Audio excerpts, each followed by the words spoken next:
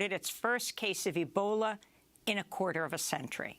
Officials are tracking recent contacts of the patient, an 18-year-old woman from neighboring Guinea who's being treated in intensive care. In June, Guinea declared the end of a 4-month Ebola outbreak that killed 12 people. This comes as West Africa is experiencing a surge in COVID-19 cases, and just days after Guinea confirmed its first recorded cases of Marburg virus disease, a highly virulent disease similar to Ebola. In Zambia, longtime opposition leader Hakainde Hichilema has been declared the winner of last week's presidential election with the support of younger voters, giving him a decisive edge over the incumbent president, Edgar Lungu. Lungu was accused of strong-arm election tactics but failed to overcome widespread dissatisfaction over Zambia's high inflation rate, rising food prices, and mass unemployment. He also faced allegations of human rights abuses and corruption.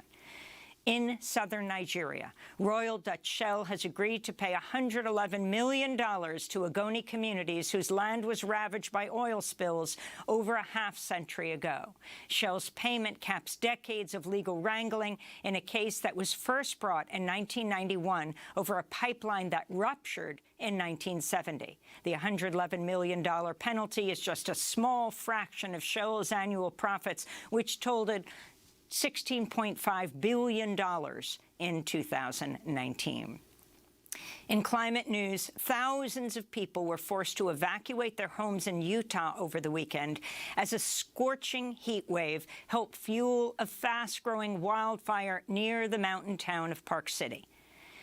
In Northern California, the Dixie Fire grew to more than 550,000 acres.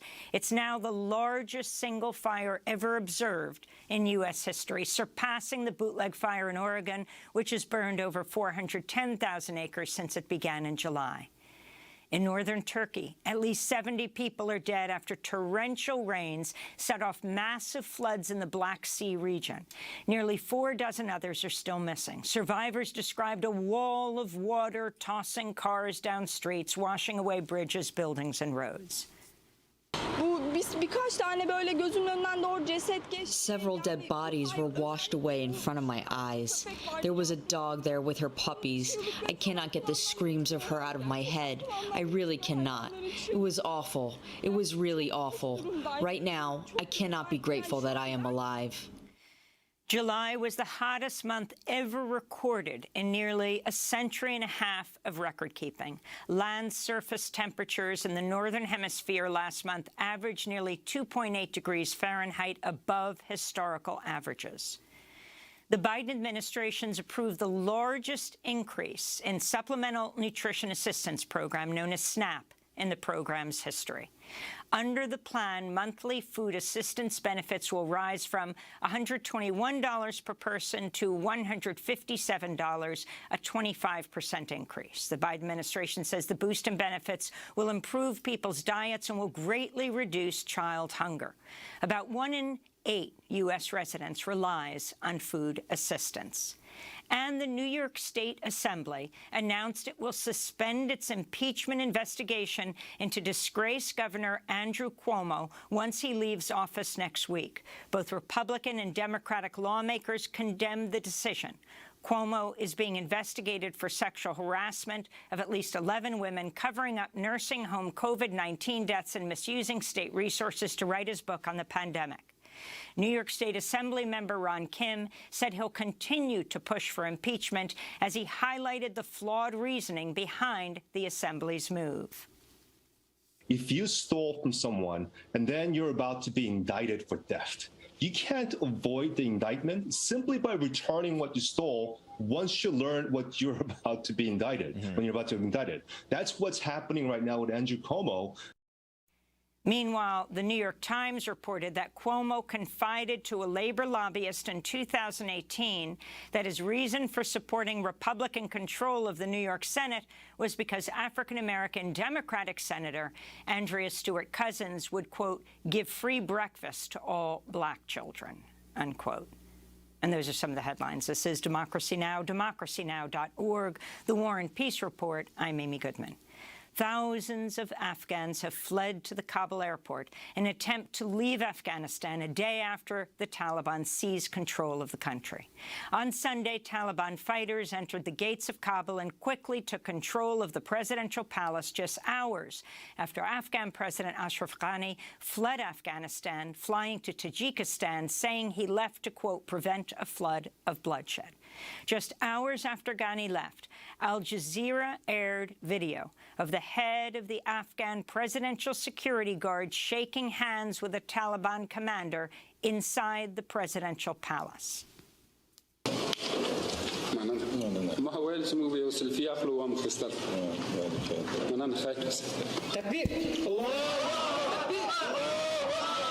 One of the Taliban fighters inside the palace said he was a former prisoner at Guantanamo. Kabul fell a day after the Taliban seized the key northern city of Mazar-e-Sharif. Over the past 10 days, the Taliban has captured 26 out of Afghanistan's 34 provincial capitals. Some fell without a fight after the Taliban reached deals with local warlords. The Taliban offensive came as the United States is withdrawing its troops from Afghanistan after nearly 2 decades of war and occupation. The Biden administration is now rushing to send an additional 1,000 troops to Afghanistan to help evacuate U.S. citizens and allies. The total size of the U.S. force will soon be 6,000. U.S. troops have taken control of the international airport in Kabul, while thousands of Afghan civilians are hoping to flee Taliban rule. The U.S. has canceled all commercial flights. Video went viral this morning of hundreds of Afghans running alongside and trying to grab onto a U.S. Air Force jet as it attempted to take off. At least 3 people died after falling to their deaths while clinging on to a U.S. plane. Another died on the tarmac. Over 60 nations, including the United States, have joined together to urge the Taliban to protect foreign nationals and Afghans who want to leave Afghanistan out of fear the Taliban will again brutally control the country like it did between 1996 and 2001 before the U.S. invasion. We go now to Afghanistan, where we're joined by Ali Latifi, freelance journalist based in Kabul. We're also joined by the award-winning journalist Ahmed Rashid, author of many books, including Taliban, Militant Islam, Oil, and Fundamentalism in Central Asia. Ali Latifi, let's begin with you. You are in Kabul. Describe the state of the capital, which has fallen without the Taliban firing, well, it is unknown, but hardly a bullet. Right now, it's pretty calm. It's pretty quiet. Just now, the streets are starting to pick up. A few more people are going out. A few more stores and restaurants and the like are starting to open back up. It's slowly going back to normal. And as you said, right now, things are, not a bullet has been fired. It's pretty calm. It's pretty normal. It's the exact opposite of the airport. The airport is chaotic and, just looks like a scene out of a movie, whereas the city of Kabul itself, right now, it's just pretty calm and quiet and just, people going about their business, Taliban driving around or, sitting around at different places, posing for pictures with people, talking to people. It's not anything like people were fearing yet. It seems in some ways similar to the stories of 1996, the first few days. But the other difference is that, slowly, like, women are coming out. Most are dressing as the with long scarves and, loose-fitting clothing. Some are wearing the chaudhari, or what the West calls the burqa. But generally, it's pretty normal. So can you talk about the significance of the Taliban, of Kabul falling, the place where the U.S. had said there would be the most resistance, 4 million population, of course. It's the heart of the Afghan government of Ghani, who fled, and I'd like you to talk about that. But what does it mean that they hardly fired a shot? Is this indicating some support or enormous fear? I mean, over the weekend, as we called guests to be on the show, one guest after another, who we've not had trouble reaching in the past, we reached them, but they were absolutely terrified to come on. They refused. I think because over the weekend, we had no idea what was going to happen. You know, I mean, even yesterday, early in the day, everybody was terrified. Everybody was scared. We all had, we didn't know if they would come storming in and firing and, committing massacres and, just pulling people over, pulling them out of their houses, and if it would be chaos. There was a lot of fear of that. And what sort of eased it was when the Taliban put out a statement saying, we have no intention of storming the city of Kabul. We will only send our people in once some kind of a settlement is made. And even then, we're sending them to sort of act as basically a security force, because most of the police, or actually all of the police, as far as I've seen, have essentially just absconded. They're not on the streets anymore. So that really, and then that, and also there were all these rumors of what a potential political structure would look like, and it included, famous political figures from the last 20 years, from the last 40 years, some even left over from the kingdom times. So that, kind of eased people's minds, thinking that if that comes true, then these other people can sort of hopefully counterbalance the Taliban so that they don't end up acting like they did in 1996, so that, some of the changes that have come to society, some of the things that have been regained or gained over the last 20 years, that they don't go away just because the Taliban are you somehow keep part referring of to power. 1996. Ali, a history lesson, please. Explain what was happening in Afghanistan at that time, a quarter of a century ago, 25 years ago, 5 years before the U.S. occupied and invaded. When the Taliban first came to power in 1996, Afghanistan was in the throes of a civil war, especially the city of Kabul. The city of Kabul was full of commanders left over from the jihad against the Soviet occupation, who, once they defeated the Soviets and took down the communist government, essentially turned their guns on themselves because they couldn't agree to something like a unity government where each one would be given a different post, and they all essentially took different sides, different commanders allied with others, and one commander would fire rockets at the other, and that would end up essentially leveling the entire city of Kabul, because you can't control where a rocket hits. And their forces were also accused of all kinds of abuses. They were accused of land grabs, they were accused of rapes, they were accused of abductions, they were accused of theft, they were accused of physical violence, of all kinds of things. And the Taliban, seeing that, they sort of portrayed themselves as the counter to that, saying, don't worry, we'll deliver you from these warlords, and we'll deliver you from the civil war. And then, yeah. In a moment, we're going to talk more with Ahmed Rashid about that situation. But I wanted to go back to President Biden, just to July 8th, talking about the U.S. withdrawal from Afghanistan. Is the Taliban takeover of Afghanistan now inevitable? No, it is not. Because you have the Afghan troops have 300,000 well-equipped as any army in the world, and an Air Force against something like 75,000 Taliban. It is not inevitable.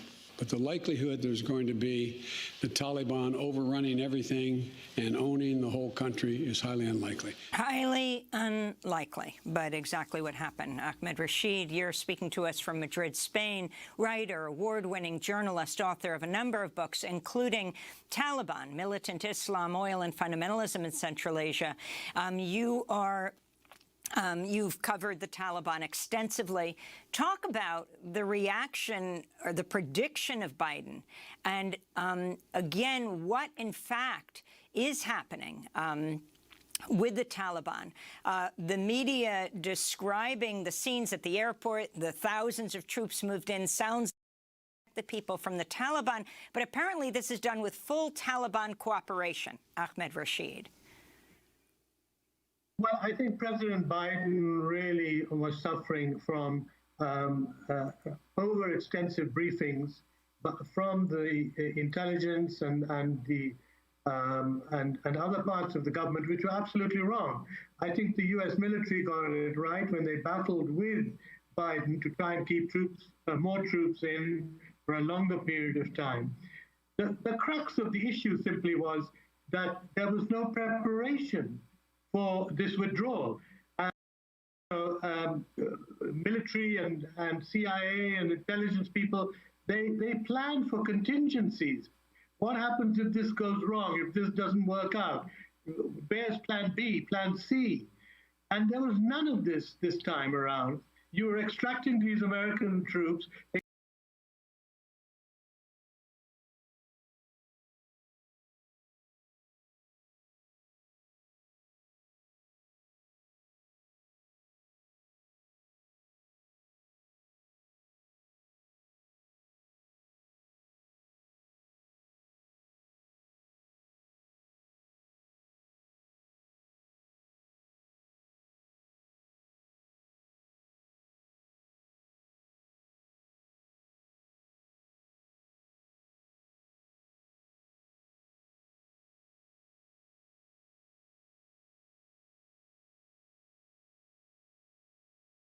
Had barely spoken to each other about the plan for an interim government, a coalition government.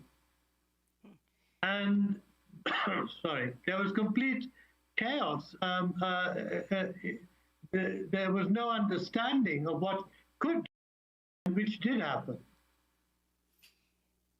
Before we go to break, I wanted to go back to Ali and ask about this agreement between the U.S. and Taliban at the airport and the significance of this massive rush to the airport of Americans, of Afghans who worked with the U.S. occupation, like the thousands of interpreters and their families, but also those who worked with the Afghan government. And also, was the fleeing of the Afghan president, who said he did this to avoid bloodshed, a shock to most people? It was an absolute shock. It was completely unexpected, because if you look at the way Ashraf Ghani has presented himself throughout his presidency, it's always been as a fighter, as someone bold. You know, during his inauguration in 2019, there were rockets that were fired into the palace grounds, and he famously sort of lifted open his vest to show that he had no Kevlar, no bulletproof vest or anything underneath that. And it became sort of a rallying cry for weeks. That clip went viral. There were car decals of it.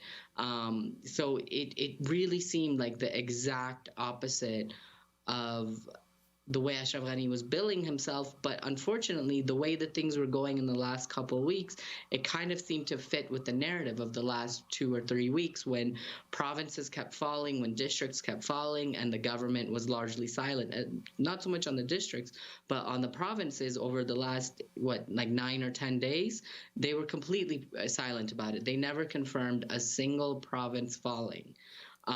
So in that case, in the short term, it very much allied with everything that was going on at the time. But in the long term, it seemed to be the exact opposite of everything Ashraf Ghani billed himself as. We're going to break. Ali Latifi, freelance journalist, speaking to us from Kabul, and Ahmed Rashid, award-winning journalist. We'll be back with them in a moment.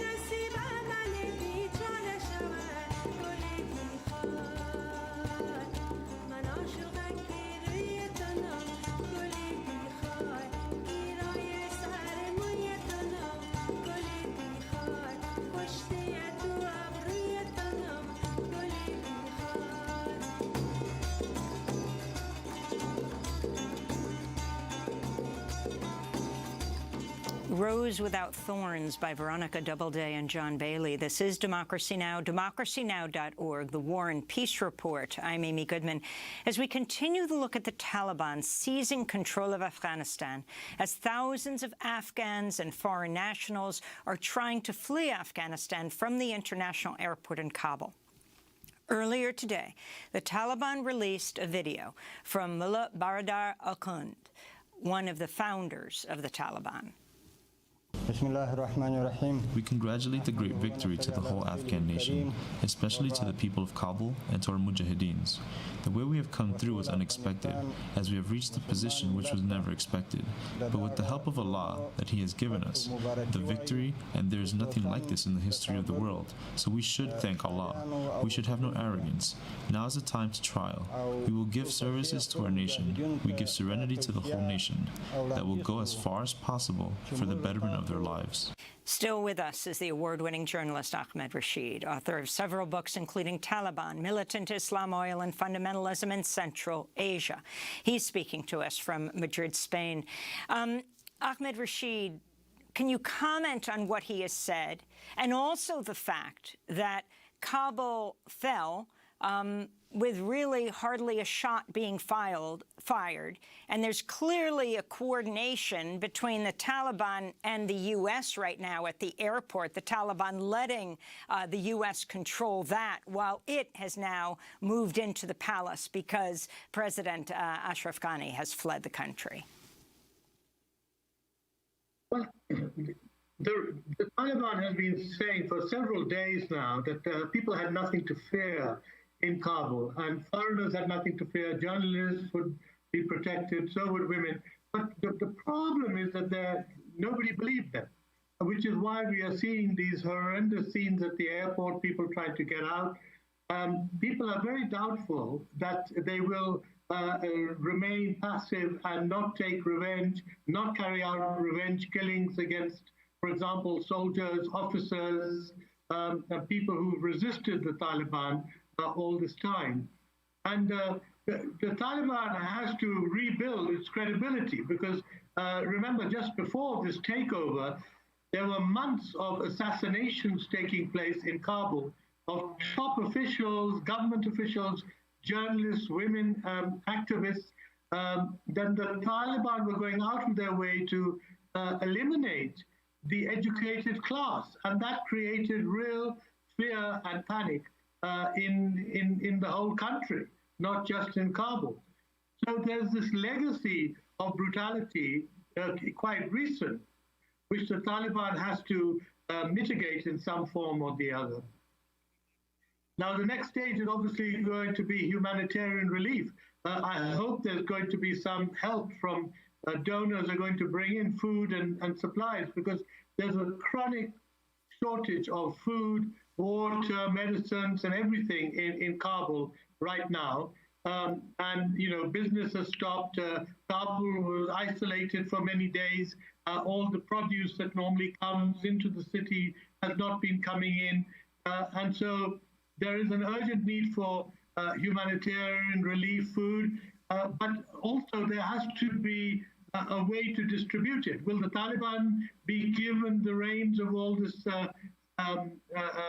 food, etc., to distribute it themselves, or will it be an international NGO, or the United Nations, or somebody else be given it? All these things will have to be negotiated very carefully with the Taliban.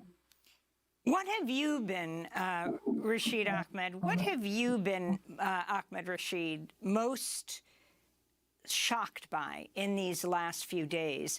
I mean, you who are steeped in history. And then I started by asking Ali Latifi about that history, but if you can even go back to the founding of the Taliban, we just heard one of the founders of the Taliban, and who exactly they are. Well, I was one of the first journalists to meet with the Taliban in '92, the autumn of '92. And even then, they wanted to be seen as a very pious group who were fed up with the civil war, that their elders were fighting with each other, and they wanted an Afghanistan at peace. And they had two claims when they launched themselves. They said, we will disarm the population, a highly popular move at that time, and we will bring peace to Afghanistan. And they did initially. I mean, the first year or so, when they conquered most of the South, again, without firing much of a shot, because people were so fed up with the civil war and the brutalities of the warlords that they easily succumbed to the ideas of the Taliban and supported them. It's later when the Taliban went up to Kabul to try and conquer Kabul, they changed their political stance very drastically. Before that, they had been saying, we do not want power, we will not take power, we will disarm the population, bring peace, and then ask our elders to choose a new government. Now, that was something quite novel at that time, but once they captured Kabul, they went back to becoming yet another warlord, saying, we will now rule Afghanistan according to our own principles, which were a Sunni sect called the Deobandism. Deobandis are very strict followers of the Prophet's life, and they are originated in India and are quite predominant in Pakistan, and that is where a lot of the Taliban learned their religious observance and their very strict adherence to these regulations regarding women, etc. So what we had was a very severe form of Islamic teaching, which the Taliban followed, and which none of the rest of the country really had any truck with. They weren't interested in becoming good Deobandis. The Tajiks, the Uzbeks, the Hazaras, and even many of the Pashtuns had no interest in this. And the Taliban imposed this religious cult, if you like, on everybody else. And that was where the real conflict began. And that is what is really upsetting people today in Afghanistan, because they don't want to see the return of this kind of strict Deobandi Islam, when they practice an altogether different Islam. And they've been through 20 years now of getting educated, especially the young who've got jobs, who had an education, who were able to move around the country freely, go abroad, study, get scholarships, come home. All that now they see is coming to an end.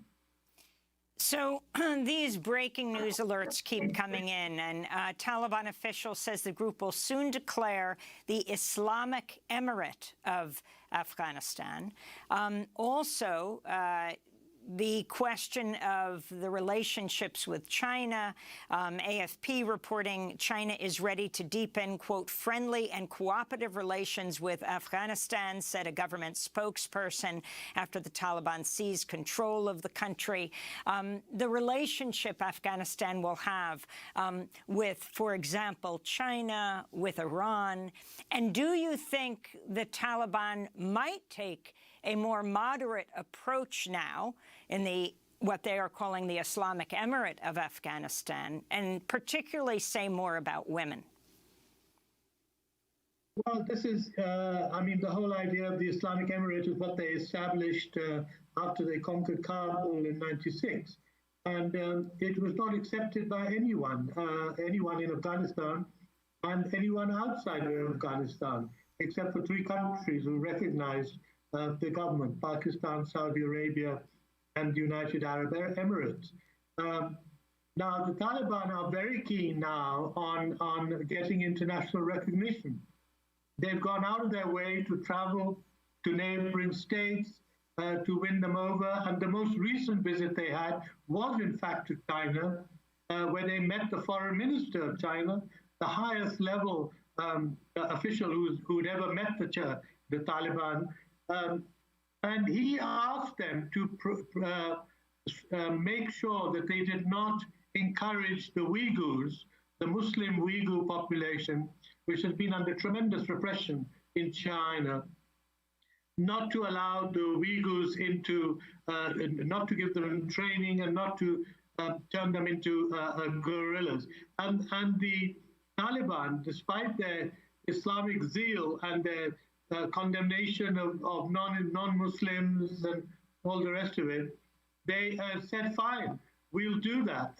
We will restrict the activity of Uyghurs in Afghanistan so they do not create any problem for you. And it was an amazing declaration of the Taliban. Now, whether it's going to be kept, because don't forget, the Uyghurs and many other militant groups from Central Asia, Pakistan, are very active in Afghanistan. And people don't see at the moment how the Taliban is going to get rid of them, even if they want to. And these groups include Al-Qaeda, of course, much depleted and reduced, but still very much a factor in Afghanistan. And a lot of these militants have been fighting alongside the Taliban. So it's not that the Taliban can just dump these people or shoot them. Many of them have settled down, have got married in Afghanistan, have got Afghan wives, and these militants are speaking the local languages. So these militants have become very well integrated into Afghan society, into Taliban society. Now, how the Taliban are going to deal with this is going to be the main preoccupation of the West, I think, and especially the United States. Because right now, if there are any militant groups around, and the US wants to bomb them, kill them, capture them, whatever, it's going to be extremely difficult. Because the closest American forces are much behind in the Gulf countries, and possibly in Turkey, which is a long way away from Afghanistan. And the role of women, simply, I think, is also, we have to wait and see. I think they will allow minimal. I mean, what I've heard about education, for example, is that women will be allowed to study until grade 12, but they will not be allowed to go to university and other centers of higher learning. Now, that may be true, it may not be true. It may be a declaration that will be made but will not be implemented by some of the militants in the provinces, or it will be implemented in full by Taliban, who control the cities and who come into contact with men and women who are well educated every day. So it's touch and go. And I think that the main issue right now is what kind of government are they going to form? Will it include non-Taliban politicians, warlords, tribal elders, etc.? Or is it just going to be an exclusive Taliban government? That's what they really want, an exclusive Taliban government, no interference from wannabe politicians. But of course, that will not be a representative government. And the danger always for the Taliban is going to be watching the ethnic minorities, making sure that they do not rise up in revolt down the road. Ahmed Rashid, we're going to have to leave it there, but we hope to have you back soon as these developments are fast unfolding. Ahmed Rashid is a writer, award-winning journalist, author of several books, including Taliban, Militant Islam, Oil and Fundamentalism in Central Asia. And also thanks so much to Ali Latifi, journalist joining us from Kabul. Of course, we'll continue to cover this tomorrow and in the days to come.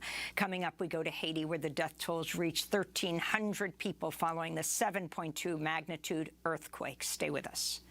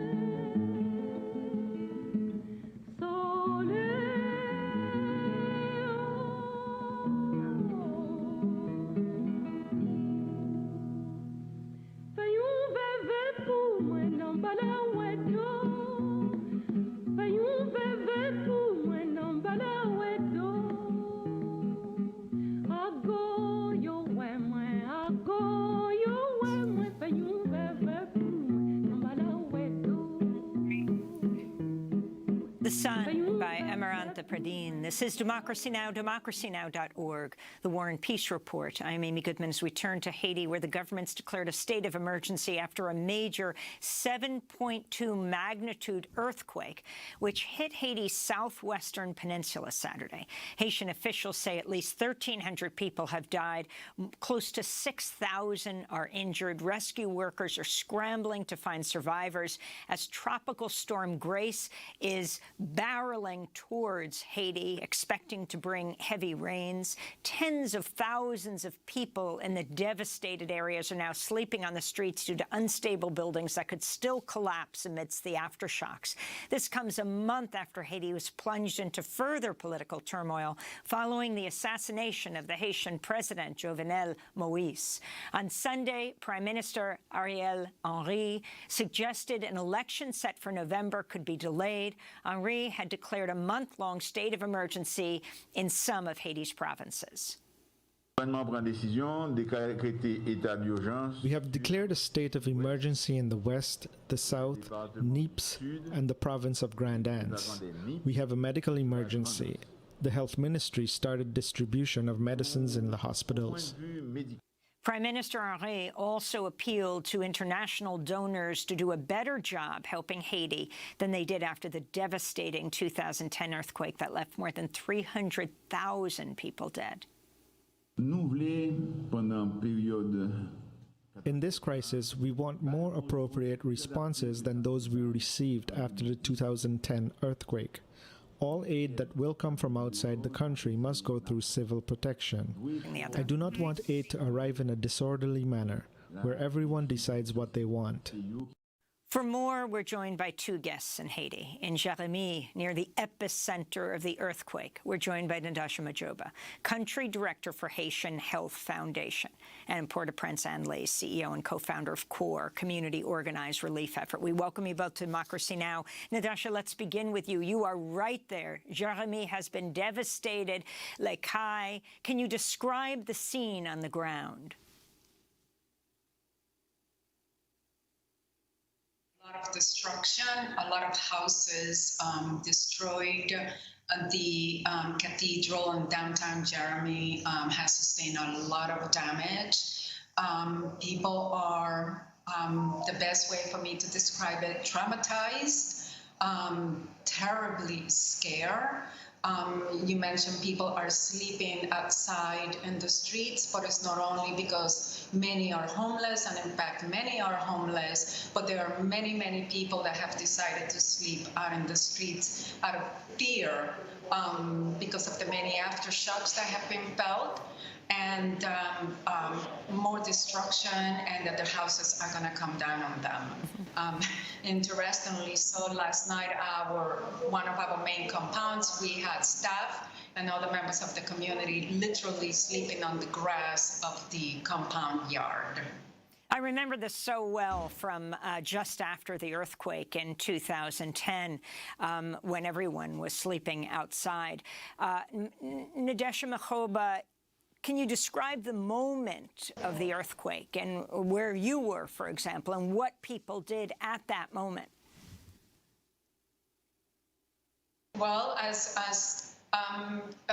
has to be admitted that it was fortunate that it was about 8:30, or it was 8:29 in the morning, where most people were outside of their home, thankful to the fact that many go to the church, many go out to the market, etc.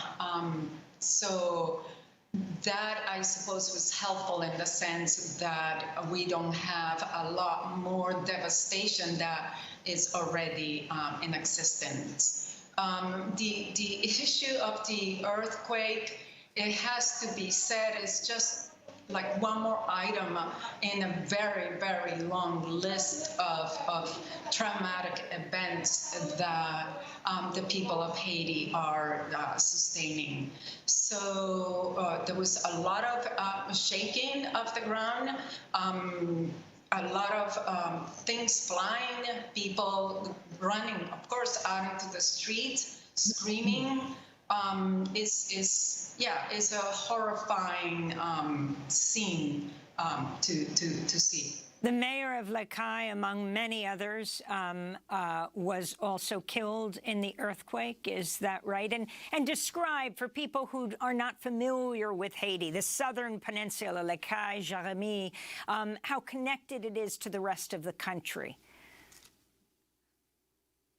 Well, Kai and Jeremy are in the southern peninsula of Haiti. And for example, Jeremy is about 6 to 8 hours driving from Port-au-Prince and about an hour by plane. And it's about an hour and a half connected to Kai, which is the largest next city to us in Jeremy. And it's about 3 hours, 4 hours from the city of Kai to Port-au-Prince. And it's connected by a main highway.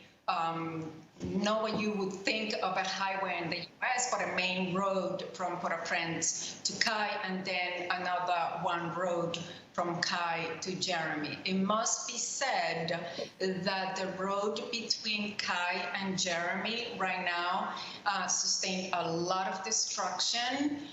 The bridge to enter Jeremy has been damaged, which means at this time Jeremy is disconnected from the rest of the country. So all the aid at this time needs to come in via either airplane or by sea.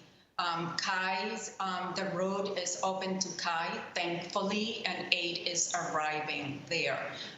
Also must be said that the situation in Kai appears to be a lot more severe than that of Jeremy. They really sustained a lot of damage, and a lot of the dead thus far. We're talking to Nadasha Mehoba, who is country director of Haitian Health Foundation. Go ahead, Nadasha. Yes. Let me ask you one other question. The corporate media in the United States immediately focus on, they say, and then people immediately started looting. It's very fragile.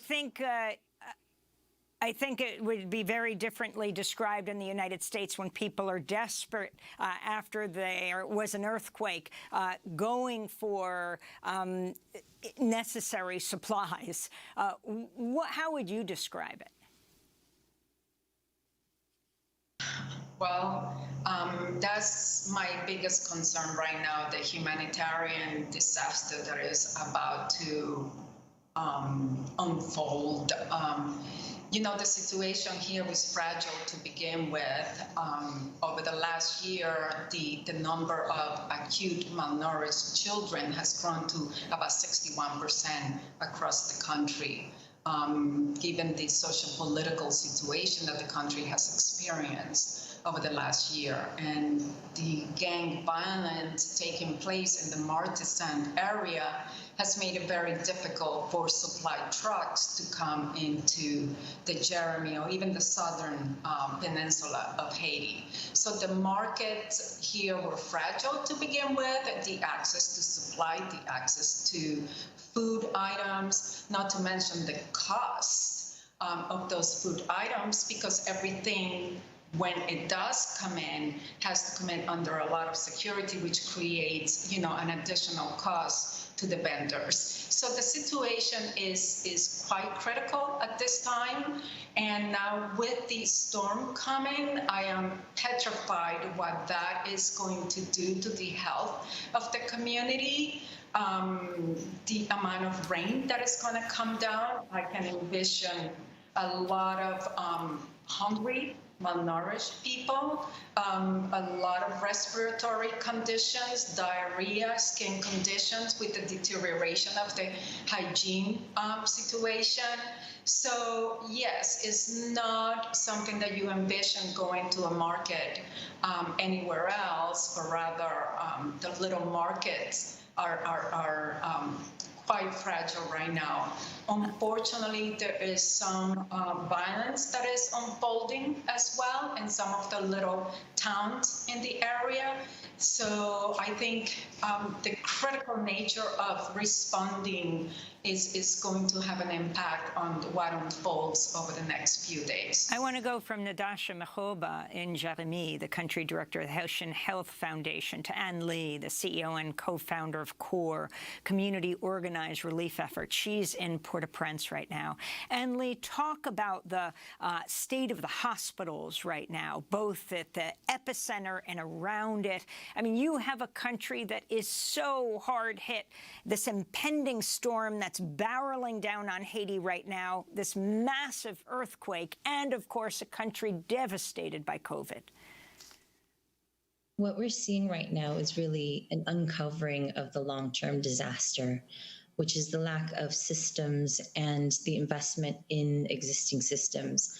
The hospitals right now are overrun. There's shortages of basic materials, of bandages, of alcohol, of medical professionals. For us right now, what we ask for as people see this unfold from the comfort of their homes is to understand that, you know, Haiti has been over so many decades struggling with these external shocks. And the last thing we need are short-term responses. We need to invest in these systems, groups like HHF, GESCIO, Partners in Health. These long-term health networks are what we need to invest in, and supporting them through materials, through additional surge capacity of medical professionals. We have to work through these systems and not in parallel. And that's what I hope that folks who are watching this unfold can understand, that all the help and assistance we need has to be long-term and to continue to support what's down there, the systems that are down there. So talk specifically, for example, about the hospitals now, those who have been, well, they're still looking for bodies, but also for survivors, the airports being used as hospitals. There's a number of locations right now where we have our medical mobile units, and essentially they're creating mini field triage centers. They don't have the capacity to take on very, very hurt individuals, but are able to kind of triage. But this is happening on the lawns of existing hospitals, or even in any green space that they can find. Right now, again, materials getting down to the south has been very difficult. The supply chain, again, as HHF has well stated, has been cut not just because of the landslides and the broken bridges, but also with the insecurity. To be able to cross through cities who are also frustrated for not getting support are creating road blockages. So again, supply lines are being cut. And so the need to get these supplies to these hospitals are so critically important. Air support, sea support, all those things are critically needed from external supporters. And finally, there was a cholera outbreak after the earthquake, and it ended up, it was from UN workers who were there, and it led to a complete devastation of Haiti. Your concerns right now, and we just have 30 seconds, Anne. We need to learn from 2010. We need to learn that we have to essentially do no harm and think about building the systems and working within existing networks that are already on the ground, these local groups and the existing networks that are there, and not try to jump in and essentially do more harm than good. Well, we will continue, of course, to cover what's unfolding, this catastrophe in Haiti. Anne Lee, CEO and co-founder of CORE, Community Organized Relief Effort. And again, thanks to Nadesha Mehoba, country director, Haitian Health Foundation, speaking to us from Jeremy, Anne Lee, and Port-au-Prince. That does it for our show. Democracy Now! Is produced with Renee Phelps, Mike Burke, Dina Guzder, Messiah Rhodes, Nermeen Sheikh, Maria Terracena, Tammy Warrenoff, Charina Nadura, Sam Alkoff, Tamaria Studio, John Hamilton, Robbie Karen, Honey Masood, Adriana Contreras. The general manager is Julie Crosby. Special thanks to Becca Staley. I'm Amy Goodman.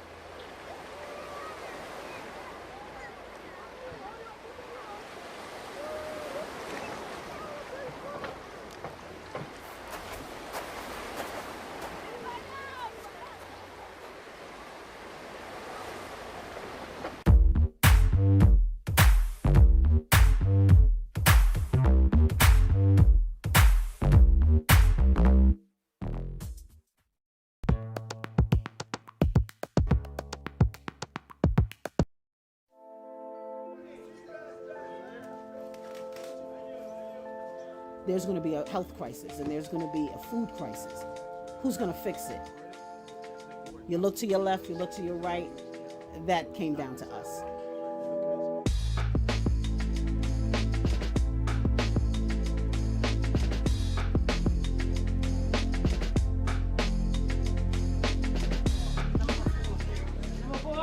All right. These are my good people. We'll be starting in a few minutes. Before the COVID-19 pandemic, an estimated 1 million New Yorkers went without food. From March to May, that number more than doubled. Some estimate that 40% more New York City residents will face food insecurity this year as a direct result of the economic fallout. So, Chef, what happens on the corner of Belmont and Watkins on Thursdays? And we prepared 2,000 cooked meals Monday through Thursday. But on Thursdays, we have our fresh produce boxes where we distribute to the community. Come on, you gotta get another wheel, girl. Yeah, we're gonna fix that for you. Chef Rodney and his business partner LaToya Metters are co-founders of Collective Fare, a culinary training and catering business.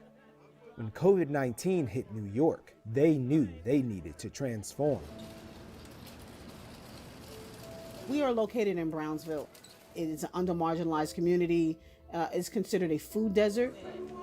When COVID struck, my partner, he said, what happens with a community that's in crisis is put into an additional crisis. So we acted immediately and we launched Meals for All BK on March 12th. We were able to scale from the 400 people we were feeding at that time to an additional 8, to an additional 1,000. We got potatoes, corn, carrots, peppers, sometimes onions to it. I said, no, these are also cooked meals that we offer through Collective Fare. These are ready-to-eat meals. They could heat them up when they get home. People always hear the negativity about Brownsville as far as the high murder rates, the drug activity, but there's still a good amount of people in Brownsville that's committed to make their community better. Even when we started in 2016, we thought the issues were telling people how to eat healthy, teaching them how to cook healthy, and finding them jobs. And we thought that would solve a problem. We have since changed. We realized that we need to be that access point. Without people like us on the ground fighting for food justice, things are not going to change in these communities.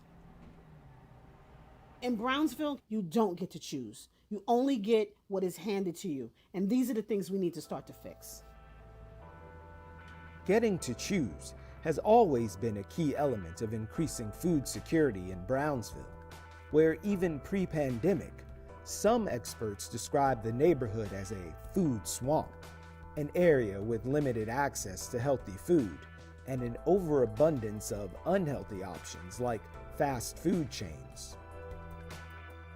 Systemic inequalities like disproportionately high rates of unemployment, families below the poverty line, and extreme housing burden also make obtaining whatever fresh food is available even more difficult. Local growing is one way to turn short-term aid into long-term food security. And in Brownsville, I met a woman who's been doing the work long before COVID. I'm Brenda Thompson Duchesne. We're at Green Valley Garden, 93 New Lots Avenue in Brownsville, Brooklyn. We have 5 community gardens, 4 in Brownsville, 1 in East New York. We started in 2000 to grow for the community, 100% nutrient value, fresh and locally grown. Dirt under my nails is my tranquility. Gardening is so peaceful, it has a serenity. Ms. Brenda founded Isabalia Ladies of Elegance Foundation 2 decades ago as part of her mission to increase access to healthy food in Brownsville. I want your family to taste the difference between the supermarket and what is really fresh. People like, that grow in Brooklyn, in Brownsville? Are you crazy? Peppers are rate too, right? We have a high rate of childhood diabetes, obesity, hypertension, cholesterol, because we're not eating properly. If we don't eat healthy, we will not be able to deal with whatever come our way. COVID come, and look how much of us have passed because our immune system was weak. Diabetes, hypertension, and obesity have all been shown to increase the risk of COVID-19. Ms. Brenda wants her neighbors to know they have other options. The nearest farmers market was in East New York. A lot of people could not have traveled to East New York Farm, so they settled for the supermarket. One, convenient because it's in your backyard. It just looks like a pale raspberry. Why do we have to wait till it's gentrified in order to get the best? Yes, we need housing, but just as much as they're taking the land to do housing, you need to do locally grown. We got another year or so of COVID. COVID ain't going nowhere. If you look at the food lines, it's people will have never thought they would have to come in line. So if we can't get the food to import it, how are we going to survive? Why are we not encouraging and teaching our community? Come to the garden, get a plot, grow your own. We need to start to be our own food czars and our own food advocates in our communities. The only other way that's going to keep me out of business is by learning how to create healthy access to foods within our communities. Then someone like me won't be doing anything really special because everyone will be eating healthy. What the Lord placed on my heart is to help the community. I can't help everybody, but as much people as I can help, as long as He leave me here and have me here under her, then I have accomplished my goal.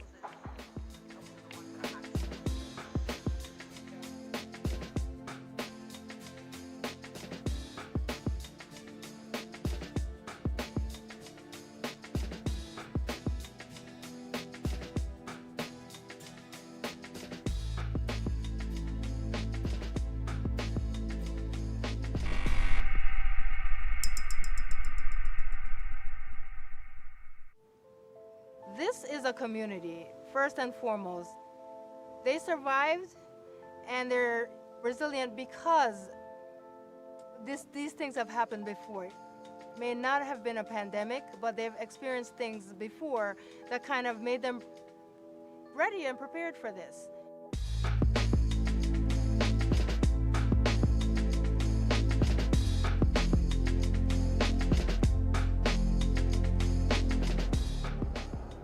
America has suffered upwards of 220,000 deaths due to COVID-19, more than 23,000 of them in New York City. In Brownsville, Brooklyn, more than 2,200 cases have been reported, and many of those people have sought treatment at Brookdale University Hospital and Medical Center. Brookdale, like the neighborhood around it, has been fighting the pandemic on two fronts: the disease itself and the emotional and psychological damage from the loss of loved ones, the loss of work and wages, and the loss of freedom to just live life normally. But a lot of this stress goes way back. Intergenerational trauma, where the parents had trauma themselves, the grandparents had trauma, and we're really in the first generation where people are getting a reasonable amount of mental health supports. Dr. Camille Archer, a child and adolescent psychologist at Brookdale, says a lot of people may not realize that during the height of the pandemic, many of her young patients were waiting at home, uneasy. This community, I think, has a high percentage of essential workers. And one of the things that I saw a lot with the children here is that they would worry that their parents have to go out to work. And that caused a lot of anxiety and, they fear that their parents are going to get it, that their parents are going to get sick and bring it home to them. Other reactions to the pandemic varied, depending on how old her patients were. A lot of conflicts with adolescents and their parents were about, they want to hang out with their friends, they're leaving the house, they can't stay here, this is horrible. But then there's a real subset of children who are anxious, who are being teased or bullied in school, and those kids are so happy they don't have to go to school. In the spring, Dr. Archer was treating most of her patients remotely. At the same time, Brookdale's emergency room was under intense pressure. according to its chair of emergency medicine, Dr. Sandra Scott. No one really expected what we experienced. So once it became evident that COVID-19 was on its way to New York City and on its way to America, we started to prepare in the best way that we knew how. So we started to think about surge space. We started to think about what additional equipment we would need. So for example, the oxygen demand went up considerably. So we went from an emergency department that maybe had an exchange of 10 oxygen tanks per day to an emergency department that needed 250 oxygen tanks per day. But it was far more than a question of beds and equipment. Dr. Scott agrees with people who say this was akin to going to war. So I feel like my employees were soldiers in a war against this pandemic, and they showed up. They showed up, and they supported each other, and that's what kept people coming to work every day. That's what kept me coming to work every day. Even though we saw unbelievable, unimaginable tragedy on a daily basis, the drive to provide care and to help and to try and save as many lives as possible is what got people up in the morning and helped them to perform the selfless act of taking care of others. I'm wondering how many of those folks were presenting with pre-existing conditions that sort of exacerbated the condition that they were in with relation to COVID, and how that may have made things more difficult for a place that serves a community like Brownsville. I think what this pandemic has done is just, it's a big, gigantic spotlight. So for some of us, we already knew intimately what we were dealing with, and we weren't terribly surprised that the pandemic had a much more negative impact on this population. I think the culmination of the Black Lives Matter movement and the pandemic highlights how the outcomes that we see are really outcomes of racism and slavery. There's a direct line from centuries of barriers for Black and brown people to the deep healthcare discrepancies Dr. Scott sees in Brownsville today, the neighborhood with the lowest life expectancy in all of New York City. But she also sees some specific, affordable solutions that should be nurtured. We learned that telehealth was super, super effective, and we have the technology to provide telehealth to all kinds of communities, right? You don't need to be in a wealthy community to see your doctor on your smartphone. We should have been doing that a while ago, right? We should have had that access to telehealth for all communities should have been readily available, and it should be readily available today, because that's a very effective, reasonable, relatively low-tech, in this day and time, way to bring healthcare into the household of people who are not able to get out of their household easily to access healthcare. And even if you can get to the ER, no one wants to sit around with a deadly virus in the air.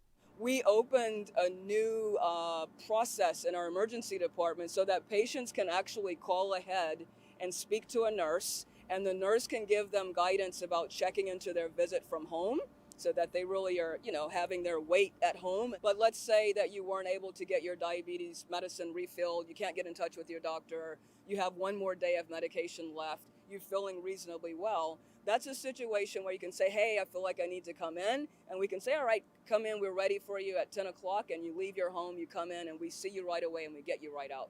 Meanwhile, Dr. Archer says the healthcare system hasn't done enough to treat the psychological impact of COVID. No, I'm not satisfied at all. I don't think there is much mention of mental health in terms of this pandemic. And there are a lot of mental health issues that have been exacerbated or unroofed because of the pandemic.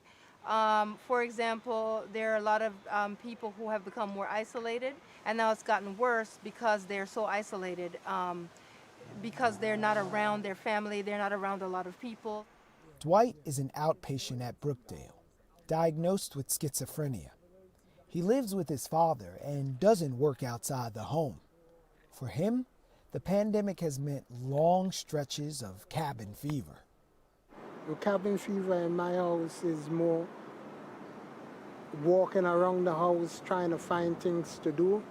And when everything is done, as you see, to the refrigerator, on the couch, to the refrigerator on the couch, and then you might lie down and take a little sleep or something like that. Then you wake up and you say to yourself, I can't live like that.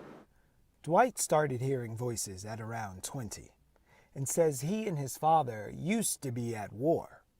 But since he's had consistent treatment, things are much easier between them.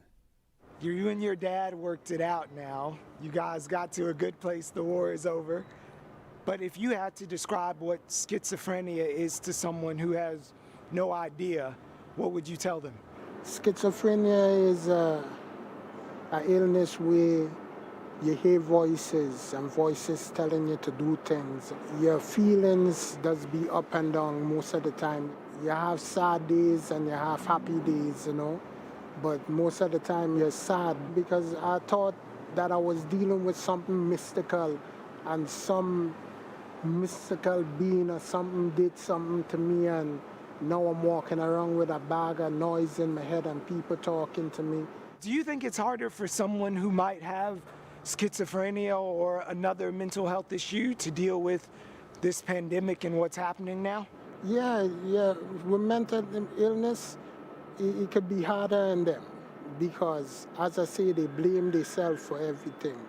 If the corona don't have nothing to deal with them, it's just a disease which they find in China, and they seem to get a crazy mind off it, you know, and it's hard on them, you know what I mean? We have to acknowledge that another wave of something is coming. So I think that's the first thing, is to be realistic and to say, listen, we have a problem. So it needs to be you and me and others, not necessarily Black and brown people having this conversation, not necessarily women having these conversations, right? It needs to be multi-generational, multidisciplinary, multicultural, multi-ethnicity, having the conversation and then collectively creating the solutions.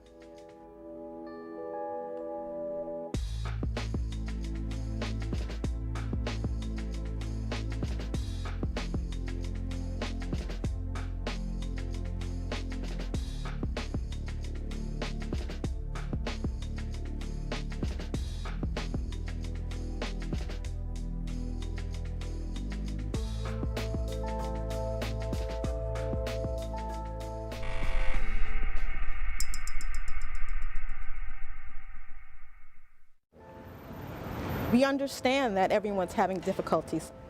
Our goal, even pre-pandemic, was never to evict someone. We're always willing to work things out because life happens.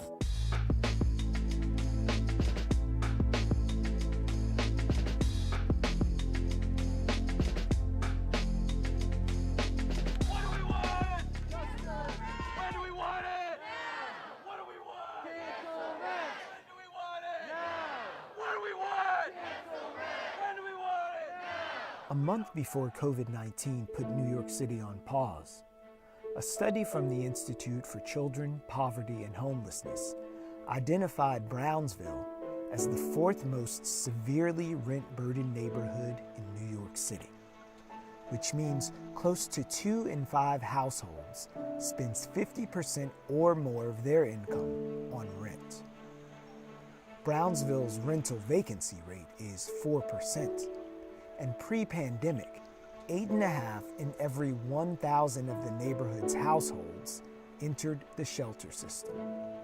That's more than twice as high as the averages across Brooklyn and New York City, with evictions reported as the primary reason for entering shelter.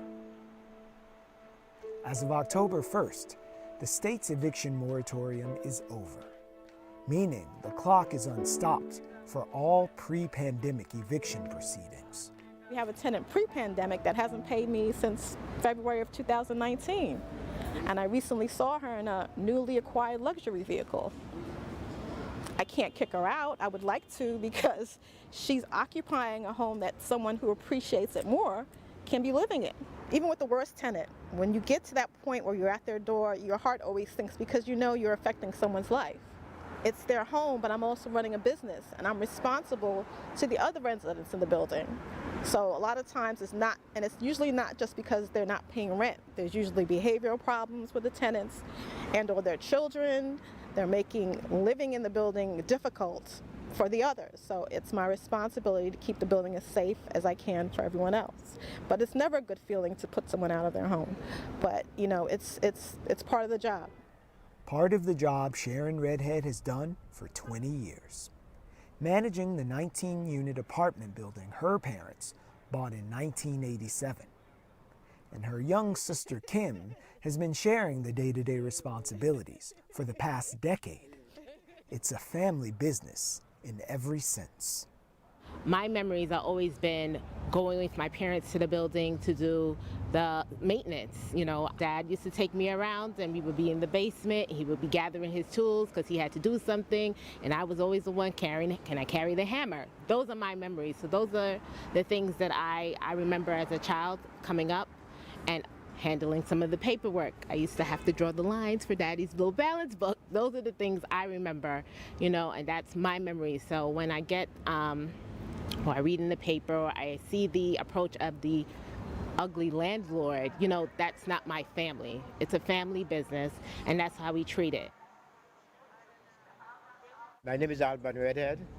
My wife and I purchased this building in 1987.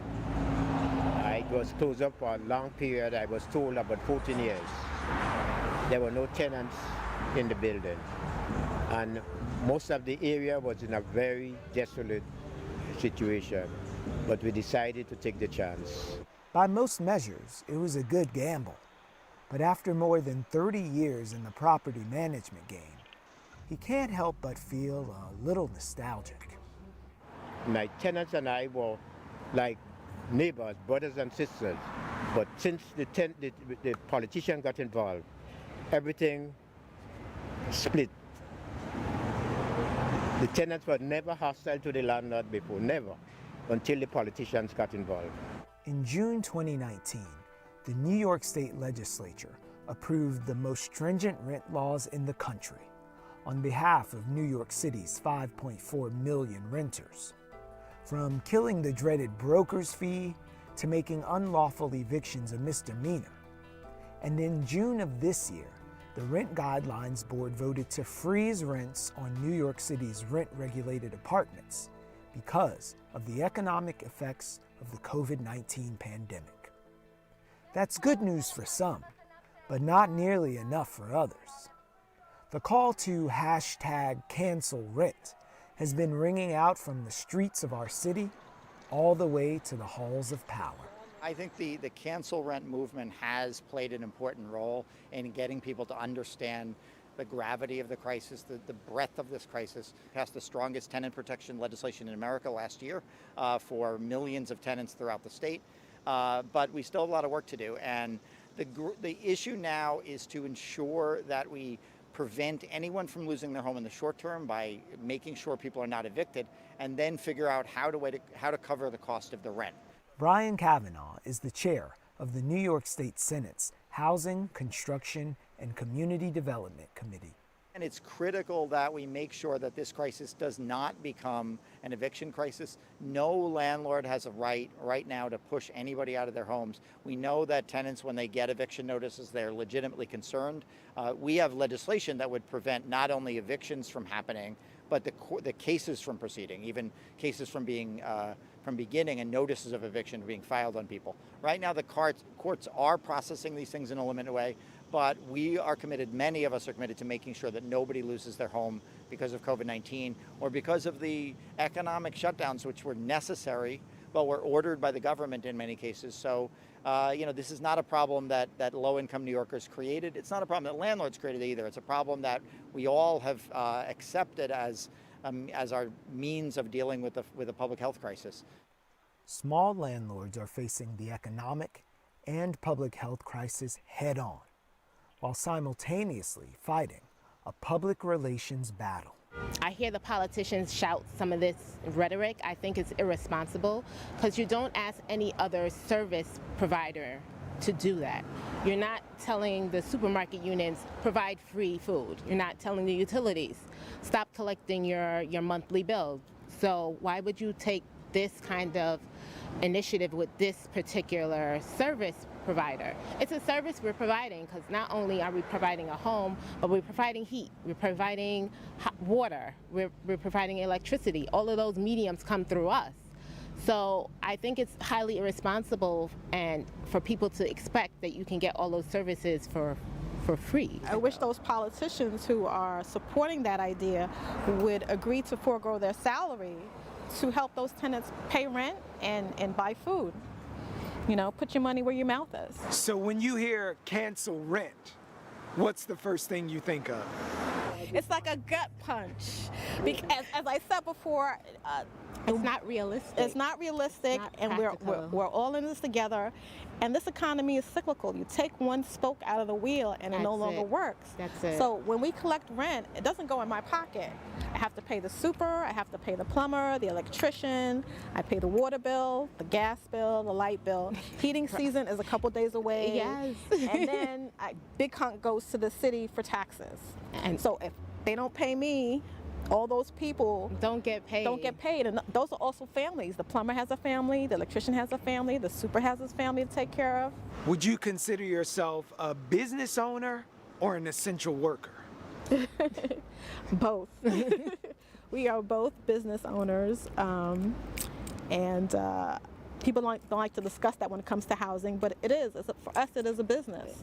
But we're also essential workers because we're providing homes for people, several families, for many families, right. And it's our responsibility to make sure that those homes are well maintained and it's a safe environment. So even when our tenants stayed home, I had to leave my home to make sure that things were okay in the building, it was being kept clean.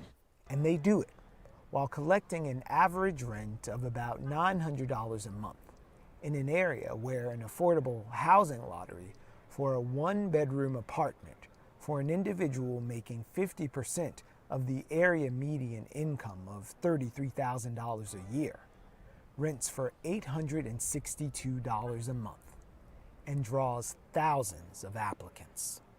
How many millions of renters in New York? They're not all in a building owned by these conglomerates. On this block alone, there are multi-family houses that, are same situation as us, first generation, second, sometimes third generation, and they're renters in them. So they have to value that because without us, these relationships are gone. And affordable housing is gone. And affordable housing is gone. Forget what the mayor says. Affordable housing comes from us. Like you said, our rents are under 9. Right. And that is affordable housing in this community and the new developments are double what our tenants are paying. So double. So affordable housing comes from small property owners all across the city. The impulse to draw the line between landlords and tenants is understandable. But it's a truly interdependent relationship, one that calls for more than angry demands from either side, and deserves the respect of uncompromising action from government leaders before, during, and long after the pandemic.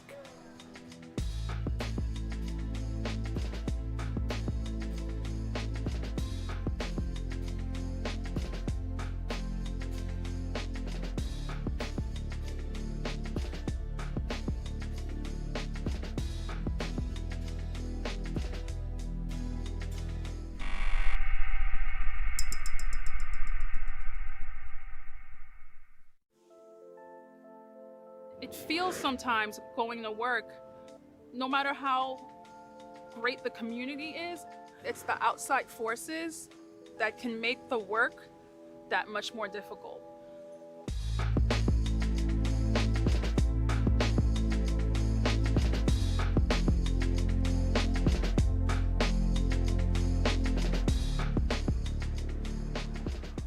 Days before what was to be the first day of class for New York City's 1.1 million public school students, Dr. Arabelle Pembroke, principal of the Riverdale Avenue Middle School in Brownsville, shared her excitement and concerns about the upcoming school year in District 23. With her rookie season as principal under her belt, Dr. Pembroke was ready to slay another school year. Then came COVID. On paper, my day ends at 4 o'clock, It doesn't. I'm on 24/7, right? On paper, I've got a list of responsibilities. In reality, I'm everything. I'm HR. I'm a social worker. I'm an instructional expert. I'm a disciplinarian. I'm a liaison. I'm a facilitator. I'm a trainer. And it's a lot of demands on one person. And on top of that, you add a global pandemic. Yeah. Where now I had to become a doctor. Right? And a press conference like liaison, communicate information to staff that I just got 5 minutes ago that I'm trying to process or unpack myself. Are you ready? Like, do you feel like it's safe to be back? No, I don't have a nurse. I don't have a nurse. Yeah. And it's my understanding that the school hasn't had a dedicated, permanently assigned nurse for a few years now, and I've only been here a year. Being under-resourced with overwhelming demands, Dr. Pembroke is choosing to accentuate the positive, focusing on the new instructional opportunities remote learning presents. It's forcing principals to just be innovative, right? Teachers too. My teachers, my Riverdale Avenue Middle School teachers, flourished with their approaches to engaging students online during live instruction, with their approaches to really tailoring an activity or a lesson or an assessment to really get to the root of or to the point of the standard that they're trying to measure the student's progress. Screen to screen. Screen to screen. But the idea of reimagining the school day presents its own set of challenges in Brownsville. Yes, outside learning makes sense, but not every school can. I would love to have outdoor classes here with my students. I don't know how realistic that is given the neighborhood that the school is in. And, you know, some of the real challenges that are happening here. I would not take that risk. Gun violence, gang activity. I wouldn't take that risk with my students. Absolutely not. I wonder if there was any thought to how complex the problem is, so it wouldn't be a one-size-fits-all answer or solution. It just can't. COVID highlighted some of the disparities that folks knew for a long time. What people love to say and what looks good on paper is a strong leader will turn a school around. There's truth in that. I could turn a school around if I've got strong community partnerships. Strong community partnerships look like community leaders that are in alignment with what my vision is for my school and in alignment with what their vision is for their community. What that should look like is job opportunities, continuing out adult education programs that are local, financial literacy programs, things that when you have too much of a deficit now start to climb up the priority ladder and take away from the day-to-day business of a school. The Brownsville average for students that are in temporary housing, the ratio is 1 to 4. My school alone is 1 to 3. Temporary housing. Yeah, students that are either in shelters or displaced for whatever reason and then living with a family member. 91% of students in District 23 are considered economically disadvantaged. 29% have some form of disability. 15% are homeless. So I've got students traveling from the Bronx to come to school every day. So when they show up to school at 9 o'clock or 9:10, you really think I'm gonna start really harassing them about why they haven't gotten here on time? It is still my job though as the leader to motivate my kids to come to school, right? To meet with my families that are in temporary housing, to get them to, make every effort to send their children to school. But if that family's priority for right now, for that day is something else, and on their value judgment ladder, school is here and finding a job is here, I'm still gonna do my job. Brownsville's unique challenges highlight the need for additional support in order to help families prioritize school in a post-COVID educational system. But through it all, Dr. Pembroke keeps families, students, and her own well-being at the center of the conversation. What advice would you have for a parent of a kid who's in your school? Health and safety trumps everything. If you're putting your child in, an environment, in a position that could potentially, be fatal, I think the answer is pretty clear. What's keeping me awake at night? What if I contract the virus, test positive, I go home, my 2-year-old now is sick? That's what keeps me up at night. You're on the front lines, man. Yeah. And that's the job. It's the job. Scary. But I'm taking every precaution. My team will. And I just stay prayed up.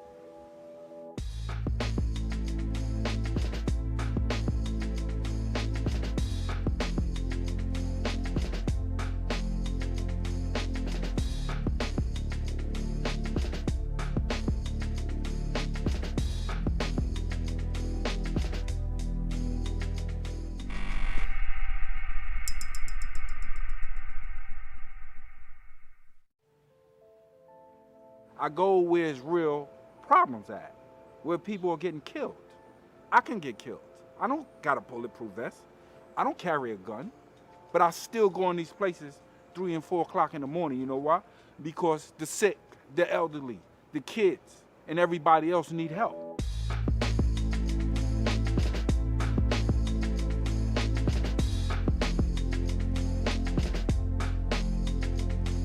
It has been a violent weekend in New York City. More than a dozen people were shot. 8 shootings in 4 boroughs. 14 shootings just yesterday with 18 victims. 7 people were injured in 3 separate shootings, all within 4 minutes of one another. The shooting broke out just before 1 a.m. at the corner of Livonia and Watkins in Brownsville, Brooklyn. A shooting in Brownsville, Brooklyn. 3 people have been shot in Brownsville, Brooklyn this morning. Crime in New York City has been on the decline for decades. But in early summer, as the city cautiously emerged from months of COVID-19 lockdown, a surge in gun violence began. According to the NYPD, as of November, there have been 1,331 shootings in 2020. In 2019, that number was 685. The number of shooting victims has gone up as well. So far, there have been 1,635 victims of gun violence, as compared to 812 in 2019. In Brownsville, one of the neighborhoods hit hardest by the pandemic, murders and shootings are more than double of 2019. So what's going on in Brownsville? And is the situation as bad as they say it is? I asked entrepreneur, community board member, and Brownsville born and raised Anita Pierce. When you read the newspapers, you would think that Brownsville is hot all the time in terms of violence. Okay, so let's be real, it does happen. It's not like we're sitting in the middle of a war zone, right? Where, we can't go outside, where we can't experience life. Those things do exist, but it's not every day. And it's frustrating to me when people are constantly, making a statement to say, Brownsville is this. There are pockets of stuff, right? But I promise you it's not every day. Brownsville's 73rd Precinct reported that violent shootings went up from 30 in 2019 to 85 as of November 2020. The number of shooting victims has gone up from 48 to 105. That's a 183% increase in shooting incidents and almost 119% increase in shooting victims. Do you think that Brownsville actually does have a higher level of gun violence than other communities around Brooklyn? The data says we do. We absolutely do. But we're the last to get the resources, right? So let's talk about it. When you're scrambling for resources, you will have more violence. Brownsville native Kamara Jackson is the founder and CEO of Elite Learners, a youth empowerment and anti-violence community organization. She believes that the economic hardships caused by COVID-19 in a community that was already struggling could be a major cause of the rise in gun violence. When the pandemic initially hit, violence numbers dropped because individuals were inside, right? We were quarantined. They weren't really out on the street. But as we started to open up, our violence numbers started to hit the highest that they've ever been. And that was just as a result of the temperament that people are on as a result of the pandemic. So we had people that could not get on unemployment, people that lost their jobs. We have individuals that were coming, that were released from prison with no resources, right? So here we are, we're saying, okay, we're going to let you out because of a pandemic, but we're gonna provide very little support for you to become successful. All that creates chaos. Chaos in families, chaos in families lead to chaos in communities. A hungry person can become a violent person. Lost jobs, lack of resources, hunger. On top of these, criminologists also attribute the rise in shootings to pandemic-induced cabin fever and the advent of summer, traditionally high crime season. The New York Police Department, however, has blamed a recent bail reform law, which limits a judge's ability to keep people in jail pre-trial. They also connect the rise in gun violence to the emergency release of incarcerated people in order to curb the spread of coronavirus. The Black Lives Matter protest and calls to defund the police, they say, led to the disbanding of the NYPD's anti-crime plainclothes unit, which meant less policing and more shootings. Rhetoric of defund the police, get rid of the police, abolish the police, that's got to end. We need three things. I'm going to keep repeating it for people. We need support. We need laws that help the police instead of handcuff them. And then we need resources. They've blamed the shutdown in the courts. They've blamed the bail law. They've blamed just the prosecutors. I mean, it's like, pick a reason and they've blamed it. But where they faltered is providing the evidence. Anyone who's out there surmising what kind of impact the pandemic has had on violence is just doing no more than surmising. And if they're coming up with very firm conclusions that the pandemic means that there's more violence, means we should be giving more money to police, and it's especially coming from, that message is coming from the police, we should be really wary of any assumptions that are being drawn. Scott Heckinger is a public defender and the former director of policy for Brooklyn Defender Services. Today, he's the founder and director of Zealous, a national advocacy group of public defenders working towards ending mass incarceration. Police are the reason why there is more crime, so-called crime, in these neighborhoods, and more violence. Characteristics that drive violence: isolation, shame, economic deprivation, and violence itself are the primary consequences of over-policing in communities. It makes communities feel isolated, makes people feel ashamed. It takes away resources that otherwise would be spent on poverty alleviation, and being handcuffed, even if you ultimately don't get arrested, being stopped and frisked unconstitutionally, being shot by police is obviously a form of violence itself. Police officers, there's very little engagement. There's a lot of patrolling, right? There's a lot of looking, and there's very little interaction. In our community, at the state that it's in now, we need engagement. We need interaction. We need people to know how we're feeling and how's our day going, and we need, to have support systems around. And that's what the Cure Violence organizations provide. It's a big support system for communities.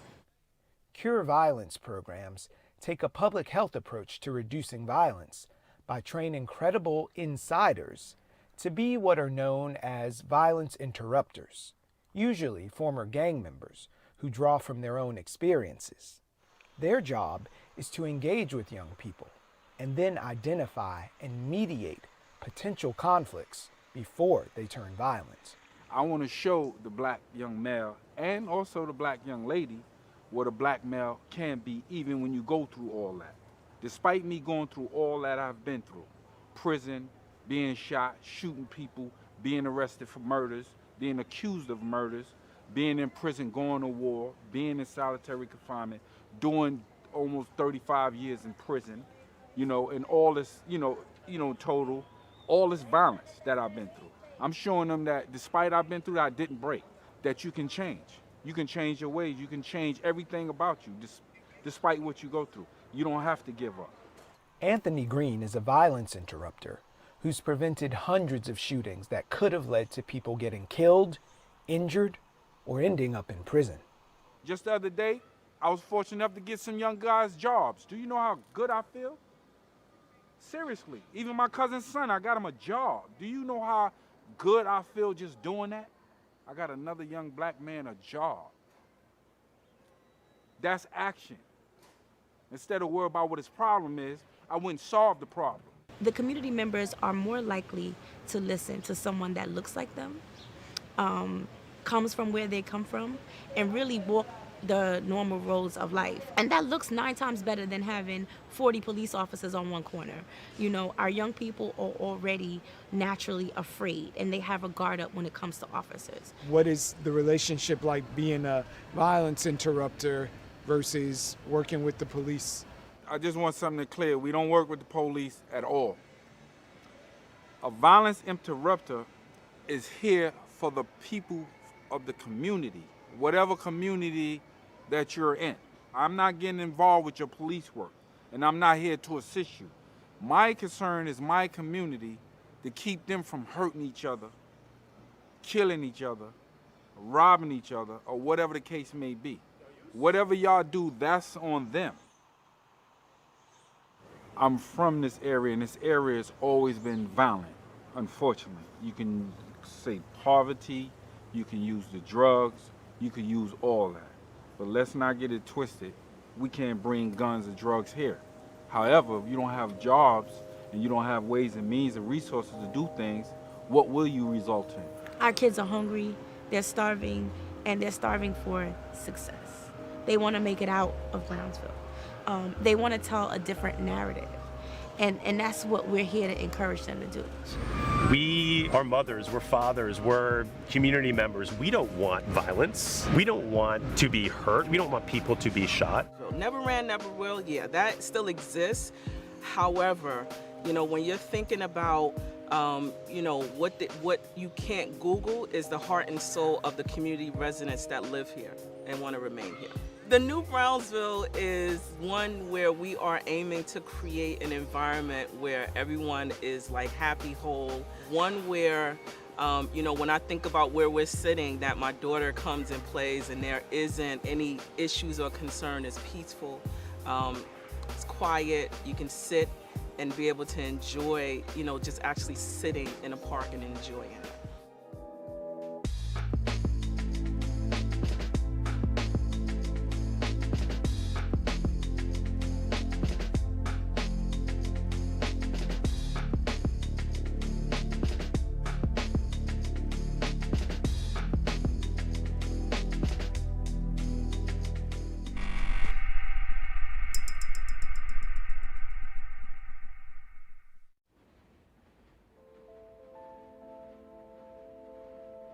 We all have these skills and we're trying to understand, how do we build it out?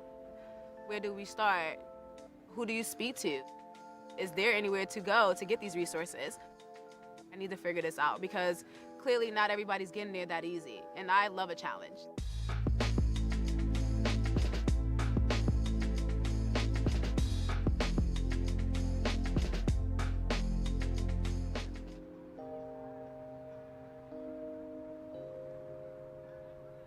Before the pandemic hit, the median American household income was nearly $70,000. In Brownsville, Brooklyn, it was less than 33. The unemployment rate for the country and the rest of the city was around 5%. In Brownsville, it was 15. By the numbers, it was bad, and now it's worse. But even as joblessness grows, the community continues to have a certain spirit, a pride of place, an endurance. When COVID hit, I already was about to sign a contract to continue on with the nonprofit. When they started letting me know that, the budget was dropping and clearly I will have to be on my way in a few more days. But instead of becoming a statistic, Kiana Hallams became an entrepreneur. She'd been taking a business class hoping to become a fashion designer when she landed on an idea for a new enterprise. I thought to myself, like I said, what's the worst can happen? We're in COVID, I'm in my house. Fallback for people was unemployment. So I thought, I'm not gonna lie, I was like, hey, if I don't beat this entrepreneurship, I'm gonna sign up for unemployment right away. The first week, I met someone in my class. That's how it took off. But Brownsville isn't the easiest place to start a business. Kiana was only too familiar with what the neighborhood lacked. I was a young girl. I didn't have no activities really for me to do to express myself the way I wanted to. Tell me your first address that you remember. 725 Stanley Avenue. That's the address there. There was a one-bedroom, me, my mom, and my two sisters. It was a really eye-opener for me growing up in that neighborhood. I would never forget the day, when police raided over here. I don't know at the time how it happened, but I do remember them taking my mom, put her in jail right here at the precinct, and they took me along with her. And I would never forget, just watching my mom and her just pleading, just like, she's pregnant. That's the main thing I noticed that we didn't have a lot of, just safety. When it doesn't say safety from each other, it's just in general from the world, because we're already characterized as these people. So people already walk past us thinking we're gonna be this type of person. And I want to change that narrative. Like, who wouldn't want to wake up and say, I own the company down the block, and your neighbor is your friend, and they own your next door business next to you. There's others doing it. Why not start here? Kiana decided to turn from making fashion to making personal protective equipment, or PPE. Things change when the world changed, and that's why I said I was actually just a fashion designer. I wasn't thinking about becoming a manufacturing enterprise. Everything changed, and that's what I thought. I want to save lives with these type of items that I'm making. In her class, she met someone who knew someone at New York City Housing Authority, or NYCHA, which runs the 362 public housing developments throughout the city, the highest concentration being in Brownsville. They were looking for someone from the community to help make masks. Really thinking to myself, holy shit, I'm really doing this. And the next thing you know, someone else in my class reached out to me and was like, the commissioner was sending out a list of them asking for vendors to create PPE. And they was like, well, you're a designer. If you're gonna do face masks, you should think of other things. And I looked at this little list and I'm like, gowns? I can make shirts, I can make gowns. And I kid you not, and I tell people, I looked at the application and it legitimately said 10,000 gowns a week. I looked at it and I was like, who says I can't, She started filling orders and hiring staff, pulling in out-of-work folks she knew from the neighborhood. So for Kiana, we're really excited. I mean, she is the epitome of what you want to see every other person in Brownsville do, right? Take their natural talent, develop a business, obtain a contract, and operate within their own community, and then hire people. And so for her, we're actually in the process of helping her locate a space where she can fully manufacture the PPE. LaShawn Muhammad is the director of the Central Brooklyn Economic Development Corporation. What we're looking to do is not just bring in the next target on Pickett Avenue. If you look at our business corridor on Pickett Avenue, there's only one business that's owned by a local resident. What does that tell you? We are not supposed to create a system where people have to be dependent upon them, right? Because poverty essentially is a business. Helping people become self-sufficient is where economic development plays a role and will address the issue of the trauma, right, of poverty, right, of having to depend on another thing, a person, for your very survival. Just before COVID, Brownsville got some help in building these systems. It came in the form of a grant that brought together some of the neighborhood's leading community organizations. So Central Brooklyn Economic Development Corporation, Brownsville Community Justice Center, and The Youth Design Center, formerly known as Made in Brownsville, along with the Community Board 16, 4 institutions in Brownsville that is part of the Brownsville Mobility Labs initiative. And this is a national program sponsored by the Robin Hood Foundation that literally assists community to come up with their own economic mobility strategy for their community. It's been a 9-month planning process with Jobs First NYC. Part of it is a new online portal launching this fall called Own Brownsville. Own Brownsville essentially means, the acronym stands for ownership, wealth building, and networking, right? And so what this website does, though, it literally encapsulates all of the resources that currently exist in the community. This was created as a response to COVID-19. One hope is that these partnerships and internet resources will help spur job growth, but also give guidance to aspiring entrepreneurs, something Kiana lacked when she was first starting out. I tell people I wish I had a mentor, I wish I had that, and being that I didn't, I would love to become one. I'm getting a little emotional because I'm thinking about it. I'm like, I'm not even doing this for me, to be honest, because I'm still thinking about the little Kiana, because I didn't really have that little Kiana fun. And just thinking about it now, it's like, share it while you can. Oh my God, I'm getting emotional. Why? Oh my gosh, I am. Kiana has applied to the Department of Education to offer a class on entrepreneurship, and she's giving a pitch to schools throughout the city. Hello everyone, my name is Kiana Hollums and I am the CEO and founder of Attire LLC, and I'm here to obtain an invitation into your schools. With the pitch over and Kiana getting inquiries, she's now out looking for a space to grow her PPE operation. She's committed to staying in Brownsville and giving back to the community. There's not even a bar restaurant. Like, I have to travel legitimately to Williamsburg just to sit at a bar. How we don't have a bar in this neighborhood? Like, we don't even have a restaurant we can sit down and eat and dine with each other. There's not even a diner. Like, there's no place for us to be civilized people that we can feel in this community. So that's why I'm like, who tells us that we have to leave here for this to be built for it to be comfortable for someone else? No, let's build it and comfortable and stay here, okay? And I think that's what it needs to be changed in Brownsville, and I think that's my way of seeing Brownsville, is that type of change.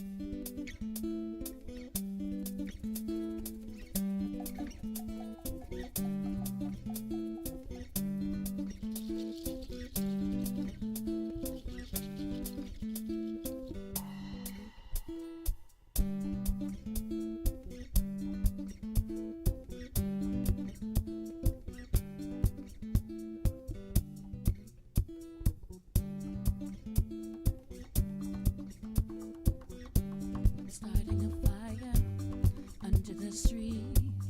Everyone's moving, souls and sing. Ooh, ooh, ooh, ooh, yeah, yeah, yeah, yeah. Ooh, ooh, ooh, ooh, yeah, yeah, yeah, yeah. It's getting hotter, spice is great. Sons and daughters, in your debates. Ooh, ooh, yeah, yeah, yeah. Ooh, ooh, yeah, yeah.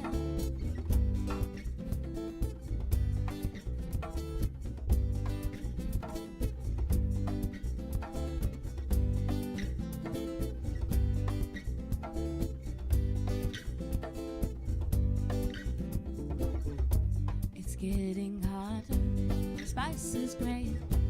Sons and daughters, free your debates. Ooh, ooh, yeah, yeah, yeah, yeah. Ooh, ooh, yeah, yeah, yeah. Doesn't matter where you're from, you still feel the sun. So let's move as one. So let's shine as one. Move as move as one. Move as one. Move as one.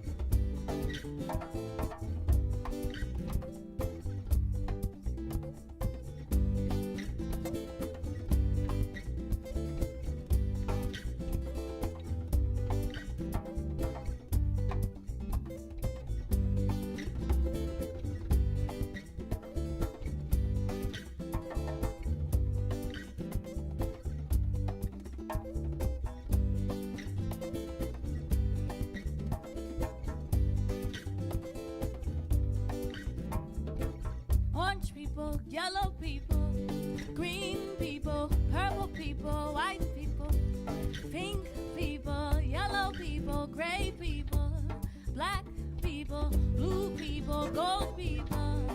Move as one. Move as one, one, one, one, one. Move as one. Move as one, one, one, one, one. Move as one. Move as one. Doesn't matter where you're from, you still feel the sun. So let's move as one. Venus, Sierra Leone, Cape Verde, Tokyo, Mumbai. We are one. Peru, Haiti, New York, New Jersey, Chicago, Mexico. We are one. We are one. We are one. We are one. We are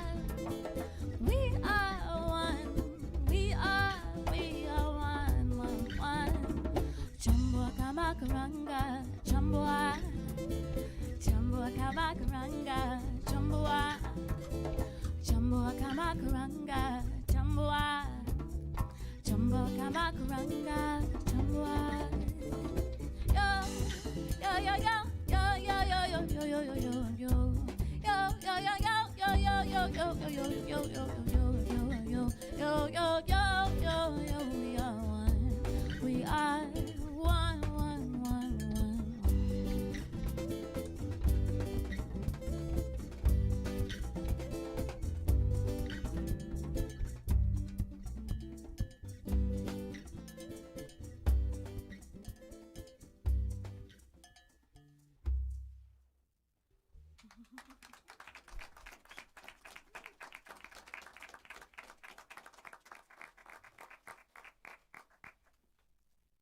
Music is a powerful language of humanity, and tonight's guest unites its many dialects to speak to the multitudes. Koku Ganza is here tonight to open our ears and transport us all over the world.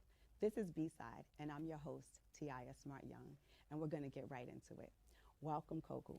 Before I ask you to introduce yourself and the band, please tell us about the song you just played. That song was One, and it encompasses everything that I love about global music, particularly Africa, I do the guitar layering influenced by Suku style guitar playing, and the drumming that's influenced by the East African, Tanzanian style of music. And I kind of just blend it in with my own African American roots, I guess you could say. It's like an Afrofusion type dance song. So I love it. It was Thank beautiful. You. Thank now you. tell us about the band. So who do you have with you? So tonight, on the percussion, I have my brother Chris Paquette. Hey, Chris. He's all the way from Chicago. Yes, here tonight. And on the bass, the Traveler bass, the headless bass, but he has a head. I have Sean Lewis, and yes, he is all the way from New York. Yes. And he's actually leaving a little bit early tonight. He is. Okay, but he's going to give us everything before he leaves. He is. Okay. He is. Thank you. And then you want to mention a little bit about yourself? Yes. I am originally from the Midwest, in particular Chicago. And I kind of just moved here in 2016. And don't give too much away because we're going to get into that. Okay. But now, the thing that I read about you that was so interesting was that you decided at 4 that you were ready to play the piano. Yeah. But you stand before us now playing the guitar. So let's start there. How does a 4-year-old say, Mom, Dad, I want to play the guitar? Piano. Well, the piano was the instrument that was accessible in the house, and my mother always played piano. Okay. And my father would play guitar. So I actually wanted to play them both, but I thought, let me start with the piano first because it seems like it's more difficult. Mm-hmm. In my mind, my 4-year-old mind thought, that one just looks bigger, it's probably harder to play. And did you immediately gravitate to playing it? Did you do well? Did you struggle? How did it happen? I did pretty well. I took lessons because, once I said that's what I want to do, I want to be like, my mom and dad. They're like, all right, well, now you got to take piano lessons. And it was great. I loved it. No complaints. And your mom plays 3 instruments as Yes. well, right? Yeah. So you just come from a very musical family. What was playing at home? A lot of Stevie Wonder. Okay. A dash of Prince. And a lot of Sade, probably too much Sade. And she's one of your top 5 favorites of all time. Yes, she is. Why Sade? It was, honestly, that's the music my mom would play when it was time to go to sleep. So I associate Sade's music with that rest and relaxation that brings me to a certain peace, even now. Not to say every time I hear her, I just want to knock out and fall asleep, but... no, she gives it that calm vibe. Yeah, it calms you down. It's like if you're having one of those crazy days, you listen to her music and you're like, you're right, it's okay. There's peace. Okay, so now are the next 2 songs that you're about to play, are they going to put us at peace or are they going to get us kind of pumped up? What's the vibe? A little bit of both. A little bit of, okay. You're the expert. I'm going to let you take it away. Okay.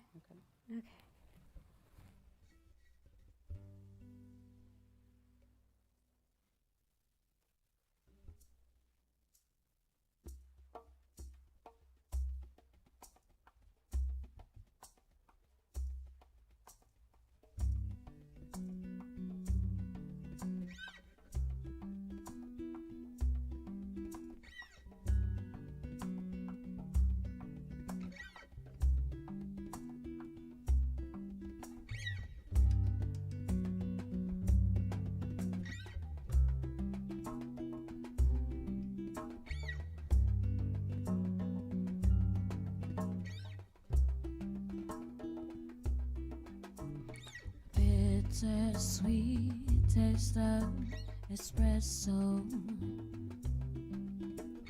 warm as croissants on the stove. My smile glows as anticipation grows, fresh as red wine from Bordeaux. Take me away to your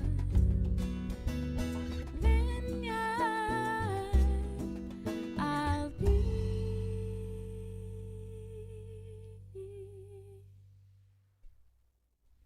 cigarettes, love to taste the air.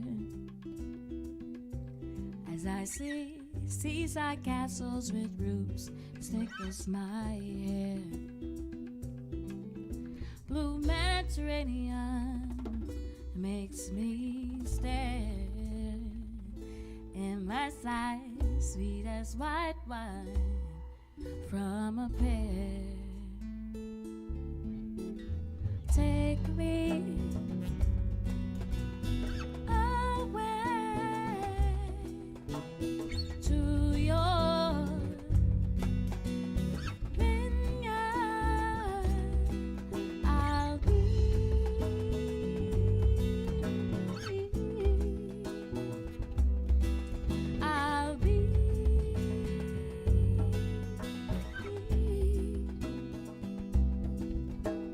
drift across the sea. Waves of life run free. Drift across the sea. Waves of life run free.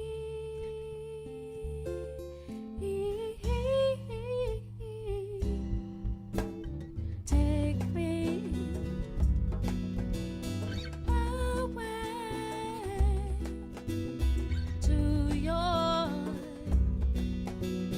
vineyard. I'll be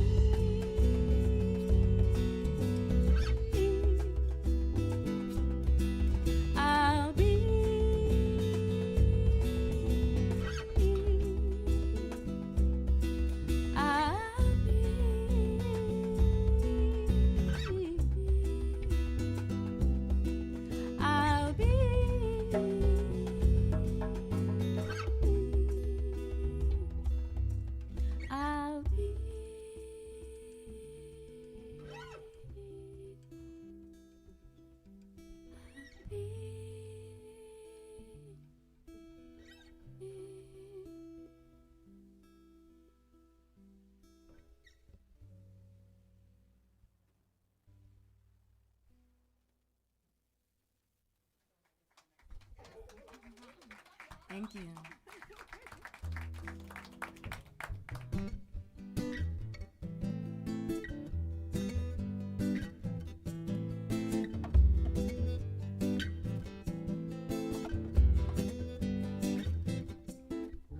I want to explore your world. I don't wanna be your one-night girl. You inspire me, bring out the fire in me. You make my heart sing when we do pretty things only we can see. Whoa, oh, oh, I want to explore your world. I don't wanna be your one-night girl. The morning after, we go write another chapter. Your touch telling me surrender to our soul, love, rock adventure. I want to explore your world. I don't wanna be a one-night girl. Oh, oh, oh, I want to explore your world. I don't wanna be a one-night girl. Let's be free. Let's be free. Let's be free. Let's be free. Yeah.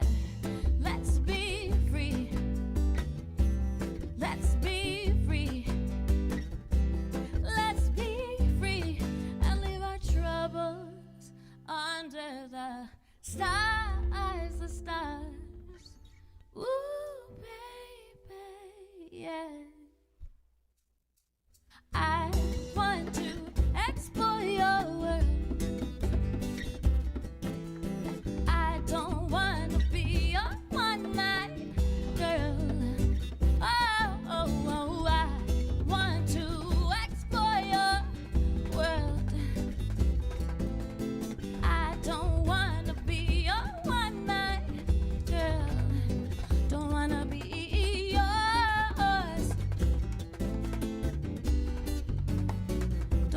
be yours. Don't wanna be yours. You're one night girl. You're one night girl. You're one night girl. La la la la la la la la la la. La la la la la la la la la.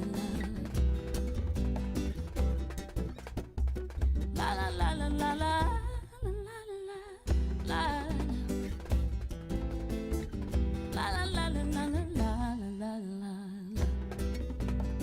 Don't wanna be yours. Don't wanna be yours. Yeah. Don't wanna be yours. You're one night girl. You're one night girl. You're one night girl. Don't wanna be yours. La la la la la la la la. La la la la la la la la. La la la la la la la la. La la la la la la la. You're one night girl.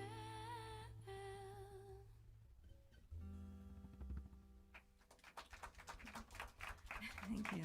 Thank you. Now we can start to talk about your time here in New York City. So you moved here in 2016, is that right? Okay, so the city has a lot of craziness going on. Have you had any crazy moments, anything that's influenced your music, or, because there's one particular thing I would definitely want to talk to you about, but I want to see if you bring it up. Man, crazy things since I've moved here? Anything, well, has anything influenced your music, maybe, is a better question since you've been here? Man, there's so much that has influenced my music. Okay, like what? Any neighbors, noisy neighbors? Because I know you've had some bad ones, you said. Yes, so the most recent story that has inspired me to sing more and to sing stronger and to be more deep into my art. So the bass that Sean actually has, I had it sent to me in the mail from the company that sends me my guitars from Traveler. And UPS claimed it was delivered, we couldn't find the bass. And I just thought, okay, what happened? Check the security cameras from my landlord, and I see my neighbor taking the bass to his apartment. So I knock on the door, I'm like, you have something that doesn't belong to you, belongs to me, can't have it back. And he said, well, you gotta ask for it nicely. So I asked for it nicely by calling the police. Okay. Yeah, and it took about 8 officers to get him to finally bring it out or risk going to jail. And now we have it, and so we're thankful for that. Yes. The thing I wanted you to talk about, though, was I saw on your Instagram that you actually rehearse in the subway. Oh, yeah. And so it's my train station. It was the Q. Really? It was, yes, at Atlantic Terminal. And I was like, wait a minute, if I see Koku in the train station, I'm definitely stopping what I'm doing. Right. So tell me how that came about. Oh, that actually happened before I moved here. I visited a friend, and she was telling me how she sings in the train cars. And I told her that sounded very frightening, and I don't know how she does it. I'm terrified, but I went with her, and then I actually joined in, and then we started singing together. Once I moved here, I was like, all right, I'll sing with you. You know, I kind of just put my toe in the water. And then I became obsessed with it, and then I just started doing it on my own as a great rehearsal space. I mean, I see a lot of insane things, but it's also a lot of fun to gauge how people are feeling about your music, because you can kind of catch the vibe of, are they listening, are they rocking with me, or are they just like, never mind. So what's usually the vibe? Are they listening? They're usually listening more than I expected, so it's great. Okay, so what hours can we stop by and see you? Well, it definitely, I stop around like 5 o'clock, so anytime between like 9 a.m. and 5 p.m. I never do it at night. Okay. Yeah. All right. So now talk to us a little bit about, you were cast in Empire. Yes. And you were playing the piano. Yes. How did that come about? A friend of mine contacted me and he mentioned that they were looking for a woman to play piano with a certain look for their final scene for Empire Season 3. And I sent him my photos, sent in a little video of me playing, and some photos of just, you know, me without the piano, and just to see what would happen, and got a call back. I was put onto the show within like a couple days. What was that experience like for you? It was great. I had no idea of the amount of effort and production that it takes to just be there for 3 days straight doing the same exact scene over and over again, and every piece has to be exact. Like if one thing's out of hair or out of place, we have to go back and do it again. So it was a great experience. And did you get to jam any with Terrence? Oh yes. You did? Oh yes, he made sure that we all. So you have any secrets from the set about that jam session, or are you keeping it all to yourself? No secrets, but he made sure that he introduced himself to every musician who was there, and it was great. He played guitar a little bit for us, piano, told us about his album. It was great. Did he know that you played guitar as well? No, I didn't mention it. You didn't mention it? No. Okay. So my question for you now is, because you picked up guitar late in life, so we got to piano at age 4, we made that declaration, and then we decided, I want to get another instrument under my belt. How did you come upon picking the guitar? I kind of started toying around with it my last year in college just for fun. I had like a beat up old guitar that I found that my father had, so I just took it and just started playing around with it. I didn't really take lessons. And then I kind of put it away. I was like, all right, this hurts my hands, let me stop. But then once I was really just out gigging and playing at different events and things, I thought, you know what, a guitar would be so much easier just to carry around than a keyboard. So I spent hours, nights, days just playing, and of course I had to get, you know, the finger blisters and the calluses and things, but I just kept playing, and using my music theory from piano to kind of teach myself the basics of guitar. And I did watch people play. Like I would go to jam sessions and just watch people, just watch their hands and see what the best positionings were. Okay. We'll set us up for the next song now. Okay.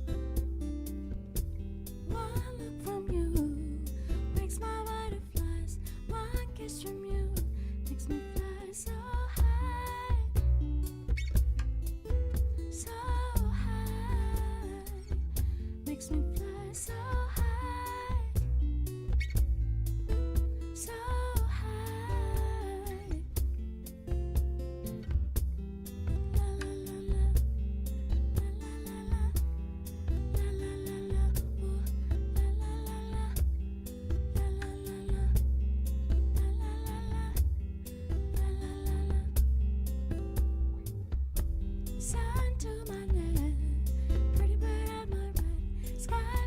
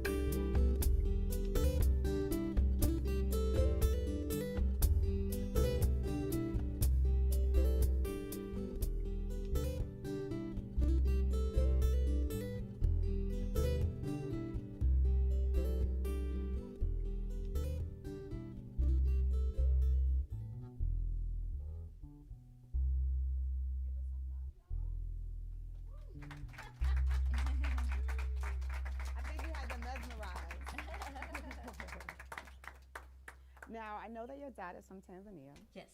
And I also read that you have traveled to a bunch of African countries. Tell us about that experience.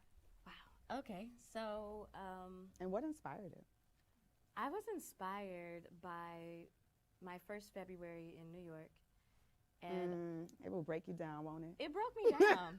I think it was like really bad snowstorm, and I was living with my best friend in this shady little Brooklyn apartment. We won't get into that. Okay. But we were in our apartment, and we didn't want to go outside because it was 0 degrees and it was just snow. And we thought, let's go to Africa for the winter and see how long we can just stay in Africa. And so we started planning our trip in like March, and we linked with a friend who does tours in Africa, and she basically created like this whole sketch for us to go, well, she just did Uganda and Tanzania, but after that we thought, well, let's just go from north, east, south to west.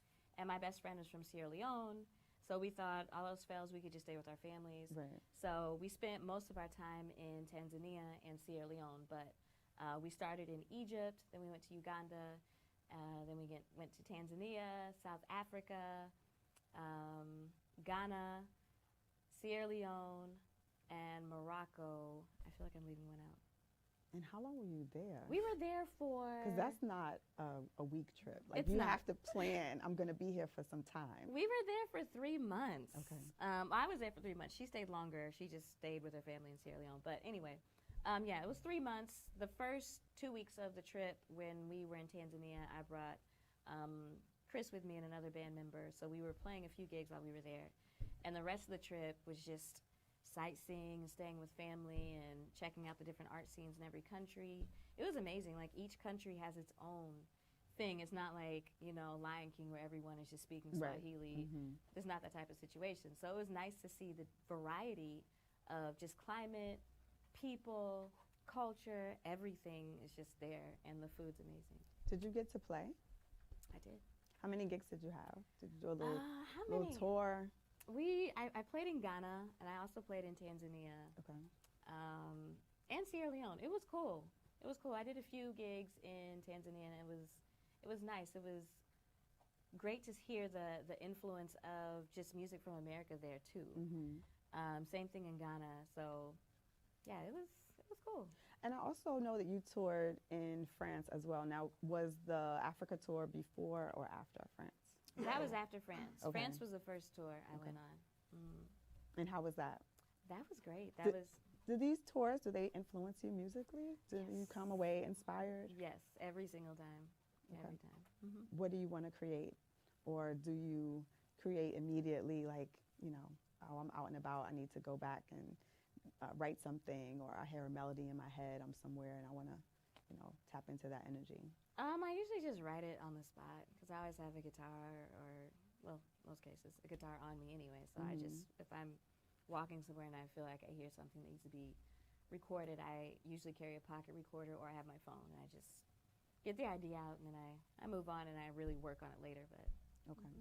Now, I know that one of your international trips, the one to Hong Kong, was actually inspired by a bar that you were in Brooklyn. Yes. Tell us about that story. So I was playing at this hole-in-the-wall bar in Brooklyn. I don't remember the name of it, but I did it for fun, and I was 2 months into living in New York, and a friend of mine invited me out to just play and hang out.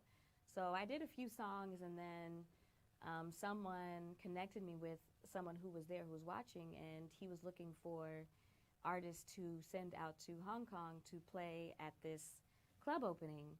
And I didn't know all the details, but I thought, okay, if it pans out, it pans out. So I just sent my information, sent videos, and he remembered me from playing at that little bar. And next thing I know, Chris and I are being flown out to Hong Kong for like 8 weeks to do an all-expense-paid trip.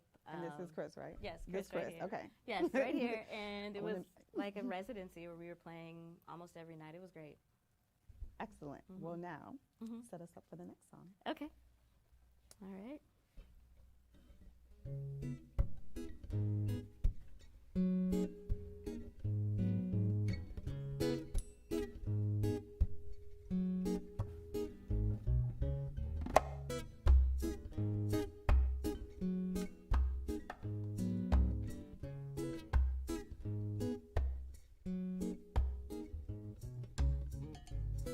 why you never considered my heart.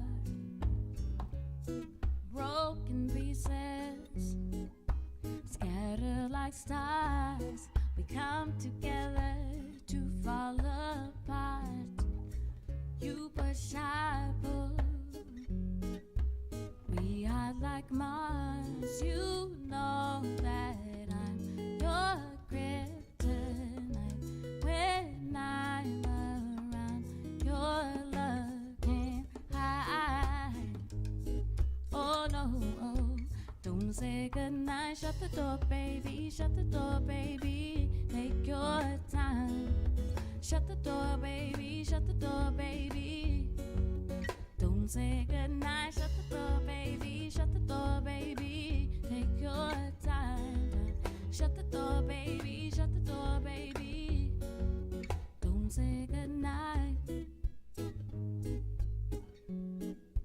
I'm your kryptonite. Yeah. One door closes, another door opens. I never know if you're coming or going. Should I walk away? You said you'd always be there.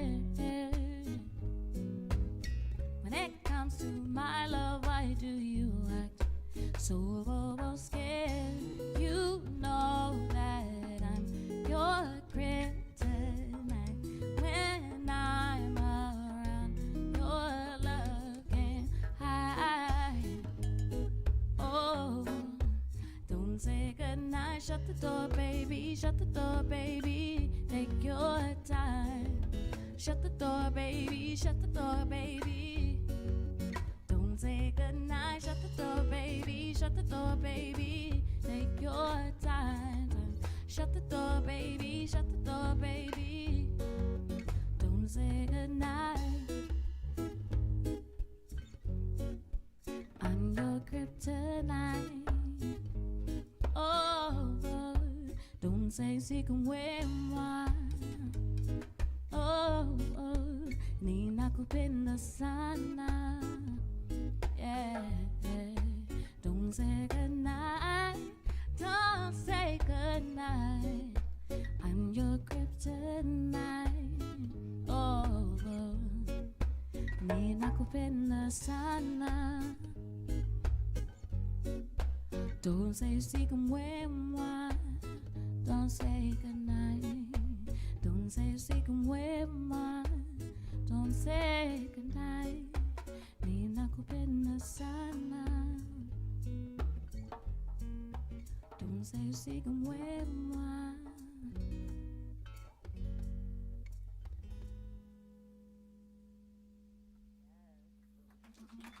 Thank you. Thank you. With all the traveling that you do, is it easier to just have a smaller guitar with you? Yes. Okay, talk to us about that. How did that come about?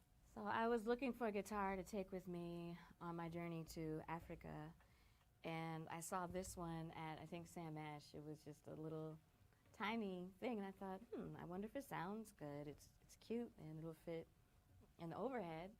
So I tried it out. It's like, okay, this will work out. So I took it with me, and I just kept plugging the guitar. Like every time I would play it or took pictures with it while I was traveling, it's like, oh, Travelers is a great brand, and just kind of getting to know the guitar, and it's definitely my favorite guitar.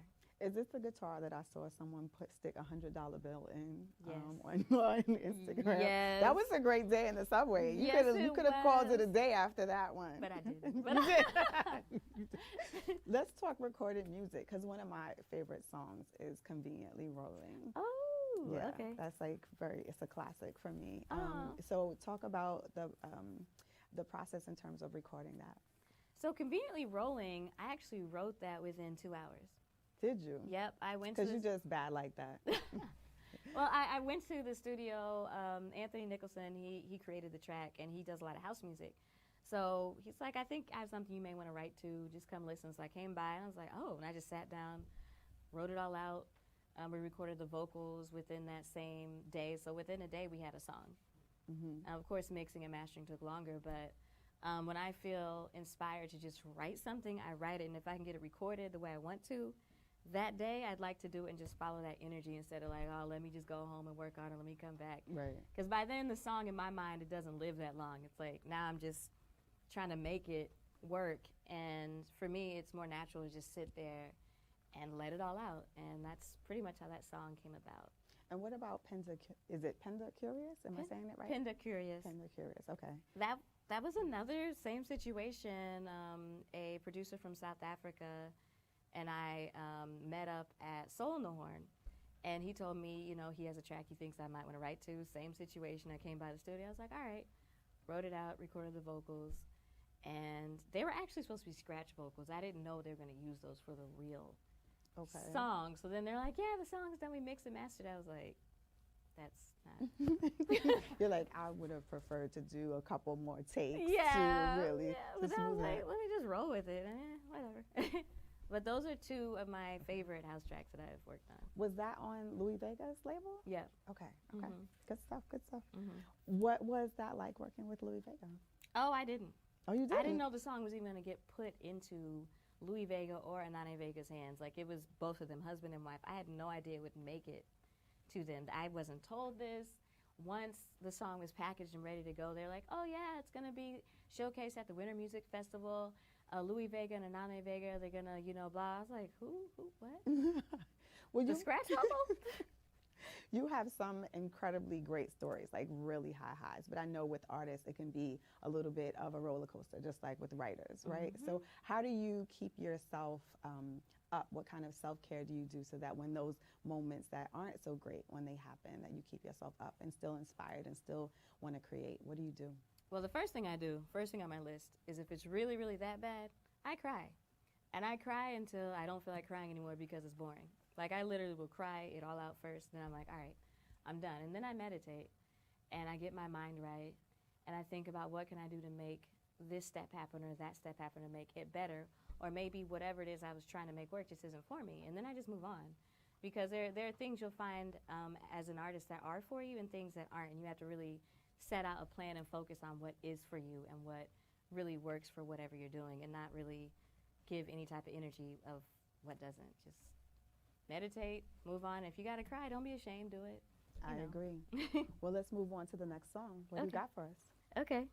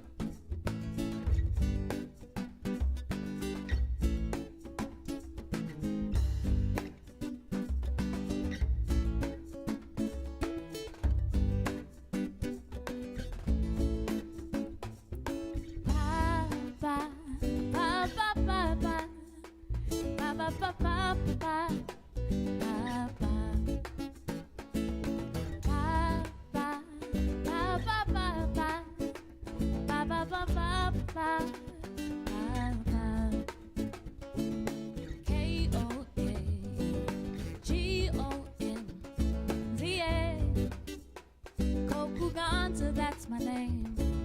K-O-K-U-G-O-N-Z-A.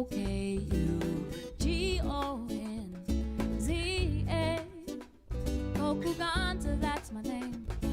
I'm here to make you rock and sway.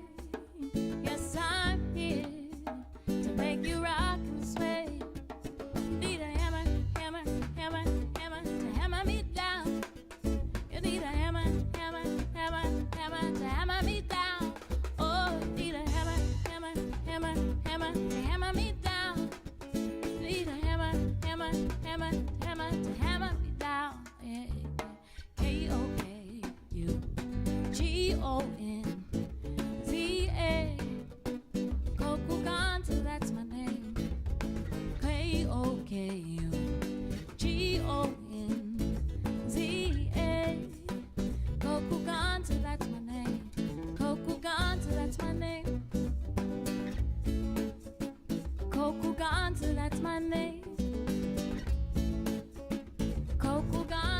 my name. Coco Gonza, that's my name. Ooh, ooh, ooh, yeah, yeah. Ooh, ooh, ooh, yeah, yeah. Coco Gonza, that's my name. Coco Gonza, that's my name. Coco Gonza, that's my name, yeah. Coco Gonza, that's my name, yeah.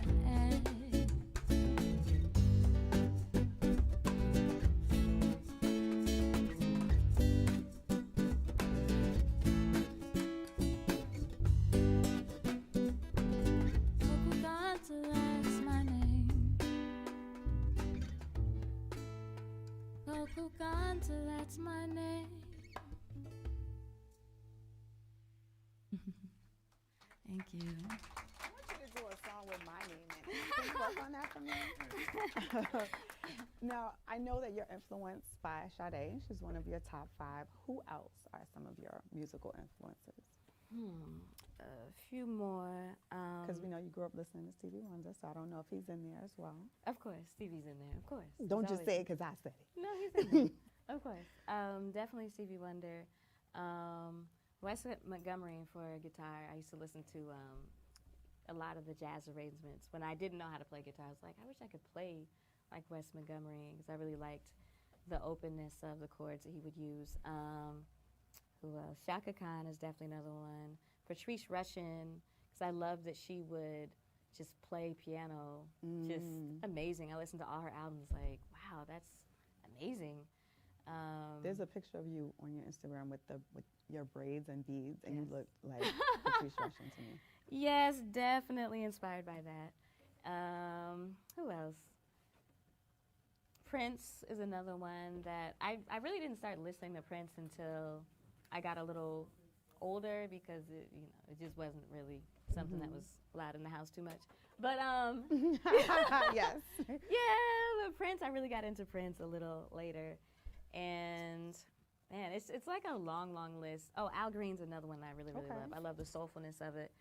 Fela Kuti. Oh, yes. Miriam Makeba. There's a singer in Tanzania that I love. Her name is Saida Karoli. Okay. She's another one that I love.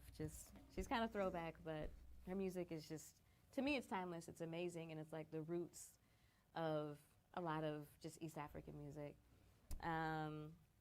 Yeah, so those are a few of the people that I keep in rotation that are kind of throwback. And then for the newer stuff, I love Karim Bailey Ray, Leon La Havas. Good taste, obviously. I like Drake. That's like one of my favorites too. Yeah. Okay, set up your second to last song for us. Okay.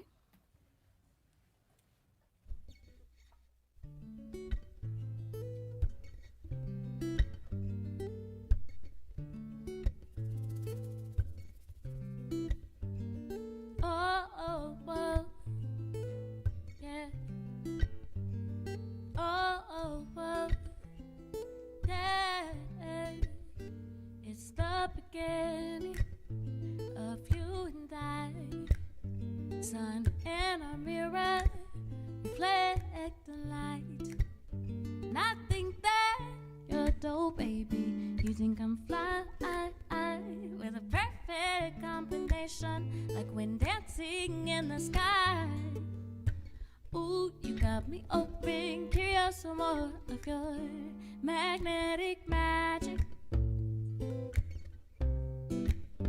Magnetic magic.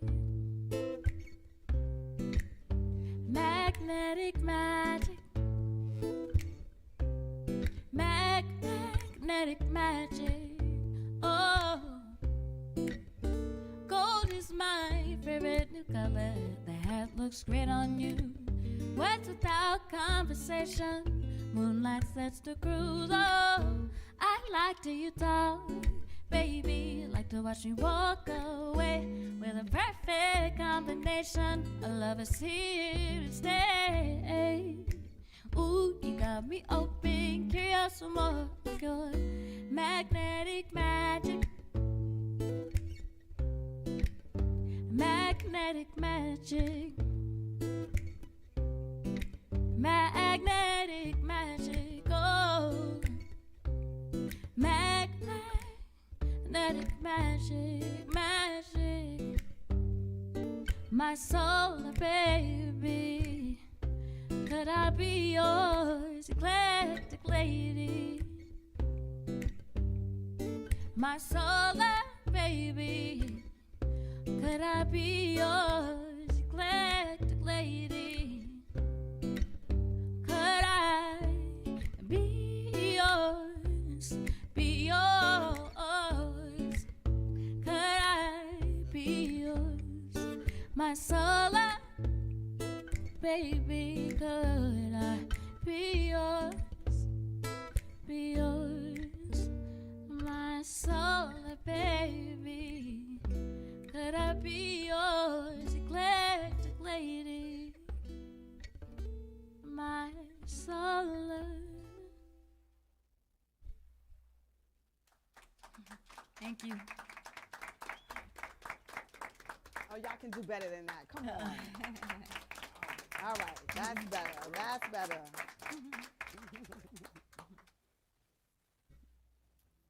Thank you, Koku Ganza, for taking us around in sound. Be sure to keep up with Koku Ganza on Instagram at Koku Ganza and on Facebook and Twitter at Koku Ganza Music. I'm Tiaya Smart Young, and I hope you had a great time with us tonight. Make sure you stop by our Brick House studio every Thursday to hear more of the best music that Brooklyn has to offer. You can also check out tonight's installment and past episodes anytime at youtube.com/BRIC TV. Or check out our BRIC Radio podcast of this episode at soundcloud.com/BRIC Radio. Koku, please take us out with one more song right after this.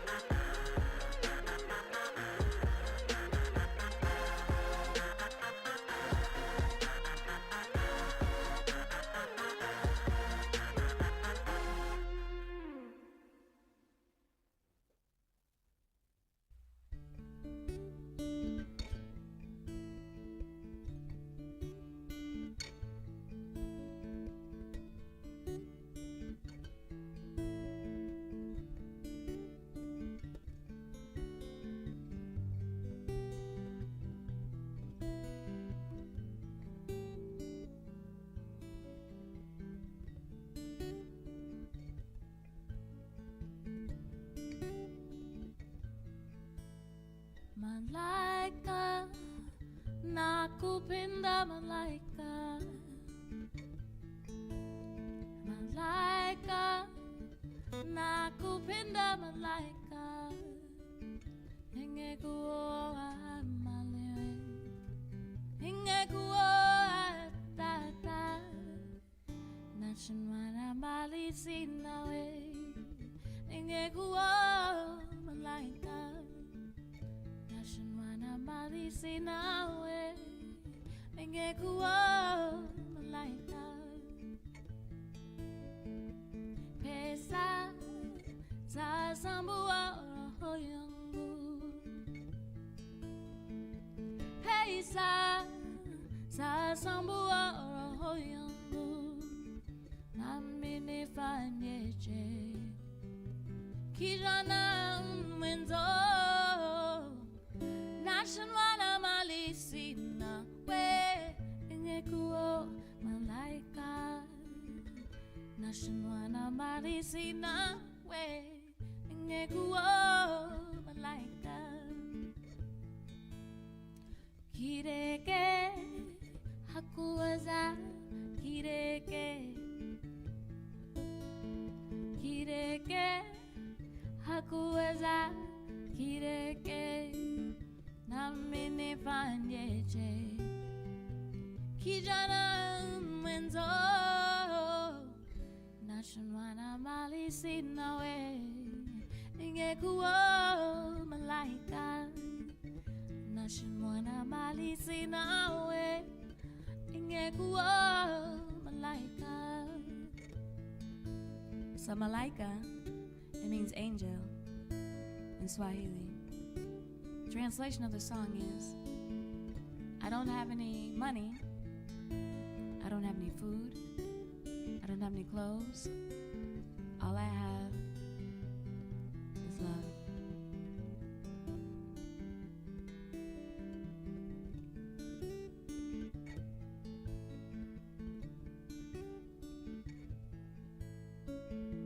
Malaika, my angel. Malaika, my angel. Malaika, my angel. Malaika, my angel. Malaika, my angel. Malaika, my angel.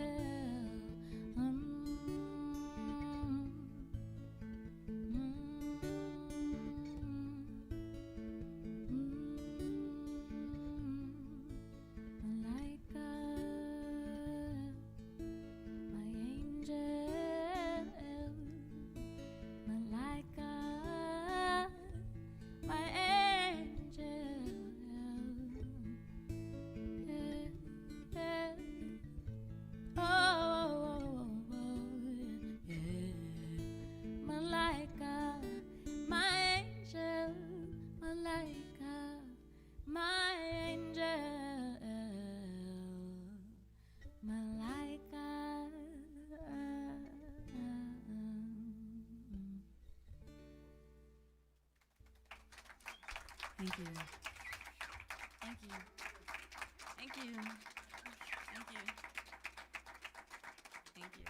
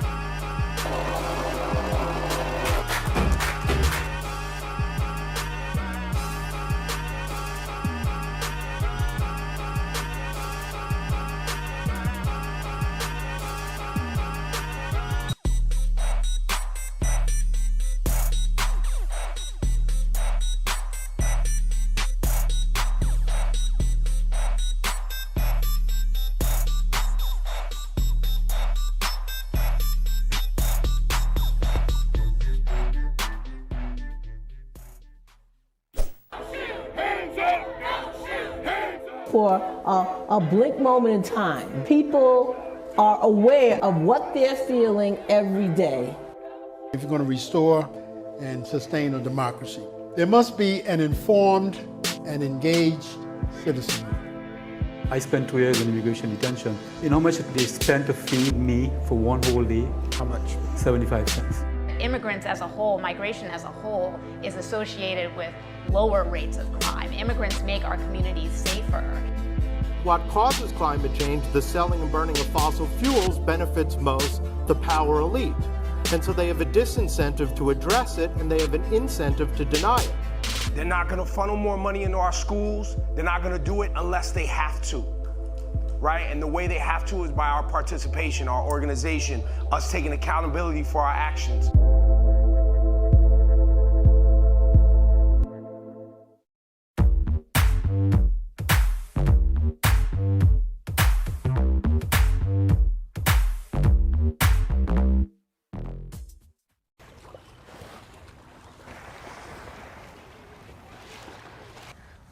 All right. So in this one, we're going to be tagging on the right, and that'll go in the comments section. Got it. All right. Most people don't know, but Earth's living fossil is right here in New York City, the land of concrete buildings, crowded streets, and constant noise. We're talking horseshoe crabs, which have been around for at least 350 million years. Oh, it's a male. Horseshoe crabs can be found along the entire eastern seaboard of the U.S. Oh, there's one. But their epicenters is in the water off of New York and New Jersey, in Jamaica Bay and Delaware Bay. With 10 eyes and a long tail, they're used as bait for fisheries, as a lifeblood to birds during migration season, and as a way to test the safety of vaccines like the ones being developed for COVID-19. But they are in danger. The biggest risk is access to the shorelines for the crabs. Like for many creatures in the wild, habitat loss. Ready? So how have they survived this long? And will they be around another million years? I'm Sarah Porter, a New Yorker passionate about environmental conservation. I get out into nature every chance I get, and I become known for rescuing hermit crabs. There he is, oh, in a painted shell. Follow me as I go on a wildlife ride deep inside the concrete jungle. To get a good understanding of horseshoe crabs, I met up with Don Reap in Queens. Don is a coastal conservationist who's been working to protect the waters and wildlife of New York City since 1979. Anything that has to do with conserving, preserving, enhancing the coastal area, the beaches, the waterways, the marshes, the rivers, all come under our purview. Horseshoe crabs are an iconic species that we really like to focus on because they have a major ecological role in the bay. Take the red knot, a shorebird which migrates from Brazil and arrives in New York in the spring. They feed voraciously on the horseshoe crab eggs to the point where they can double their weight in a week or two. And that enables them to fly another couple of thousand miles north where they breed. To track horseshoe crab numbers, teams of volunteers go out and count them, measure them, and tag them. Who's ready to measure? Who wants to measure? Ready to measure? Okay, come on, here you go. That's how I met Christine Neely, a science teacher and researcher who's been leading monitoring teams for nearly 8 years. The spawning survey and tagging initiative take place, they coincide with the horseshoe crab's mating season, which takes place in the new and full moons during May and June. Researchers like Christine are looking to track the population size and migration patterns of horseshoe crabs. Volunteers drill tags into the crabs for identification. I'm sorry, honey. For science! While I was out there, I caught some baby making in action. These two are having fun. Females might lay anywhere from upwards of 3,500 to 4,000 eggs per night, and depending on then what gets fertilized and then the survival rate thereafter is usually much smaller numbers.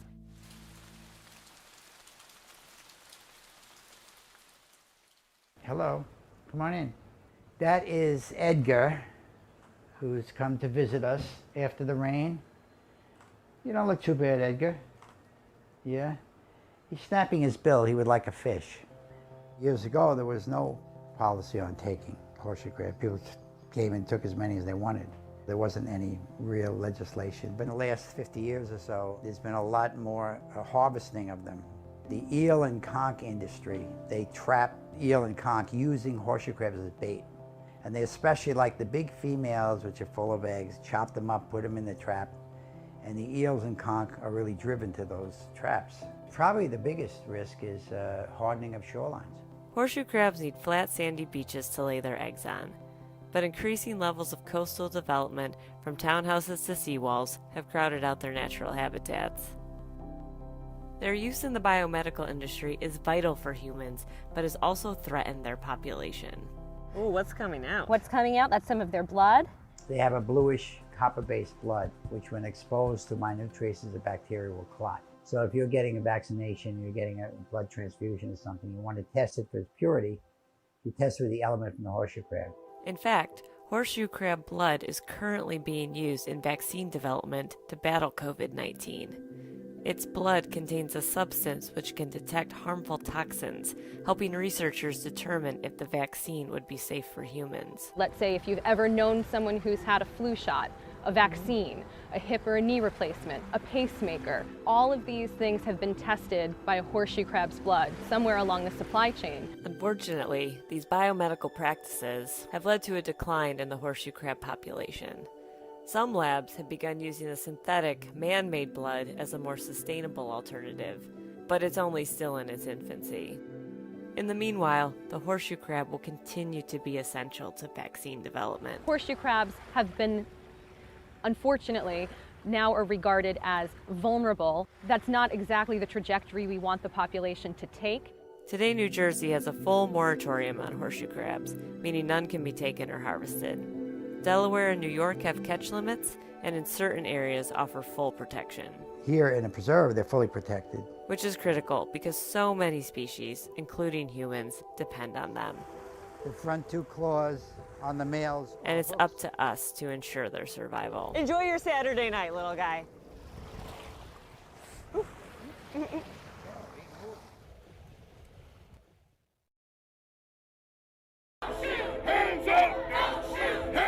For a blink moment in time, people are aware of what they're feeling every day. If you're going to restore and sustain a democracy, there must be an informed and engaged citizenry. I spent 2 years in immigration detention. You know how much they spent to feed me for one whole day? How much? 75 cents. Immigrants as a whole, migration as a whole, is associated with lower rates of crime. Immigrants make our communities safer. What causes climate change, the selling and burning of fossil fuels, benefits most the power elite. And so they have a disincentive to address it, and they have an incentive to deny it. They're not going to funnel more money into our schools. They're not going to do it unless they have to, right? And the way they have to is by our participation, our organization, us taking accountability for our actions.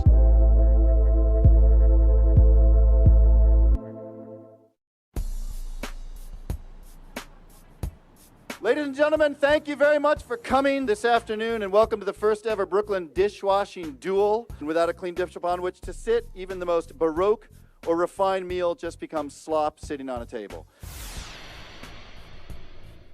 We live in a society that's obsessed with food, it's obsessed with cooking shows, and this has always been very confusing to me because it seems to me that food occurs in nature. Every animal eats food. Washing a dish, however, is an act that accords civilization by its very existence. We're the only species that washes dishes.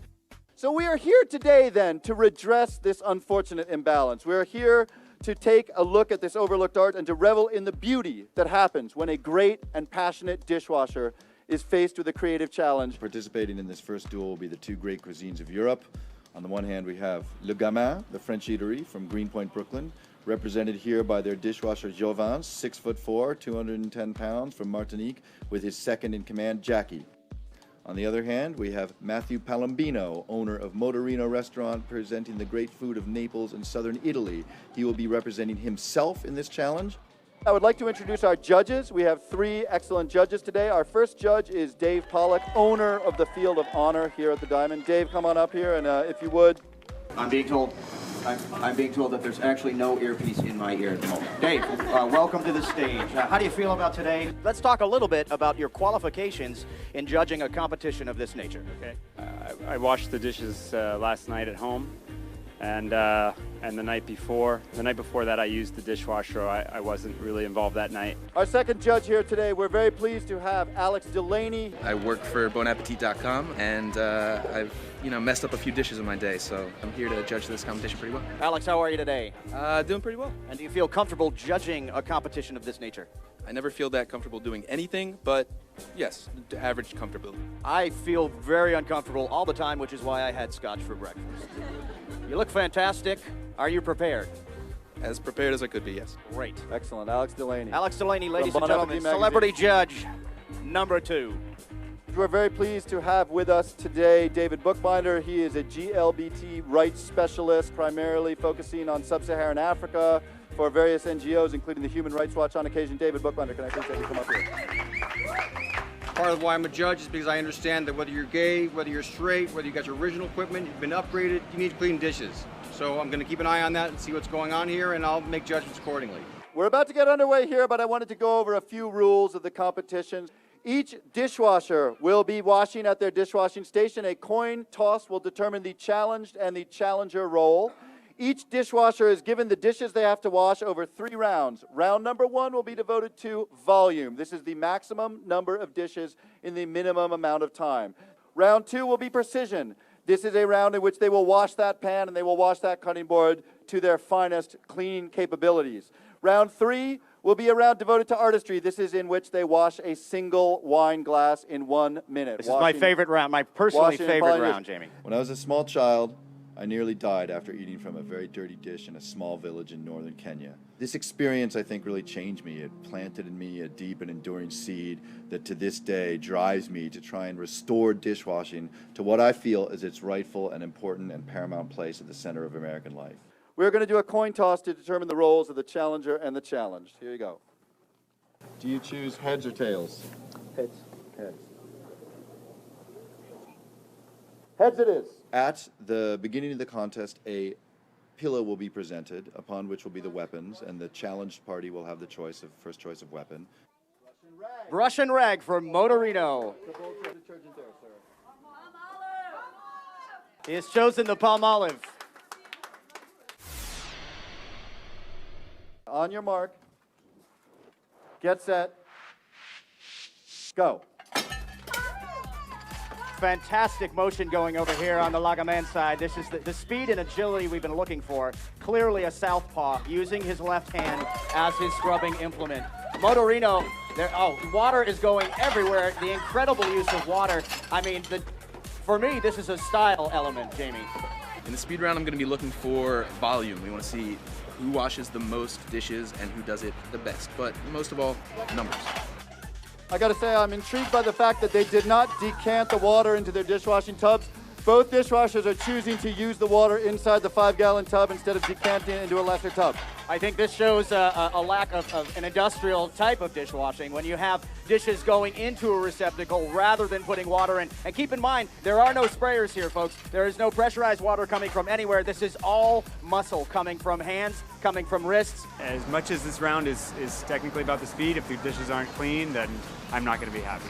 Motorino is speeding through this round, I'm looking at Lagami now, and there's a lot of scrubbing going on. The sheer amount of water coming from the innards within this bucket is fantastic to me, and I can't tell you, I cannot appreciate enough this young man's valiant effort.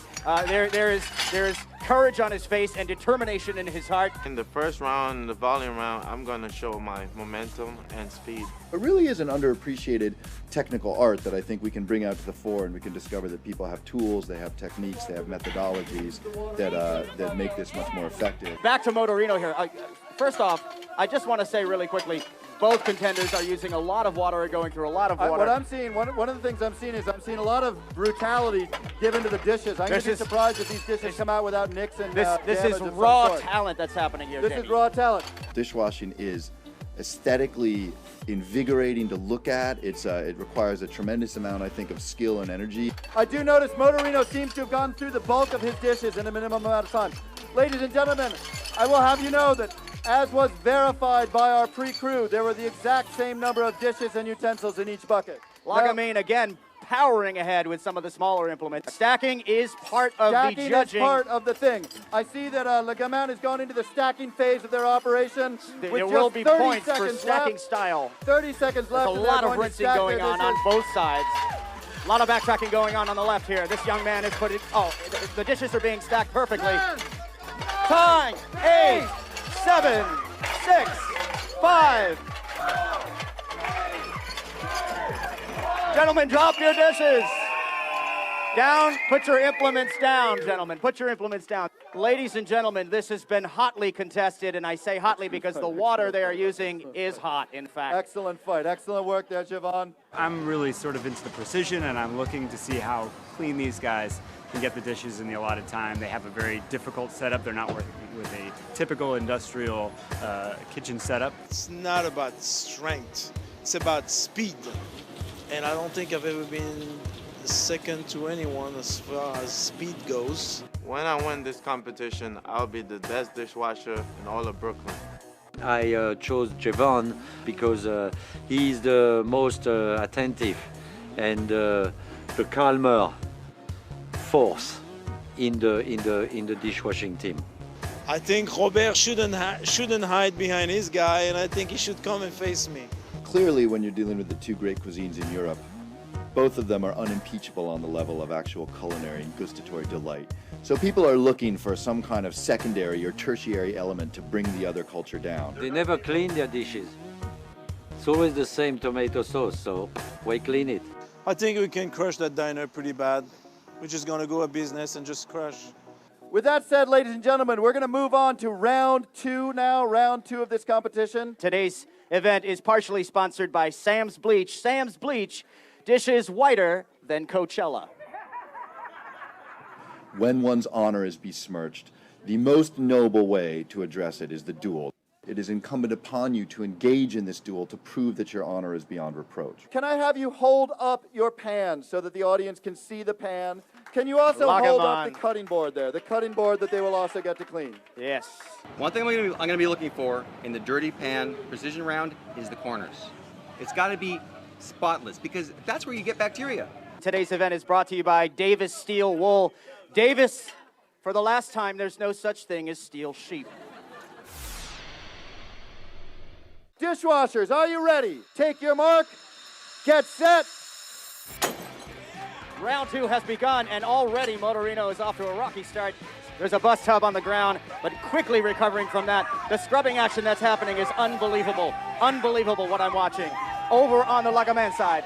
Lagaman already getting some of the crust, darkly encrusted egg on the bottom of that pan off. I can see clearly there's plenty of I see a very stubborn corner in the northeast corner of Lagaman spot. I'm going to look for inventive ways for them to get that stuff off. They use their fingernails. In this competition, anything goes. I see Motorino. Really? Motorino is going down. He's using a knife to try and remove some of the scrubbing. He's going around the edges. What looked like it might have been a foolish choice at the outset is now looking to be a quite good choice. I hear some squeaking. He is going to get this pan so clean that we are going to be able to look right through it and see our future right here. Anything that is ruined, anything that is broken will be points deducted. The judges are going to be looking for nicks on the dishes. They're going to be looking for spots. Motorino has clearly already moved on to the cutting board.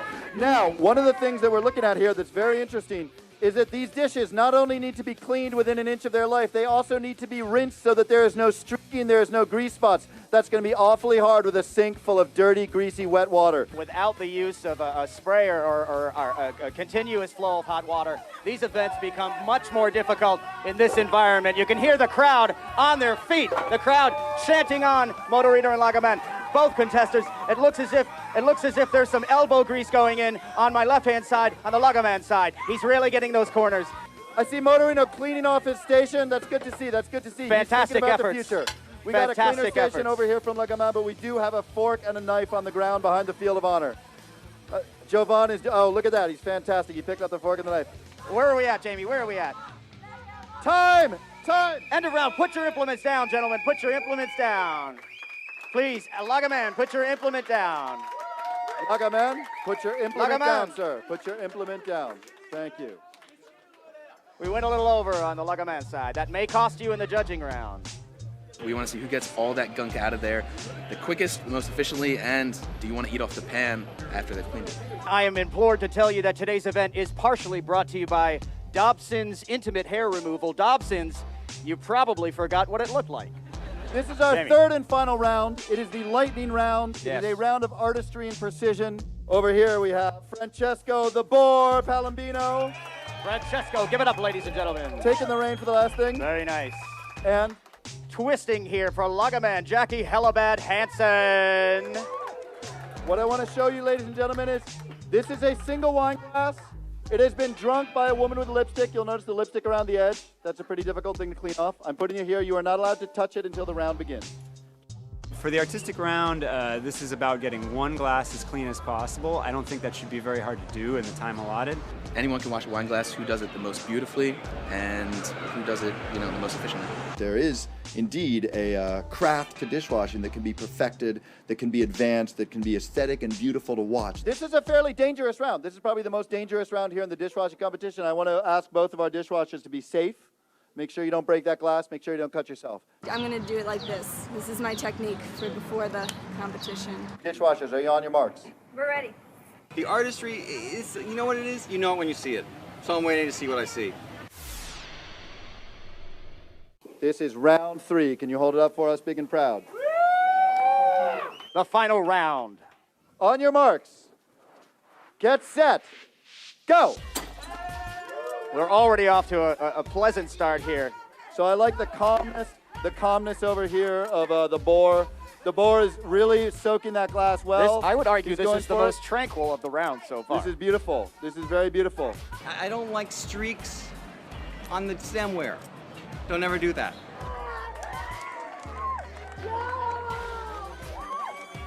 I'm watching dancing going on the Lagaman side. here. Actual dancing, motion and dancing.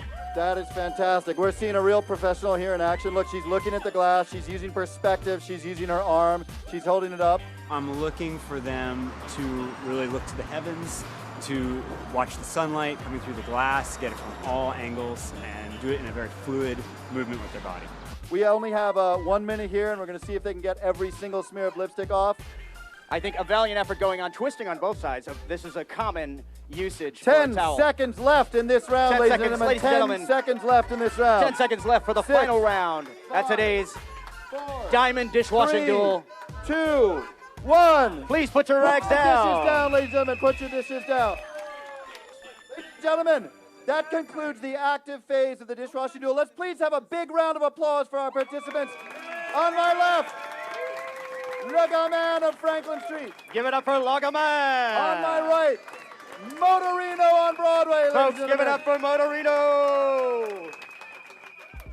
Now, ladies and gentlemen, there will be a 5-minute recess during which the judges are going to go around to these dishes. They're going to pick the dishes up. They're going to look at them. They're going to make their final judgment. Today's event is partially brought to you by the MTA. MTA, swipe it again. I think I just tried to have a lot of fun. I was dancing a little up there. It was try to keep really calm. Please, 1 minute is longer than you think. I thought I did pretty good. Very nice. Can we have our contestants step up so we can award the prize to our winner, please? A representative from Lagaman. Come on up here.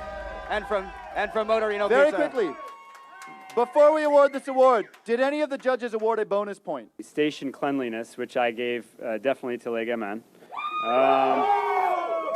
Aesthetics, I gave a bonus to Motorino because of the way the dishes were racked, which would be more conventionally how they should be racked rather than flat side down, which was that. I gave overall bonus points, 3 to each team. Okay, can you explain those, please? Sure.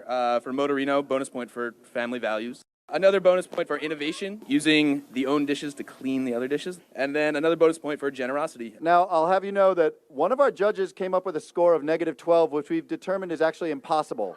There's only 0 to 5, and so I don't understand how he came up with negative points. I don't know if you looked at these plates, but my kid eats mud off of Frisbee that's cleaner than some of these plates. Harsh words from a judge. Okay, hang on. Harsh words. You're right, you're right. Actually, ladies and gentlemen, I would encourage you to come up and look at that. There is a whole lot of stuff right over there. I think that we have a privilege speed for detail. I think that it was a compromise that we needed to make. Look at this. Let's see what you're talking about. Just again. I want to quickly interject that I've eaten curry off the ground on the Lower East Side on a Friday night. It's French cuisine. This is French cuisine, David. Take that into account. The dishes were filthy, but the judges did not have the authority to award negative points. If you go home tonight and you look at the dishes you have in your dish rack and dishes you have piled up on your cupboard, I think you'll be surprised by how dirty many of them are. I think the only fair thing to do at this point is to disqualify our judge number 3. Which puts our winner squarely in the camp of Lagaman! Lagaman! The first ever dishwashing duel.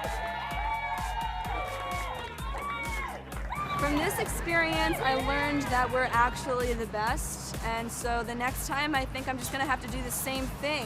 Well, I feel proud for Jevan. Jevan really put a lot of attention to his mission here. I think that type of event like this are very much needed, so we can keep things a little bit silly, which is important. And I hope to see more of this competition because it was actually a lot of fun. Dishes are the fundamental foundation of any good restaurant, any good cooking contest. It is easy to get a lot of attention by going into a kitchen and moving around in an excitable way and chopping things up really small and throwing them up in the air. But if at the end of the day, you're putting all that creativity onto a dirty plate, it's all going to be for naught. So I actually would challenge some of these cooking contests to pay a little bit more attention to, you know, what precedes them into the room, in which case it's the dishes.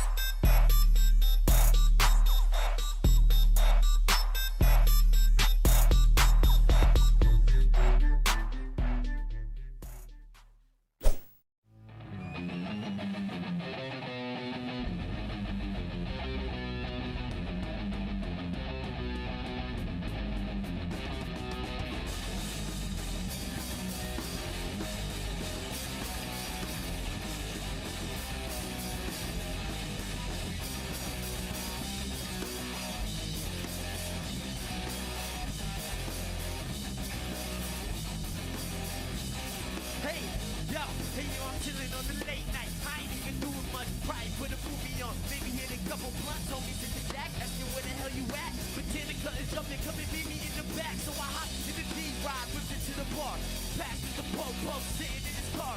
Now I'm hoping I ain't got a warrant on my head. Cause then he pulled me over. Rolled my window down and said, Mr. Officer, I ain't got nothing on me. Except this middle finger screaming at the police. And I don't give a damn about your badge or your gun. So if you try to touch me, best believe I'm gon' run, Mr. Officer. I ain't got nothing on me, except this middle finger screaming at the police. And I don't give a damn about your badge or your gun. So if you try to touch me, best believe I'm gon' run. Goes back to the scene, man, I done had enough. 40 minutes in, it's like he's trying to set me up. Thinking to myself like, this is unbelievable. Then he told me, sir, please step out of the vehicle. Look inside my window, asked me, what the hell is this? Started walking to me while he's reaching for his hip. I'm like this.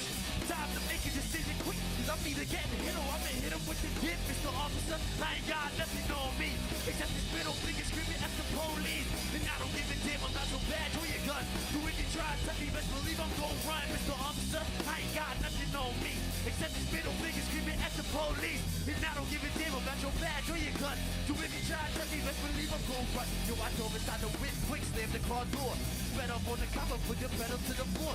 Palm started racing, I ain't even take the wheel. My heart steady racing, but these nerves are made of steel. Now I'm feeling like I'm OJ, pulling out the driveway, doing 120 in a Bronco on the highway. Fuck a pit maneuver, better get up out the way.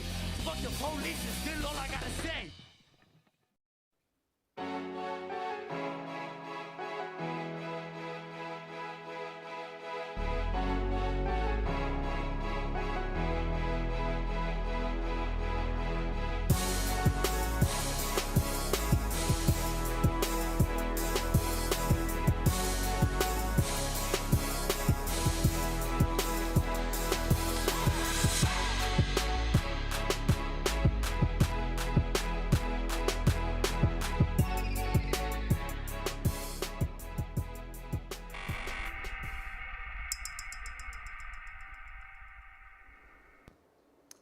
Against the assault of laughter, nothing can stand. That was Mark Twain in 1916. Now, Twain was a genius, but I suspect he couldn't have imagined the state that we'd be in today. When comics think that conservatives don't want you to make fun of Trump and liberals don't want you to make fun of anything. That was a laugh line. Thank you. That's what comedians navigate today. In 1916, the world was at war, literally. In 2019, although there are armed conflicts, the war I'm talking about is one of the cultural variety. With front lines on college campuses, television screens in our headphones, and musty basements with 2-drink minimums. If music brings the people together, what is the function of laughter? According to one theory, laughter developed from the roar of triumph in an ancient jungle duel as a sign that one person or group is being dominated. Well, if laughter is an assertion of dominance, does it work the same when we're making fun of the president, or cracking jokes about Caitlyn Jenner's genitalia, or even poking fun at ourselves? Too much, too mean, too soon, too far. That's not funny. All things at least half of our panelists may have heard shouted at them from beyond the lights and maybe even tonight. As we make our way together through this Be Heard Town Hall, laughing matters, comedy, and accountability. So I'm just gonna ask to get the lights up for a second. And I'm wondering, as we are thinking about comedy and accountability and where we are at this moment, now that I can see all of your lovely faces, a quick Instagram poll right now. So how many of you, thinking of comedy, think that we are, by show of hands, I'll give you the options, we've gone all the way too far, like it's too much, it's too crude, it's gross, nothing is making me laugh. On the other extreme, we've gotten so damn weak, no one can take a joke, a whole world full of snowflakes. And the last option, we're right in the middle. We're riding a good wave here. So who thinks we've gone absolutely too far? Like comedy is gross now. Ooh, tough crowd, not anybody. New York, are any of you from New York? Okay. Who thinks that we've really hit our stride, that we're right in the middle of this thing? 1, 2, 3, 4, 5 of you. Okay.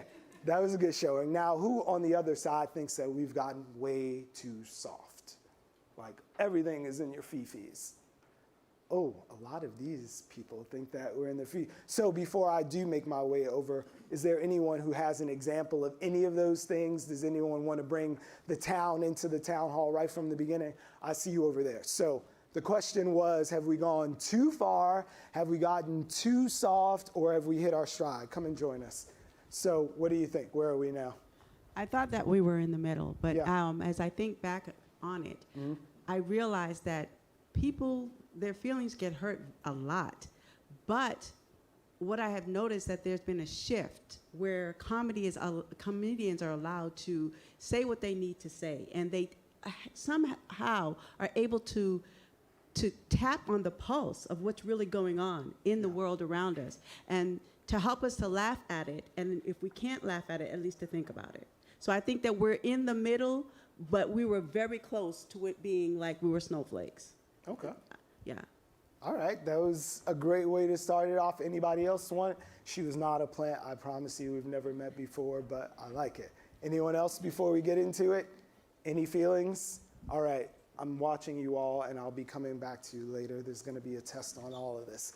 So, you do have index cards on your seats by way of a little housekeeping. So if something sparks or you have a question or are outraged at all, you can begin the letter to the FCC or your congressperson with that card that we have there. Thanks, Keegan. So by way of introduction, this is Beck Crefting, who is an associate professor at Skidmore College, where she works in the American Studies as well as Gender, Media, and Film Studies departments. They get a lot out of her. Her monograph, all joking aside, American Humor and Its Discontents, charts the history and economy of charged humor and stand-up comedy aimed at social justice. So thank you for being here, Beck. Thank you for having me. I'm looking at, oh yes, loud applause. Ray DeJean is here. Ray is the host of the wildly successful and popular Laughaholics, which airs right here on BRIC TV. I heard it, yes, you have a fan back here. So Ray, in addition to hosting Laughaholics, has been in the industry for over 18 years and is an industry veteran whose hosting skills and production work and popular hosting on Video Music Box have delivered him here tonight. So thanks for joining us, Ray. Thank you. All right. I'm looking at Carrie Coddett over here, who is a Brooklyn homegirl who has made it in the big time working on HBO. She's has a long roster. She also has specific credits that I'm going to share now from Wyatt Cenac's Problem Areas on HBO, as well as Laugh Mob's Laugh Tracks on True TV. And you can listen all the time when you're not watching her to her podcast at On the Chopping Block with Carrie Coddett, as she is Carrie Coddett. Thank you for being here. Thanks for having me. And Judy Gold, who made my life by heckling me in the dark, is here. She is a multiple Emmy Award winning for her television writing. She's a performer who's an actress as well as a stand-up comedian. She is also the host of a very cool podcast called Kill Me Now, and the author of the forthcoming Yes, I Can Say That. We'll see how long it takes you to say that tonight, but Yes, I Can Say That.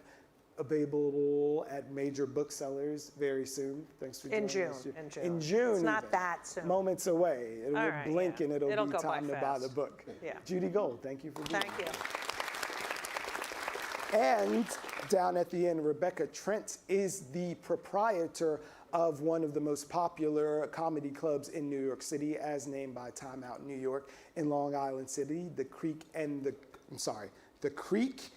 the Cave is a club that she has there, and she's long been a producer of comedy and working in television as well, and is one of the driving forces behind Skankfest. Thank you for being here, Rebecca. Yep. Also polite. I love these golf claps. And Howard Leib is here. He is an attorney as well as a professor at Cornell Law School. Howard is a longtime comedy historian and enthusiast, and has also tried his hand at comedy as well when he's not teaching. He serves as a producer of critically acclaimed comedy recordings, and he's also writing a book right now that is a legal handbook for stand-up comedians, improv comedians, and comedy writers. So please, collectively, welcome all of our guests for being here.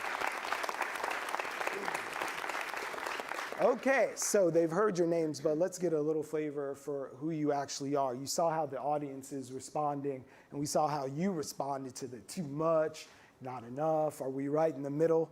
So just share for me and us quickly, so we know who you are, what your experience with either too much or not enough or hitting the right stride in the way that we look at comedy is, Beck.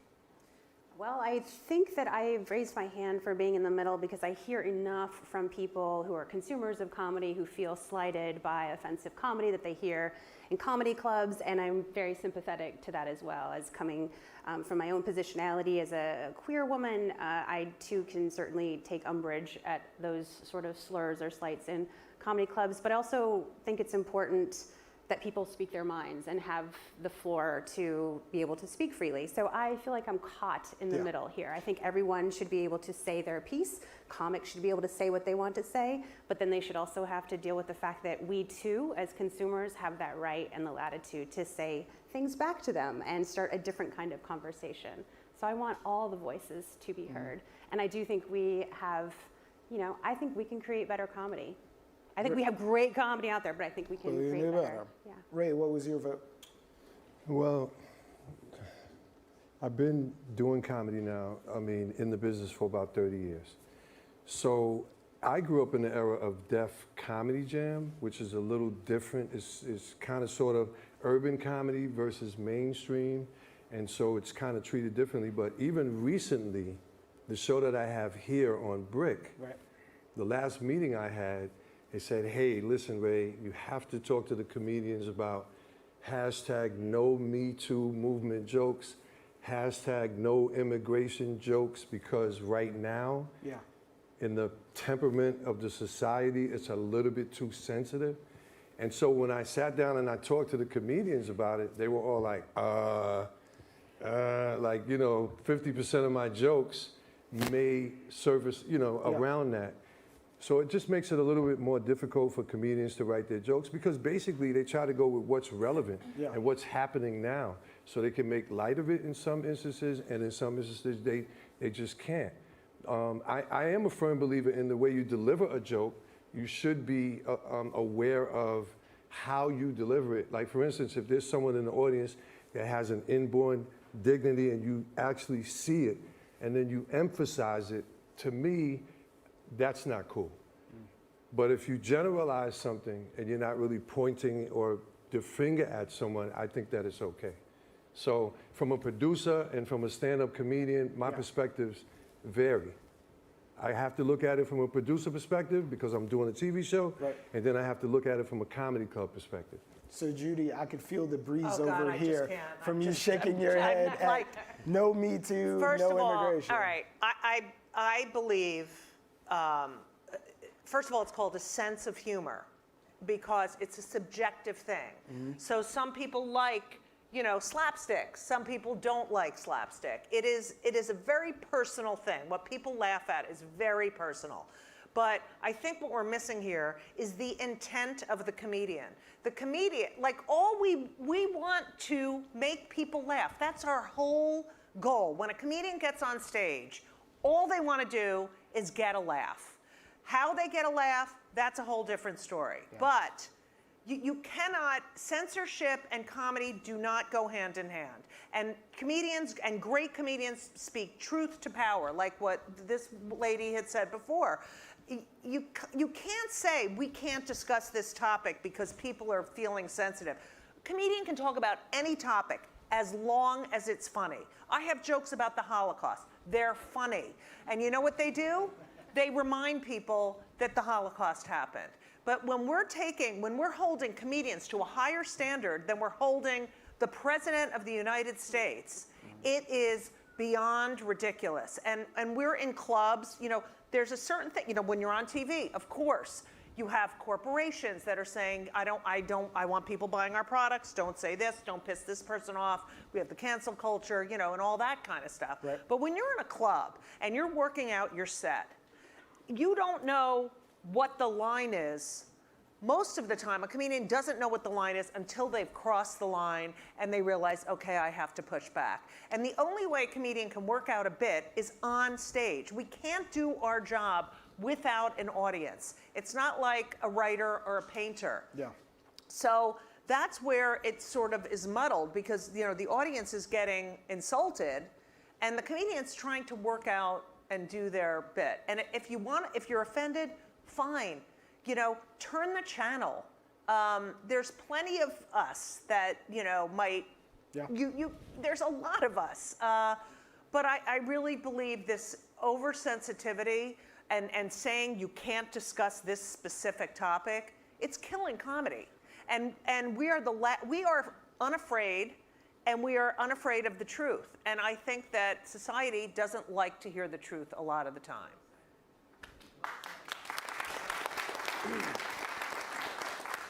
We've got miles to go, so I hope you are all taking points from that. But Carrie, how did you vote? I think you were saying we're very sensitive. I put two hands up for that. We are very sensitive. I think oftentimes the audience hones in on these buzzwords. So if you say things like immigration, Me Too, they've made up their mind about how they feel about it without even hearing where you're going with it. And that to me is very problematic. Like we're so eager to be outraged and to be upset that we don't understand where someone's going with it. And like Judy said, the reason we get up on stage is because it's therapeutic. Now, I'm not gonna be someone that says they're just jokes because we know comedy can't be, it's either this important piece of art that has the capability to change a culture. So words do matter. So it's not just jokes, right? What we do is important, but it's also like the reason we're doing it is just to make you laugh. And everyone in the audience comes to the table with certain sensitivities. So you can't tell me I can't speak about this. You don't even know what I'm going through. Right. Maybe I'm a rape victim. Maybe this is therapeutic for me. You don't know.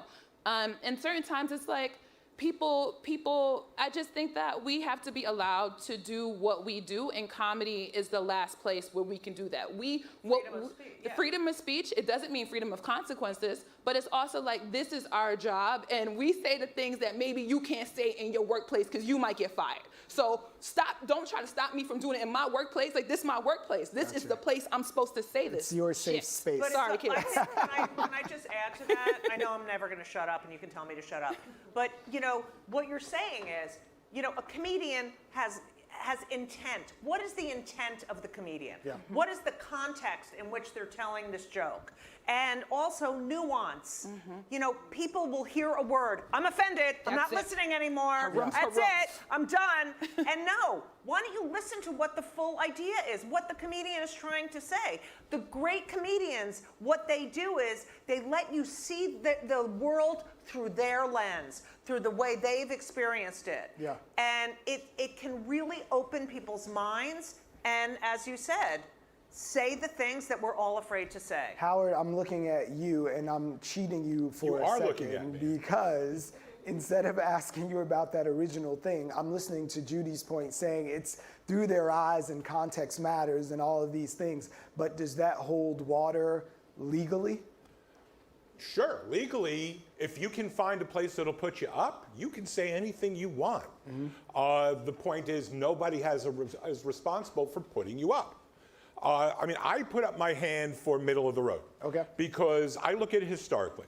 If you go back to the court jester was invited to sit at the king's table. Right. Yeah. But if the court jester offended their audience, they might not have dinner the next night anywhere. Yeah. If you were Lenny Bruce and you offended your audience, you went to jail.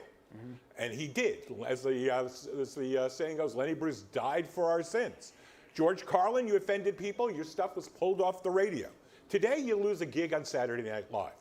And what I'm listening to here is two sides. If you're the comedian, and I have great love for comedians. I have done stand-up. I'm a failed stand-up, successful lawyer, but a failed stand-up. Then yes, you have intent. You have nuance. But if you're an audience and you're offended, who cares? Right. But that doesn't mean you don't have the right to say it. But I also don't think you can compare George Carlin and Lenny Bruce to Shane Gillis. No. I certainly don't. Right. But you're saying you get fired. I think that was not about. No, it's a completely different fight. Yes, That was I a fight agree. For It's being not able to completely critique the government and being able to say certain words. And I know Rebecca. Well, Rebecca, you are the only person here who is a gatekeeper in an official capacity all the time running your club. So where are we on Snowflake to Burning in Hell, or right in the middle? So and a where do big you part come of in my on this? club is also about teaching audience members, because we are an incubator for comedy. We do over 25 open mics a week. Teaching audience members. Well, sure. The audience has to learn how to receive comedy just in the same way that the comedians need to learn how to deliver it. And frankly, if the audience is offended, I feel like the comedian's doing something. Right. I don't feel like that's Can a I bad ask thing you at all. if that's unusual? I'm still stuck on part of it is teaching audience members, because I never heard anyone put it like that. Is that something that's like an ethos of yours, or do you guys have a cabal, you get together I and say didn't we're read gonna it shit somewhere or on? anything. Yeah. No. I mean, I But just, you feel like it's part of we get the a lot mission. of first timers. We get a lot of people who just sort of wander in and don't really know what a comedy show is about or what to expect or whatever. Sometimes we'll get vets that come in that think that they're just supposed to outright like have a conversation with the person on stage, and we have to teach them that that's not the case. And hopefully they'll come back and continue to grow with the comics that are performing there. And not to say that we don't have seasoned, brilliant, amazing legends that come through the creek as well. But I raised my hand for Too Sensitive. I have obviously a lot to say on this subject. It's what we've built our lives on, right? And I hate seeing it come under attack. I hate seeing comedians themselves become so sensitive that they're attacking other comedians. And that, I think, is something that I'm seeing more as a new advent of this ongoing conversation that I don't feel like we noticed so much because these conversations have been going on since the 1900s, right? We had to get rid of blackface. We had to get rid of minstrel shows. We had to get rid. Some people didn't get rid of it, child. So, well, apparently, yeah. Rebecca has a whole chapter. And I would argue it's still alive and well in comedy. But these are things. But these are things like as our society learns and grows and becomes more progressive, so does the comedy. But I also find it wildly unacceptable and deeply unfair that we are forcing comedians to have an immediate response to all of this stuff that's going on in the world, an immediate response for monologues, for late night jokes, for like in every capacity. It has to be that day, the news is out, now we have to make the joke about it. And then we're also expecting it to be a nuanced response. Like, pick one. You can't expect a comedian to have 100% hits, having to respond within 90 seconds, within a day of some sort of topic that's very sensitive, that might upset a lot of people. Yeah. It's a little bit ridiculous to expect there to be zero offense inside of that. It's ridiculous. Well, you invoked Lenny Bruce, and I'm thinking right now of the way that he died, basically broke, on his way to a workhouse to serve a 4-month sentence after saying something that was deemed a no-no. He really paid a price. There were stakes. This guy didn't get a job on SNL, so the scales aren't exactly balanced. But from all of you, what are the stakes now? What does it mean to be a sacrificial lamb or a victim of the culture that is sensitive? Well, you know, Lenny was arrested for cursing, but what they really wanted to get him on was what he was talking about. Right. He was talking about segregation and how disgusting segregation was. And he was talking about the war, and he was talking about all these issues that the powers that be didn't want him to talk about. So what did they do? They got him on the cursing. Actually, they got him on the blasphemy. That's what the cursing too. Right. But the big charges, especially in Boston, right, was bad-mouthing the Catholic Church, right, which was another power structure, especially in that town. But to your question, you know, the stakes are now more economic. Yes. You're not going to jail. Are you going to get an SNL job? Are you going to be booked at a major club or a major festival? Or are you going to get ridiculed? And you know, bear in mind, Shane Gillis, you know, for whatever else, how many people have actually seen any of the videos of what he actually did and said? I wrote an article for CNN about, so I did twice. But most people have an opinion about it. Yeah. I saw one, which was his podcast. He was talking with the other person about Asians. And you know, his claim was, I was just a comedian pushing limits. No, he was a guy having a conversation with another guy, and it was a bigoted conversation. Right, but it went on, besides Asians, and then he was using the word faggot to describe people. And it wasn't comedy. Right, that's what I was... That's the difference. Like, he wasn't on stage. So what we do is we craft these jokes and we have a point. There's some type of commentary. There's a reason we're doing it. What he did was he happened to be a comedian that had a podcast, shooting the shit with his friend and saying some wild stuff he had no business saying. Right. So it's completely different. He wasn't at work in the same way. It wasn't crafted. I spoke to him after I had written this article, and he's like, it's a character, it's a character. If I don't know, I've been doing this 37 years, if I don't know it's a character, it's not and you know, he claims he's pushing boundaries. It's been done. And it's been done way better by, you know, people who've been in the business for a really long time. That is, using racial epithets is not pushing boundaries. So Ray, and you two put people up. You put people on stage every week. But I still think he has a right to get on stage anytime he wants. Of course you do. You've performed with him. Kerry said something about he had no business saying whatever he was saying. And so who decides that? Is so, that what I said? Yeah, you did. Oh, I didn't mean that. It's like, who decides that? So like, I sit on she two might have sides. meant about him defending himself, not about exactly Right, but what I'm saying is, like, I book comedians, and I also do stand-up. So there's some comedians that request being booked by me, and I'm like, nah, this guy is not going to be too good for my audience. Right. So it's more about the room than about... It depends on the room and the type of comedy that they do. It also depends on whether I would book them or not. So you have some comedians, like she said, intent to me, because I'm a person first. Intent, if I feel like you have intent to actually hurt someone's feelings, and you're taking it, because some people use the stage to abuse other folks. There are comedians that are like that. And so I have to be able to censor that. So I may see them once, I let them come and work out, and I'm like, okay, this guy's not a good fit for this particular show. Right. So I'm not gonna really deal with him, because they can be overly aggressive to the point where they really, really hurt someone's feelings. And so when it gets to that point, then I have to make a decision. Although there's freedom of speech and there's this and that, and then comedy is an art, I still, as a producer, right, again, that's all business. You're right, trying it's to, business. yeah.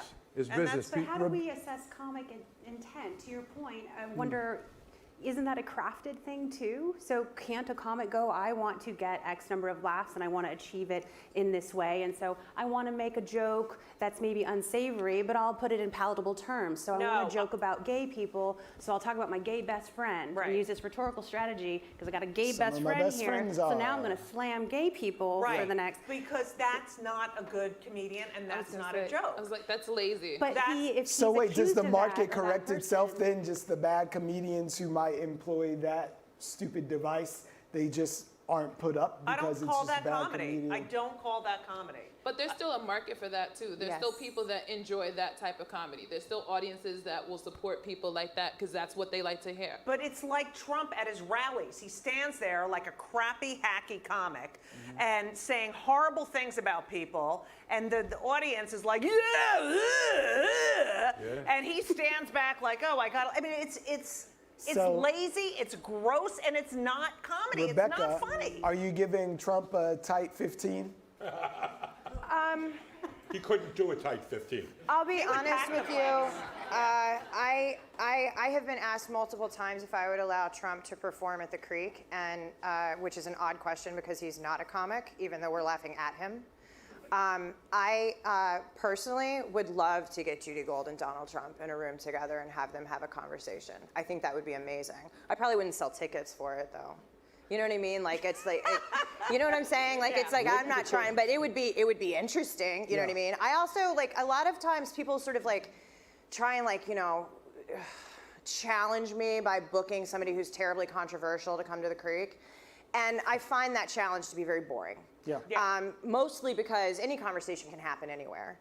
And I'm not afraid of putting a microphone in front of somebody and letting them have a conversation. I don't think that that's dangerous.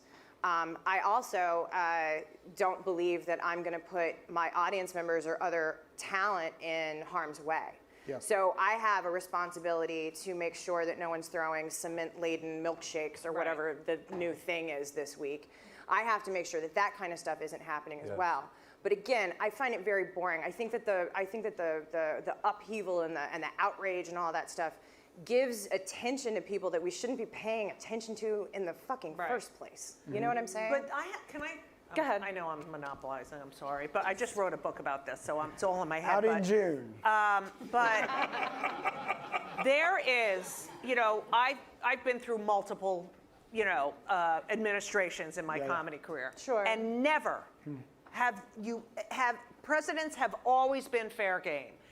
Always. Even like the Smothers Brothers were fired, and Lyndon Johnson, who they just were brutal to, wrote them a letter saying, I just want you to know it was an honor to be the subject of your satire because that's what makes America great. Even though you were instrumental in their being canceled. Right, he was with CBS. But he did write them a letter, but his daughters were big fans of the show. But what I'm saying, Trump, it's like a cult because you could make fun of Bush and Clinton and Carter, everyone. And the audience, the people who were supporters of them weren't like, I'm not going to laugh at the rest of the show. These Trump people, the minute you say something, they got up, they leave. Have you been to a rally? Oh, no, I can't. I have been. You've been to a rally? I was, because I was a tour manager for Trump versus Bernie. So I went with Anthony Atamanuik, and Anthony went as Donald Trump to the rally. And we were there, and the thing that I was blown away by, just completely blown away by, was the level of anger in the room. It's so angry. I had to get out of there. It was literally the opposite of going into when Bernie won the one Iowa or whatever. We were there for that night, and it was the exact opposite. It is absolutely, absolutely crazy. the amount of fervor and the amount of sensitivity and the lack of sense of humor that this entire administration has is bone crushing. And I really honestly believe that part of the reason for it is that Donald Trump believes that he's the funny one. Oh, he doesn't want to be absolutely. out funny. He thinks he's hilarious. That's all it is. You Oh, know, it's don't just hold their ego. head when they get in the car. But it is car. ridiculous. Yeah. When you go on the road, you're told you can't talk about Trump now. I want Brian, to say, Can't do it. I don't know that it's, I do think all that is valid and we are seeing things with this administration, but I do think that people are sensitive, if to quote Trump, on both sides. Oh, the left is the worst. The left is the worst. Like The I do worst. jokes about white feminists, they're up in arms. I did jokes that were about Hillary and her pantsuits and people just can't take it. So it's also like no one is allowing you to tell jokes about people who they respect. Everyone has their limits and the people that you can't talk about. And for comics, everyone is fair game. Like I will talk about anyone. I'll talk about my mama. Including Donald Trump's son. Yes. Has to be. We live in a time where people feel that they have a right to not be offended. Anywhere, And that's ridiculous. anytime. That's absurd. Who gave them that That's idea? ridiculous. It's absolutely ridiculous. This is New York City. I get offended walking out the door. It's part of the reason I fucking moved here. Right. But the other thing that is different now is not just that feeling, but we have mass media that is driven from the bottom up. Right. I'm old. When I was growing up, we didn't have that. We had national media top down. Right. So now if you're offended by Dave Chappelle, I saw his Broadway show on Broadway. I didn't like a lot of the jokes personally, but I wasn't offended, and I think he's a fantastic craftsman.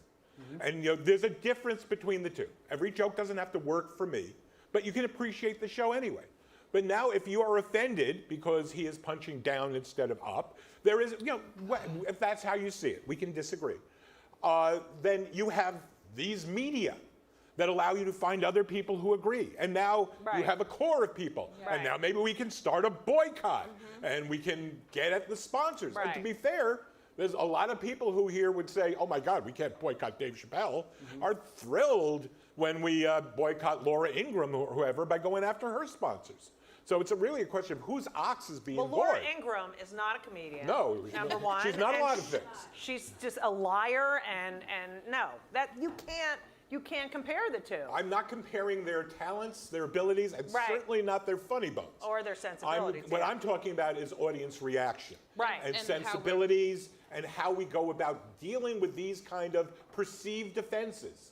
Now that Twitter, Facebook, Instagram, and probably lots of other things that I don't even know are out there for everybody to connect on and go, rah, my team. I think it also gives us a false sense that it's a really large number of people that are outraged. Right. Really, it's a tiny number. Yeah. It was a tiny number of people who gave a shit about what happened with Shane Gillis. A tiny number of people. Nobody really cares. Like, we're just inside of this microcosm, and we're just like looking at this because our world is something that we've created now by our But it feasts does and force, stuff. it forces comedians to become a little more restricted in the way they write. Now, It Dave does. Chappelle can do whatever he wants. He's already there. But there's a lot of folks that are still coming up, and they're worried about their content. And they're worried about and these. I feel like it's stunting the conversation. I think that they do have to be worried though in this day and age. I think it's stifling as an artist. It's very stifling. It's working within the art form. The art form evolves. I'm not saying I approve of it. I understand you're being. But, you're being but it is a very- business. At the end of the day, I it is get show business, not Right. show art. Right. To say use a trite But phrase. that's why the creek and the cave is a haven for people Totally to agree. do right. And that's what we need more of. I agree I with feel like that. you guys are agreeing, but just very loudly at each other. It's like watching And we're sitting next to each other. It's like I agree. You are so right now. So, Would you please stop being correct? But you can't compare But Laura Ingraham and a comic, you know? Well, I think what it all boils down But to if we're is- talking about, it's our show. We're talking about the sense of outrage and how it can be amplified by all of this thumb typing. But there is something to be gotten at here with the use of technology and the way that we can all interact so readily and find your people to be offended with. I want to look at it from the other way. What of this moment is people becoming empowered who never had a voice before, where there is an Asian person who was offended by something that Shane said and they had no seat at the table or a voice, and now everyone bemoans that, oh, well, you're a snowflake and you all gotten together, but they never had the agency before to say, excuse me, that's not funny. And the people who are in power and making money and making moves, and the old white men in the room brokering comedy are now saying, oh, you can't say anything anymore, everyone gets offended. But it's about them continuing their dominance and someone saying, hey, that's not funny, I'm from a small group, you don't get, my voice isn't as big. How much of it is the people in power feeling all snowflakey and saying, you're not allowed to come at me, I'm an artist? I think it's definitely both, right? Because I don't think these things are mutually exclusive. I think that we have people that have been historically marginalized, that always haven't had a voice. So now they're using social media to amplify their needs, and I think that that's valid, though, especially as a young Black woman. I feel like it's valid to be able to feel like, oh my God, here I am being seen. But I think what's happening is it's this overcorrection. We're going so far that now we're mad at everyone for everything. We're not being discerning. It's not nuanced. So what's happening is people are pushing back. People who otherwise may have been open to listening and being more sensitive are like, this is going too extreme, and now I don't know what you're talking about at all. Like we even see like with the Me Too movement, men are like, now we can't say hi to bitches no more. Can I even call bitches bitches, right? Like they just be like, now I don't know, I don't know what to do with my hands, la-di-da. And it's like, that's not what we're saying, but that's the impression because it seems like we're nitpicking. So it's also like, where's the middle?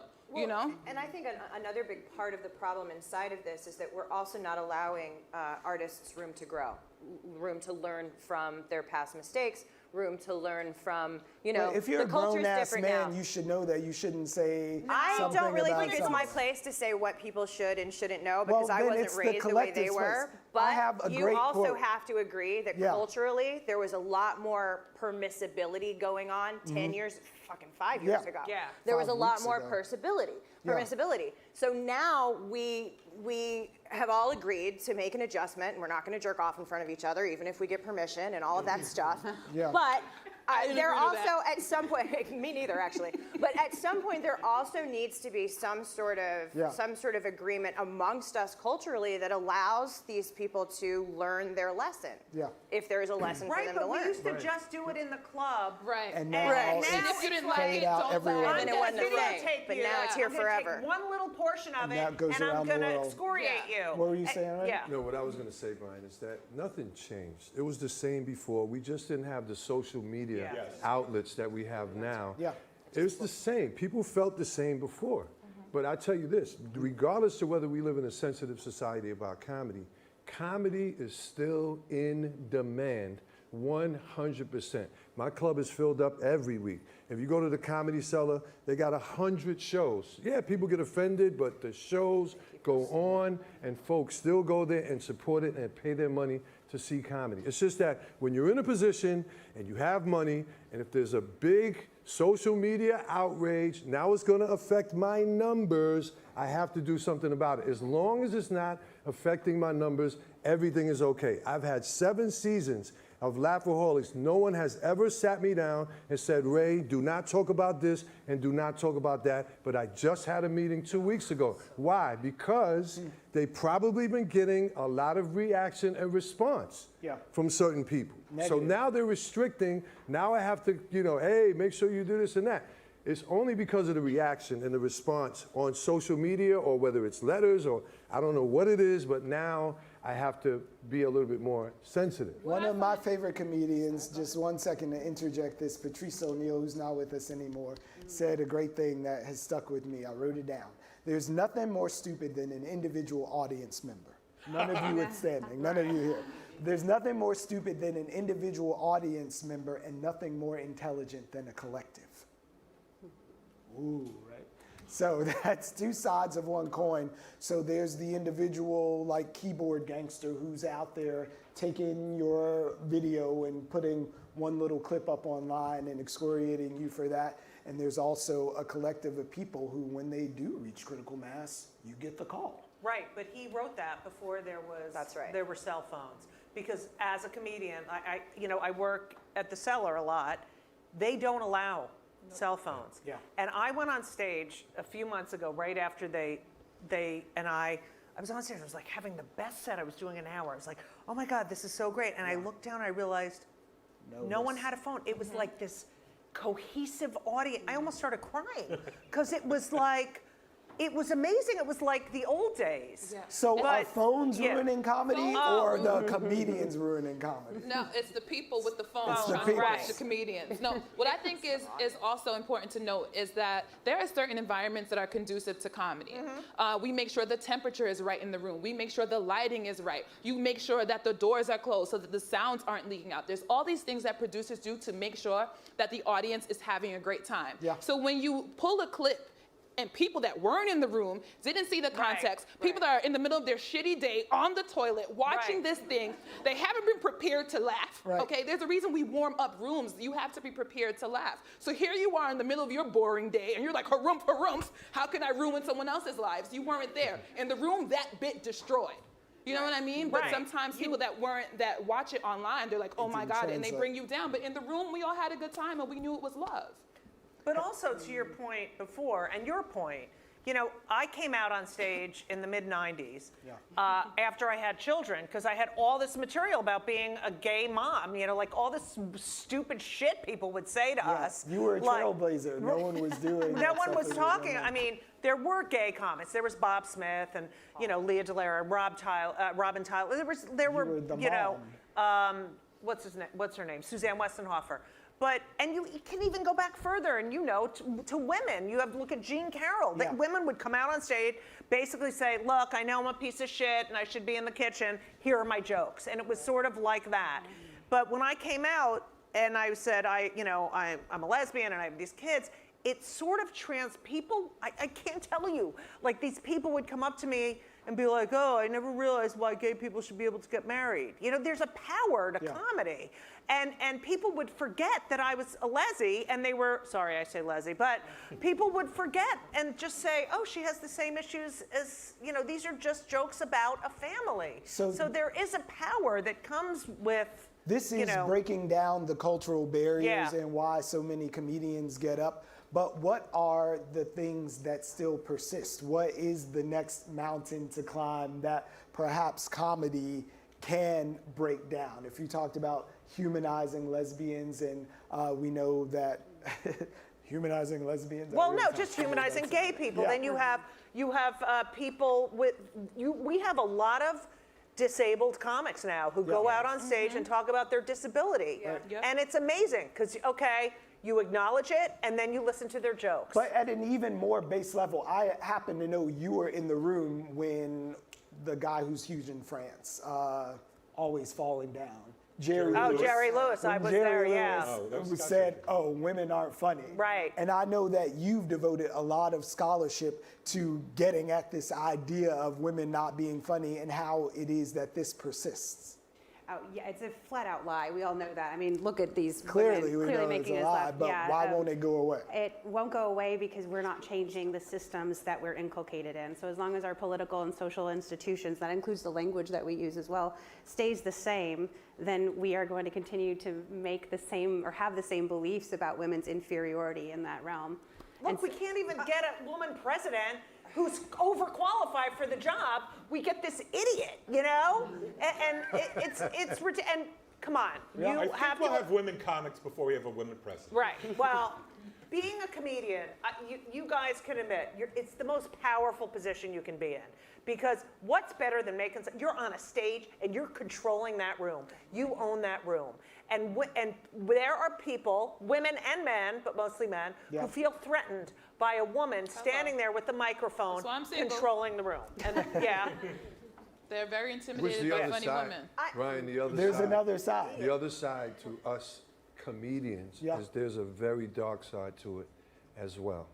And I mean, we hear all the stories of comedians overdosing and so forth and so on. So like, you know, writing and sitting back and hoping that it's gonna work and going out there. And I don't know about you, but you know, I've done over 1,000 shows and I'm still nervous at every single show that I do, no matter what. I still get that nervous feeling until I get out there and I start performing. And that's when you demand and you know, you connect with the audience, you try to figure out who's in the room, and you just, like, sometimes you don't know who's gonna be in the room.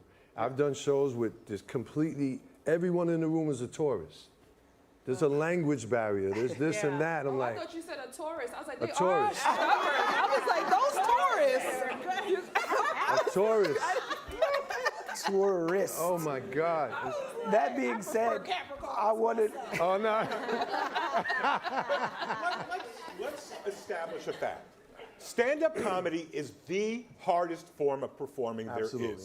there is. It is. There's no, any singer gets up there. Worst singer in the world. They're finished, people go, thank God they're done, I'm so happy. There's no such thing as polite laughter. It doesn't exist. You know second by second, when you were up on that stage, how you are doing. Back in August, I did stand-up for the first time in 33 years. The same week, I had a panel discussion, and I was in front of the Southern District of New York arguing a case. Of those three, it was stand-up that had me the most nervous, because I knew I was going to see people I knew afterwards, and I was going to get feedback on that. You know, the rest of the stuff, and no, it worked fine. No, I just hate when people, it's like, shut up. I want your feedback. But, Wait, no, when you as a professional are standing up there doing the hardest job in performing, how much does, or is there a point when you don't care if the audience laughs? Like if there is a, where it's like, if you're getting up there and you're doing it for the culture, you're making all these Sometimes you got to statements. take the power back, man. You're I don't know changing what the to tell you. world, and like if you like, I don't give a if these people laugh I think at all. that's an age thing. Like Yeah. like you get nervous. I love it. Yeah. I did this to be, a lot of people use stand-up to get something else. I fucking love doing stand-up. And when the comedian comes off the stage before me and says, oh, they're horrible, I'm like, yes! Like it's even more of a challenge, you know? I love it too. Yeah, I just. Well, we know your particular pathology then, but I did hear another comedian say, if you got a room of 100, 50 of them should be laughing and the other 50 should be horrified. And that's how you know that you're rocking it. Okay, who said that? Depends on the I comedy. think it depends, No? right? Well, Brian. They should be outraged. So, Like, so if 50 I'm, if, no, so that's I've not done a good ratio. I've done Caroline's, right? So Caroline's is about 320 people, but then I've also done Madison Square Garden, where there's 15,000 people. Okay, now you're showing off. So, no. What I'm saying is that you cannot see the audience when you do a theater. Okay. But you can see the audience at a comedy club. You can feel their reaction. It's more intimate. You have no idea. You just got to keep going on blind faith. In addition to that, you got to change your whole pace because the people upstairs are getting the laugh 3 seconds later. Yeah. So you have to slow down. It's like, you know, if I'm used to doing a fast pace, it's just. Yeah, well, that's a whole performance. I mean, Yeah. I think comedy is a very intimate art form. Yeah. Like, I love tiny rooms. That's what it was Yeah, made yeah. for. It's a spoken word art form. And then when you create these huge, I know it's awful because there's no connection. Right, there's you no know? connection. So let's talk about who gets into the large rooms, because there are people who are the funniest people you've never heard of, but they'll never get their chance to step out onto the stage at an MSG. They might But who slave wants away to? for Like, decades I would in there. prefer not to. That's But not what is- necessarily a goal. I Right. think. But It's is only there more a recent way? that people are really into that theater circuit, really, you know? So what is the metrics of success for being a comedian who's able to pay your bills and do your art form and not have to work at the phone company for 8 hours before begging Ray to get up on stage for $20? That's a very For me, personal I question. created my own way. personal. I created my own way. Yeah. At first I was a promoter, then I was a producer, and then I became a stand-up comedian. So now I produce. The only reason why I was at Madison Square Garden is because it was my show. All right. It was my show. Nobody booked me really showing and off, put me on it. No, I'm saying, like, I don't have success like that as a comedian. And I used to pay Kevin Hart $25 to do my stage. I don't have his notoriety. Yeah. I created my own. You know, so it's a little different for me, but other comics, they rely on the gatekeepers. They rely on the producers, the timing. Mike Epps was in LA and Ice Cube happened to be sitting in the audience. And at that time, the timing was perfect because Chris Tucker just quit doing the Friday movies. And he saw Mike Epps and he said, this guy would be a good fit. And that's all, you know, that was it. That's how it always happens. So that's why it you always both happens that are way. gatekeepers, respectively, and Ice Cube happened to be in the audience that night. But looking at this broader landscape, and we're talking about writers' rooms and who's making this mass TV that's pushed out, who books the clubs and the rooms, who are the gatekeepers in comedy right now, and even the bookers on college campuses, if we're talking about hotbeds of... That's a whole other... That's all. yeah. Well, let's get into it. But before we do, I just want to let you all assembled know that if you have a question, you can make your way over to the aisle, and I'll make my way over to you if there's something that sparked or you want to address them. But on the subject of the gatekeepers of comedy, who are we beholden to that is really getting to decide who makes the world laugh? Yeah, Thinking of diversity. I think it depends, right? Because there's a more traditional avenue where you're trying to still get your 5 minutes for late night, that you get your late night, that you work on getting a special. Now with all the streamers, maybe there's more different places that you can get a special. Before it was just HBO, now we have Comedy Central, we have Netflix, we have Amazon. And I think social media is also a powerful tool where people are able to create their own lanes and circumvent that process by having their own fan base. And I think that creating your own content is king. And I think that if you have your own fan base, and it's just people that are following you, people on a mailing list, people that are subscribing to you, it's a lot harder to cancel you. It's a lot harder to censor you because you have the people that you can put your product directly to. People. And you are in control of your own success. But there's so many different ways that you could be successful. That's also not good in a certain way because, you know, some people will do it like a funny video for 3 minutes. It'll go viral, and then they get booked at a club, and they don't have 45 minutes. And they don't know, you know, like it takes 15 years to know what the fuck you're doing on that stage. But this is not new. Yeah, right, but it is new because, you know, I am of the era, people were going to audition for Saturday Night Live, or Evening at the Improv, or Caroline's Comedy, or all these shows. They did it live. That was it. There was no going on tape and, you know, you had to prove yourself. But that also doesn't aggravate me because, again, the audience doesn't lie. So I used to think the same way, like I'm a stand-up comic, I'm a purist, the Instagram comedians aren't real comedians. But what I feel is like, Instagram comedy is good for comedy in general because it's making comedy more accessible. More of my friends care about what the fuck I'm doing now because they're following some other person. Now they're interested in comedy. Right, but I'm just saying that they don't. In order to be a great comic, there's only one way to be a great comic is get on stage as much as possible, and that's it. And I feel like it doesn't take away from what I do. But you're not necessarily beholden to the gatekeepers as much anymore. Yeah, I don't think. But to Judy's point, you know, that we're essentially stunt casting is really what we're talking about. This is not, I mean, go back to the days of vaudeville. You know, if you were in a major scandal, you know, public scandal in the days of vaudeville, they'd book you to come out on the vaudeville stage. Stormy Daniels. Well, I mean, she doesn't go back to vaudeville, but other than that. I'm just using that as an example, you know. But also in vaudeville, if you went out as a comic and you used the words heck or damn, you were handed your pictures on the way off the stage, and you were literally canceled. Right. Now, yes, we live in an age where you can go from the top down or the bottom up. Gatekeepers exist, but not in the way they used to. So what's the accountability piece, if we're purportedly talking about accountability, what's the accountability piece for a gatekeeper figure versus an individual performer? If we're talking about systems here of comedy, where it's an individual thing versus a comedy industrial complex. Not industrial Jesus Christ. It's not a small money business. Didn't Dwight Eisenhower talk about that? I think it's a personal sensibility. Like, there are clubs that I love going to because they're run by people who love comedy. And there are clubs that are run by people who only count the numbers.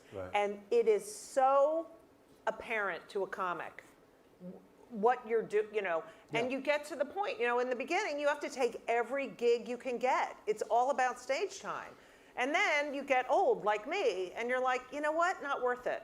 I don't need to feel like that. I don't need to do that anymore. That's very true. And I love comedy, and I am so particular about my club.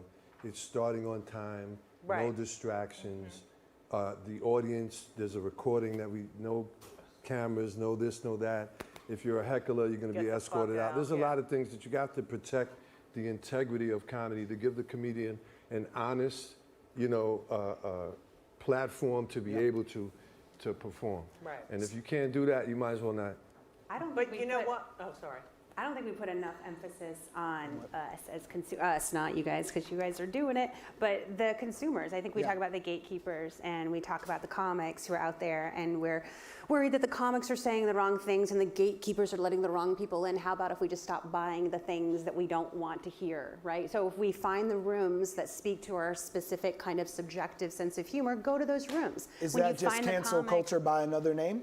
I think so, and I think we should problematize cancel culture, because are we really canceling things out? Like Cale Hartman has a job still. Beth Stelling, had on Instagram had photos displayed of him harming her in Cale 2015. But he's not in any way performing in live performances, and he's been kicked out of every comedy club in New York City. But he still has getting paid. Say again? He's still getting paid, and Louis C.K. is still getting paid, and Bill Cosby's become a celebrity prisoner. So do you book Louis, Rebecca? I do, and I'm going to continue to book him. Do you book Cosby on his out of prison tour? No. Cosby's a whole other. That's a whole other situation. We're not talking of what happened with Cosby was way greater, and I have no interest in comparing the two. It doesn't make any sense to compare the two. I agree with you. In fact, I saw Cosby in the last performance you could go to and not throw up, because literally 3 days after, it all broke wide open. And I was one of those who did not know beforehand. You didn't. I did not. Almost everyone in the comedy world was very well aware. Well, and had everyone been in the well comedy aware world for should have been decades. talking louder. You can't. We did. Yeah. Well, we talked about it openly amongst each other. But that's a separate issue. I mean, the bottom line is there is a difference. I agree with you. But it comes down to, and we've danced around this all show, is when we talk about cancel culture, what are we canceling? And what is it to cancel? I mean, Cosby is a felon. I mean, he's not somebody who said something wrong. Yeah. He is a predator. And, and it kills a lot of us. I do a radio comedy show bi-weekly on WRFI, Watkins Glen, Ithaca. And I don't play Cosby anymore. Yeah. I mean, and he that has... sucks, because his stand-up It's was so brilliant. good. Yeah. So Brilliant. wait, if we can cancel this person that we're talking about right now, this is an instance where you can't separate the art from the artist, but there are still people bopping the R. Kelly, or there's still there are still people who are who still want to rock with you. There are people who go and watch Woody Allen movies, or I don't play Woody anymore. Well, that's a different. so this is what I'm getting at. The art form matters, whereas maybe the answer's blowing in the wind. There used to be musicians and rockers out there leading a social consciousness. Is the balance different for comedians now? Bill Cosby, who went around, saying horrible things to young black guys, like pull up your pants and do this and do that. And meanwhile, he's a hypocrite. Right, and he did Kids Do the Darndest Yeah. Things.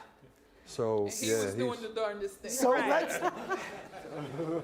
too soon. Let's can we take it up too soon if it's funny. Right. to the 10,000 square foot view then, and not individually talk about that person, but separating, because as I mentioned, in music and film and other art forms, they might be despicable people, but there's still a value to their art.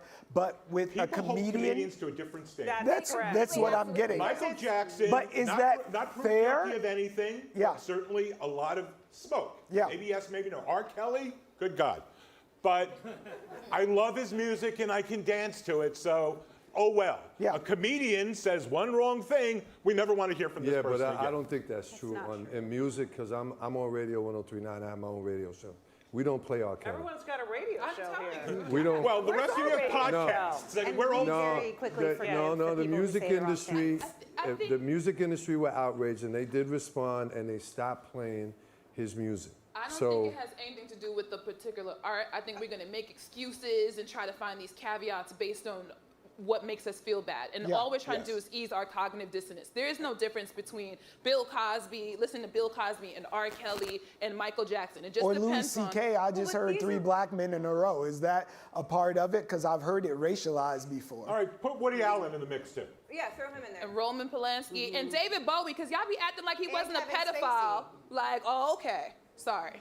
Well, and I also think that the difference between the musicians, you're talking about Michael Jackson and R. Kelly, but what about the Stones? What about the hundreds upon hundreds of thousands of stories about Motley Crue and all the rest of them that were treating women and dogs and Elvis, guitars terribly, destroying people's lives? I agree. We hold them to different standards. And Louis Carroll, Alice in Wonderland. But Aziz Ansari can't go on a bad date and get away with it. It's ridiculous. Wait, what about Coco Chanel was a Nazi? I mean, Was she?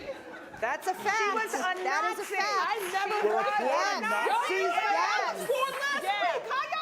She was a Nazi. They're all walking around with her, Jews are like walking around. Don't pick on Jews. Yeah, but we also all use phones still made by child slaves. So it's like we all said that. We're not giving up our iPhones and our Samsungs, so we all figure out what our lines are. It's a very individual thing. we have a question, but I want you guys to percolate on this idea of woke comedians then. Who are the woke comedians, and are they funny? Is it all woke and no joke, as Adam Carolla said? But let's get into this. Okay, for me, honestly, what I find is, if you're dealing with comedy, honestly, is that there is a hypocrisy that is within comedy and within the business of comedy. What I find is that it oftentimes, unfortunately, can be racially motivated. And on the other side, there is a kind of disconnect with how many people have done so many wrong in comedy and how many times they have been forgiven. And I think that when you talk about Bill Cosby, you have to understand it was a different time. I remember somebody was telling me in the 70s, people had cocaine spoons around their neck. It was a different time. The promiscuity and everything that was going on in that business. And I say this, if a woman or a man comes by your house at 3 o'clock in the morning, there's only one thing they want. They're not asking for a cup of sugar. That's what I'm saying. And when you deal with certain things, you have to realize that people, for some reason, they don't get, okay, Bill Cosby, yes, maybe he was a predator. But in order to be able to be a predator, why are the prey coming to him? You know what I'm saying? Wait a minute, wait. You don't have a public job. He drugged them. They're going to try to take It's never been the right decade for drugging someone. That's a whole other town hall, yes? That's another show. But I wonder, are you buying ticket for the Bill Cosby comeback tour? Are you going? What I'm saying to you is this. I'm not going to, what I have learned to do is I realize that people make mistakes. And they may make a whole bunch of mistakes. But the thing is, what is the difference, and I'm going to say this, and it's going to be very bad, what is the difference between pedophile priests that are still priests and Bill Cosby, who is also a predator? And I'm saying that half of these children, if you look at the pedophile thing that's going on, they went through a lot of stuff. So let me say, talk back to comedy.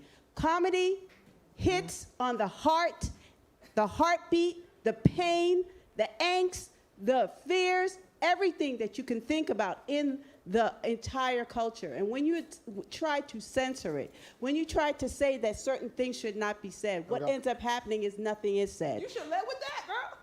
I love that for it. I can get on board with that. Let me answer your question. I can get on board with that last part. The difference between Bill Cosby and the pedophile priest, the difference is prosecution. We haven't prosecuted the priests. That doesn't mean we let Bill Cosby off. It means we prosecute the priests. Yeah. But there's, you were talking about cancel culture and, who decides this.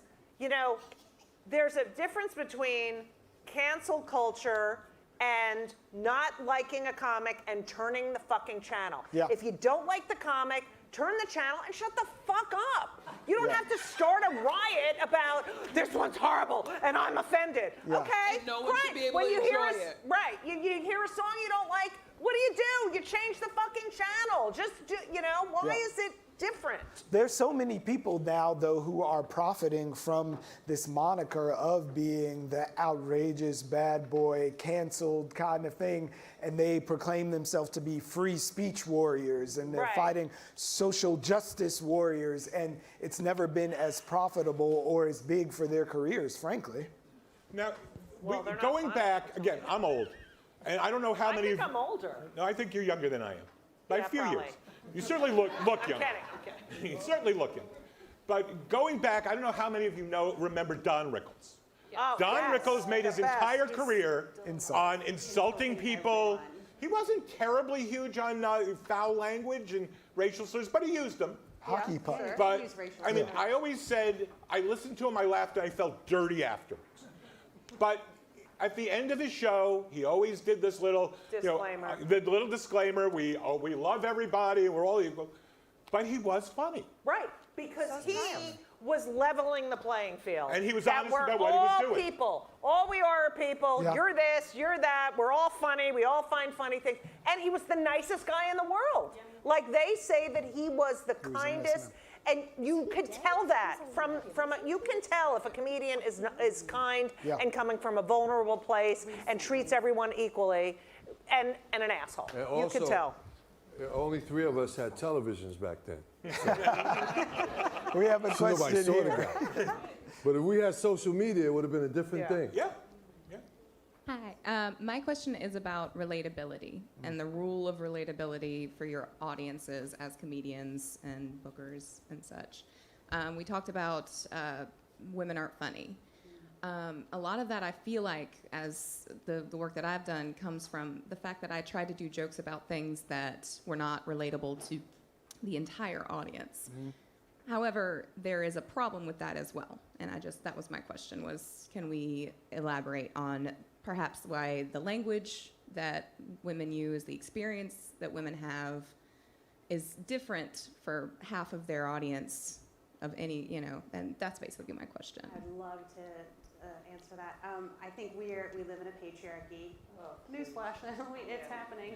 And we are in a position where women's voices and experiences don't matter as much as men's. And so as long as we've been indoctrinated with women as being inferior and their lives as being inferior, when you get on stage and you take the microphone and you want people to listen to what you're saying, they already believe that what you have to say is not going to be as interesting as the guy standing in the wings who's going to go on next. So you have to convince them otherwise. So women are constantly doing extra work on stage in order to just get where men can already be as soon as they step onto stage. So Dave Chappelle got into a little trouble during his comedy special when he talked specifically about the LGBTQIA plus community. Yes. I love you all. And the way that there's a pecking order. And he said, if you're a gay white man, you're at the top. If you're any other part of the LGBT sandwich that's in there, you might not get the first crack. So I'm wondering, in that spirit, what's the pecking order in the comedy world then? Looking at It's returns just like the world. and everything. It's white male, white male, white male. I started at a time, first of all, there was never more than one woman on a show, if a woman at all. By design. And I remember in the 80s, right? In the 80s, I would call, when I was One woman, starting, one colored person. I heard yes, you you say. could only have one woman and one black person. That was it. That's weird. And I remember calling clubs, like when I had first started. Yeah. I started at 19, and I would call these clubs, be like, hi, my name's Judy Gold, I worked here, blah, blah, blah, and I want to, we had a woman here like 3 months ago, and she didn't do well, so we're not booking women for the next few months. And it was ridiculous. Yeah. And it's still this way. It's 3 definitely guys still on a that way. show is a show. 3 women on a show, It's a ladies' lady night show. out, It's lady, hysterical. lady. Yeah. It's ridiculous. And it's right. it's real. And for blacks, it's like urban night. It's So why is it so segmented? Why is there's an urban night, there's a hysterical, Things like happening because because the people who are audience. historically shut out of being able to have. So the show. this is people an that created- HBCU argument. We had to build our own because they wouldn't let us in. own because And then you say it's the artist, so it's self-selecting in 2019? It's the audience. The audience. It's to separate the audience. Yeah. It's to have one kind of audience. It's not to have one kind of comedian. So is that why Monique is arguing that she's not getting the same as the most lauded woman in comedy versus Amy Schumer? Let me stop you on that. Well, what is it? I'm asking. Let me stop you. Let's go straight to Monique. Okay. Monique is in that position because Monique is a horrible person. Okay. I'm telling you that because firsthand I booked her. I'm telling you, listen, I'm telling you that because now people are people. Right. And folks and people that book, whether you're a producer on television, if you are horrible to work with, eventually, no matter how good you are, they're not going to work with you anymore. Her show wasn't canceled because the ratings weren't good. It got canceled because they didn't want to work with her no more. Okay. I've booked Monique in certain situations, and we got one hotel room wrong. And she made us put her in another hotel room and some 5-star. It was ridiculous. And I said, you know what? This is the last time I'm ever going to work with her. Right. So she's dealing with that simply because of who she is. And behind closed doors, a lot of us don't know these personalities. Right. Personalities make a difference. So wait, let's remove her from the equation and talk about the segmentation. Women over 50. That is the bottom. That's as you know, low as it I've gets. never been funnier. Yeah. And I cannot. I've been on. They're I've had laughing. They HBO. agree. I've had Comedy Central. I've Yeah. been on. I've had specials on. No one will give me a special. I'm not the demographic. But a guy over 50, hilarious. You know, they're hilarious. I just want to say something real quick about being a female comic. I think that I remember being told before I even got on stage, it's a certain way that you have to dress. You can't, sure. It's distracting. People don't like pretty girls on stage, try to dress down your look. Yeah. And I think it's interesting that if you look at most comedy show audiences, they're predominantly women in the audiences. The audiences are always heavily skewed because it's girls' night out, some bachelorette party. You rarely see droves of bros coming through clubs. Right. So it's always like these lineups are predominantly men on it, but the audience has women. So when the person who posed the question asked about relatability, like people are thirsty for women to come on stage because we are the majority of the audience. But I will say this thing, comedy is very hard. Most comics just are not good. So if you have a lineup and it's 10 men and 1 woman, then the odds that the 1 woman is not, she might not be funny, but there's not any more women. Right, it's you a might ratio still have thing. 5 bad men, but you see 2 men that are good, and you go, oh, this is okay. So they're just not seeing The us as ratio much. of good women and good men is probably the same, same. but It's women the are same. probably a little funnier because we're more emotional and we think deeper, but we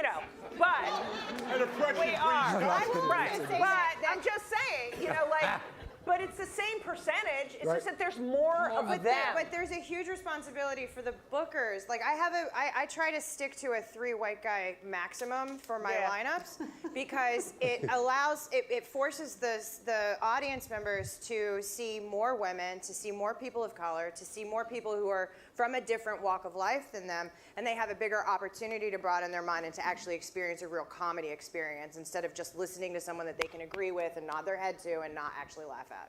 So Beck, before we get to this question, is there a universal funny, like you've been studying this and looking at comedians out there, like is there someone who's gonna get booked by these 2 and get the special and they're beloved by the blacks and the whites and the gays and the Asians?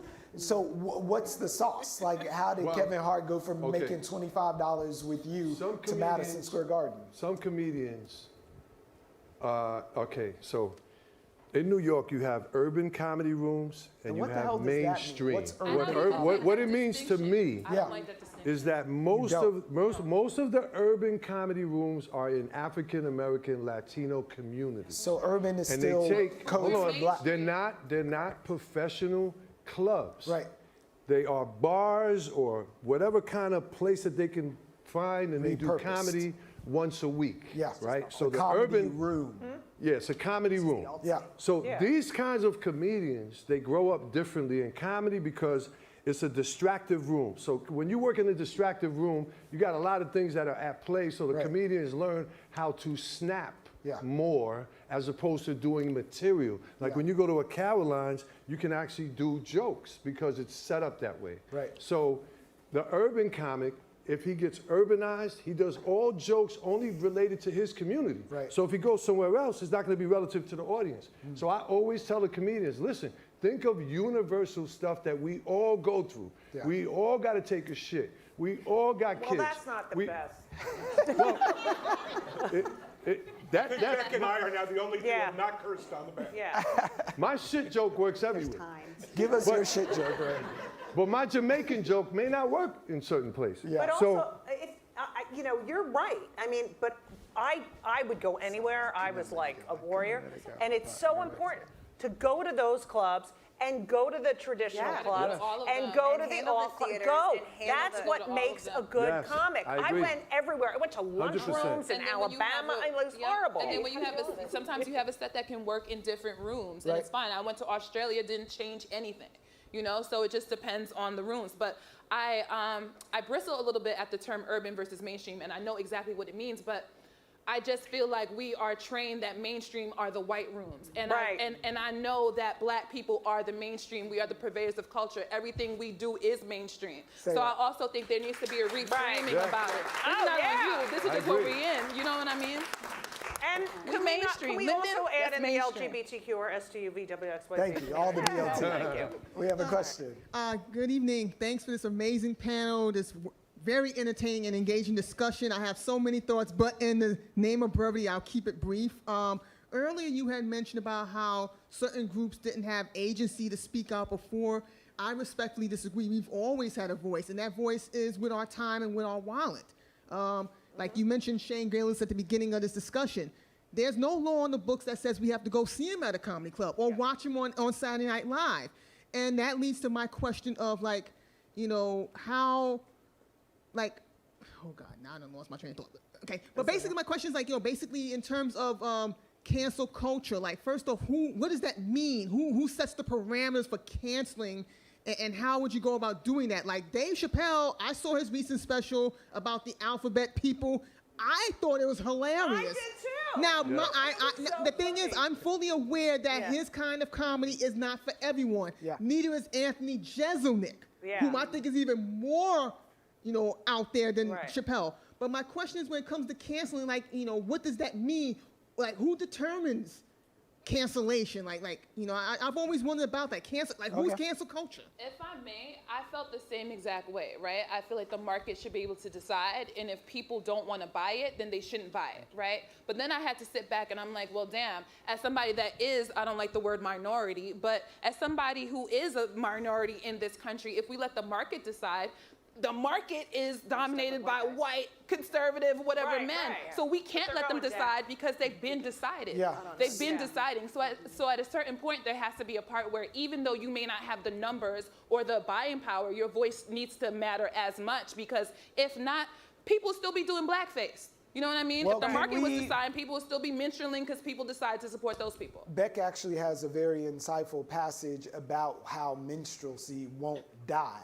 And I'm looking at you and wondering about the economics of cancel culture and how there's been a resounding, like, don't do that no more, but it still keeps coming around. It's just couched in different terms. There's just different rhetorical strategies that comics can employ in order to say the same things and to act the same ways. A kind of, people think it's a clever mimicry of the other, to take on an affect of an other, to make fun of a gay person by, and it's always a gay man, right? It's always like, ah, woo. And there's, Or a black woman. or a black woman, They do the that sassy, thing. yep. So fun. Or a Jew. They do Jews too. And so, and they do that in the name of a lot of things. They say, well, you know, I saw that, therefore it's true, so it's comic authenticity. Or I experienced that myself. Or I have that best friend who occupies that category of identity, so now I can make fun of. There's loads of ways that people can get at doing exactly the same things that we've done before. And we act like we've done away with all of this negative, disparaging kind of comments about different groups, and it's out there in spades. Oh, absolutely. I also think we need to be allowed to make fun of each other. Oh, I just think yeah. that needs to be said. Like, we should be allowed to make fun of the stupid ass stereotypes that are floating around in the world about all of our different cultures and all of our different backgrounds. Like, those conversations do still need to be able to happen. But that comic they don't intent doesn't have to be necessarily get racist, but we received in still the have to way- have conversations Well, about you have race to know and racial people that make fun of them, conversations. so you can't Right, you have- make it's fun about of them from education. across the board. Yeah. But Yeah, so- before you go on, let me go to the question the woman just asked. Yeah. You haven't really addressed it. Who cancels? Nobody. Nobody gets Advertisers? canceled in this society. Yeah. We live in a society now with lots of separate market segments. Yeah. And if you are the most bigoted comic out there, there is an audience for you. There is money for you to make. Now, we may, again, going back to Cosby, we may agree that he is outside the pale. And we've all agreed to cancel him. And that's fine. That's good. But nobody gets canceled. Being canceled means somebody on Twitter doesn't like you. All right, we're closing in on our last 5 minutes. Let's bang out some more. Particularly for the comics and the producer here, how do you deal with people from marginalized communities who seem genuinely upset or genuinely hurt by some of the material that the comics might have? Because to your point, it seems like cancel culture is a bit of a myth, because it's basically people from marginalized positions receive genuinely hurt, and their careers seem to be inconvenienced, but nobody seems to be canceled. But how do you deal with? Gotcha. Yeah, okay, So, Rebecca, you said part of your mission is to educate audiences. Do you ever give them a little pat down after if they get in their feelings? Well, the first thing that came to mind, I was the host or the venue within which a deeply offensive podcast existed for about 7 years. Right. They now are at a different club. But I was driving home from my second job and had to take a phone call from a crying mother who found my phone number on my website. And the comedians had made fun of her daughter who had Down syndrome, and she was in Kentucky, and she was a member of the Special Olympics. And I talked to the mom for about 45 minutes, and we had a really great, good conversation. The producers of that podcast then reached out to her. The podcast episode was obviously pulled. And we found out later that the person who brought the podcast to those children's attention was actually a liberal social justice fella who had been yelled at for grabbing a microphone out of somebody's hand at my club, and who now currently will continue to walk past me and spit on me on a regular basis in my own neighborhood where I own a business. So having the conversation with the mother was deeply important to me. I obviously didn't want her to walk away having been hurt or having bad feelings, and I didn't want her daughter to be offended. I also, in no world, thought that they would ever hear it, you know. And it's also not material that I would think would ever go on to like a live performance. It was a podcast, which is a whole other conversation. But yeah, of course, if somebody's offended and I hear about it, I sit down and talk with them. I had a woman come and do a performance as a burlesque artist in a nun's habit. And it just so happened that night there was a Catholic priest in the audience. And it took about 3 hours for me to convince him that she wasn't going to hell and she didn't mean it personally and all of that stuff. But those conversations are scary and terrifying to start and to initiate. But once you have them, ultimately people come to an understanding. Yeah. Well, Joan Rivers had a gonna joke stop you when I'm talking about about Joan. Willie Nelson and his pot smoking. And his daughter was getting teased at school, and she wrote Joan a note, and Joan said, "Out of my act," you know? Yeah, no one's trying to upset and you. so those, oh, Okay. I love you. Say Joan. I love you. I was going to say thank you also for being here and sharing all of your wisdom with all of us. But I think my question is there something such as a responsible or credible comic? So meaning, if you're going to make fun about my people, I need to make sure you did your homework. Yes. And you're talking about something that even I can find funny. And I think some comedians get caught up in talking about something they know nothing about, and it shows. That is the greatest point. made tonight. And that's more of a young Or one of comics them. game, I think. I think that I see probably more of it than everybody else because I'm doing so many open mics with comics who literally woke up that day and decided they were a comedian, right? So, and that happens a lot from January 1st until about February 15th, and then they stop. Yeah. But those open mic rooms are full of crass, terrible, stupid, knee-jerk, navel-gazing humor. It's dick jokes. It's pussy jokes. It's not ever anything. I often tell people, like, yes, absolutely, as an audience member, go and watch an open mic. It's so mind-boggling. Go and watch an open mic and see what that material looks like in the very beginning, and see what those comics look like in the very beginning, and then understand how very far they've come. So in our last 2 minutes, I invite you all to riff on that theme.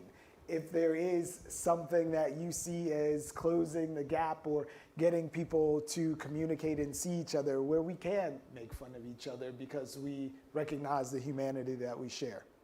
Is there a scholarly way to do that, to I'll put just say people on that the there's road? some comics who are doing a great job. Hari Kondabolu is one of my favorite, and Maria Bamford is doing great work out there. And Judy Gold. Oh my God, what? And Carrie. That is true. Actually, I've been following you for a long time, but I saw your work more recently. I'm very impressed by it, seriously. Thank you. Ray? I think comedy is the best thing that has ever happened to us as a human race. I think that it cures the common cold. I think that we cannot do without it. And I remember I did my first movie theater comedy show 2 days after 9/11, and I thought that no one would show up. And my show sold out, and we had to add a second because people were craving to get some humor, to get some sort of comedy relief. So no matter the fact that we are in a sensitive mode right now, I think we'll get past it. And I just hope that everyone can kind of deal with it in a better way instead of canceling everyone. And you know, you got to go all the way back 7 years when you talked about a joke about your son. Then they don't want you to host. You know what I'm talking about. But that's Kevin Hart. Yeah. I think that everyone's got to stop taking themselves so fucking seriously. Calm down, laugh, stop, we're just trying to make you laugh. And there are assholes everywhere. But comedy is really important, especially in our culture. When you shut us up, then we've lost everything. So, Howard, give us one reason why all is not lost in our last 10 seconds. Because there are still people who want to go to Rebecca's Club and learn how to do this. And there are still people who want to go to Rebecca's Club and watch those people do it. We need comedy. Comedy opens us. Comedy is intimate. Comedy relieves stress. It helps everything about you. And we're still doing it, and we're always going to do it. And eventually people get tired of fetching. We'll see. But I want to thank you all for being here tonight and thank our panel for sharing all of their thoughts and expertise and honesty. And again, thank you to the production crew and everyone who worked so hard to make this happen. And we hope to see you back here at Brick House very, very soon. Have a good night, everyone. Thank you. Good.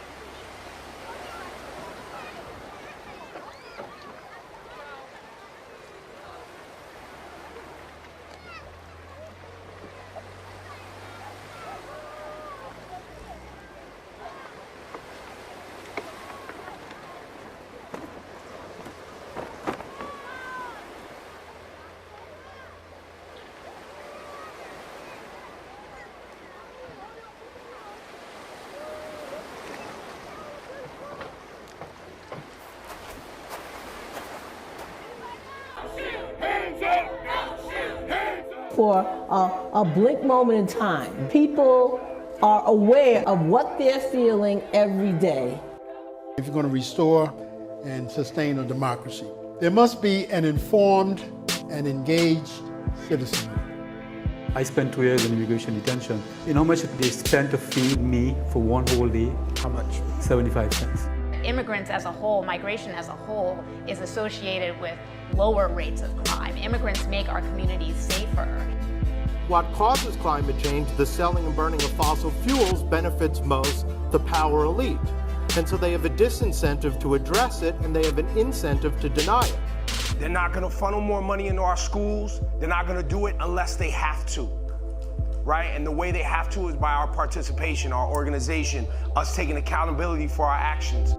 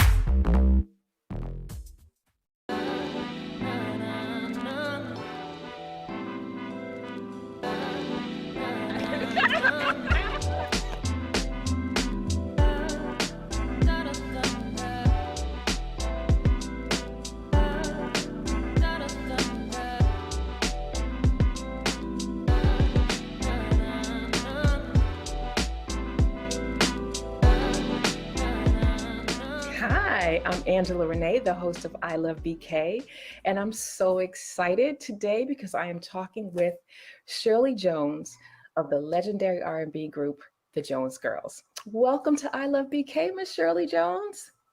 Well, I'm glad to be here. Thanks for having me and inviting me. I'm so happy. Let me tell you why I'm so happy, because basically, you know, I'm a New Yorker. I was born and raised between Brooklyn and Teaneck, New Jersey. And all I heard growing up was the Jones Girls. That's all I heard. You know, my uncle was a music enthusiast / DJ. He was always playing.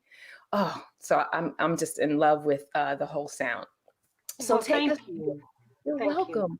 So take us through Detroit, singing in church with mom and your sisters, singing background with Diana Ross, to Philadelphia International. Take us through that. How did that?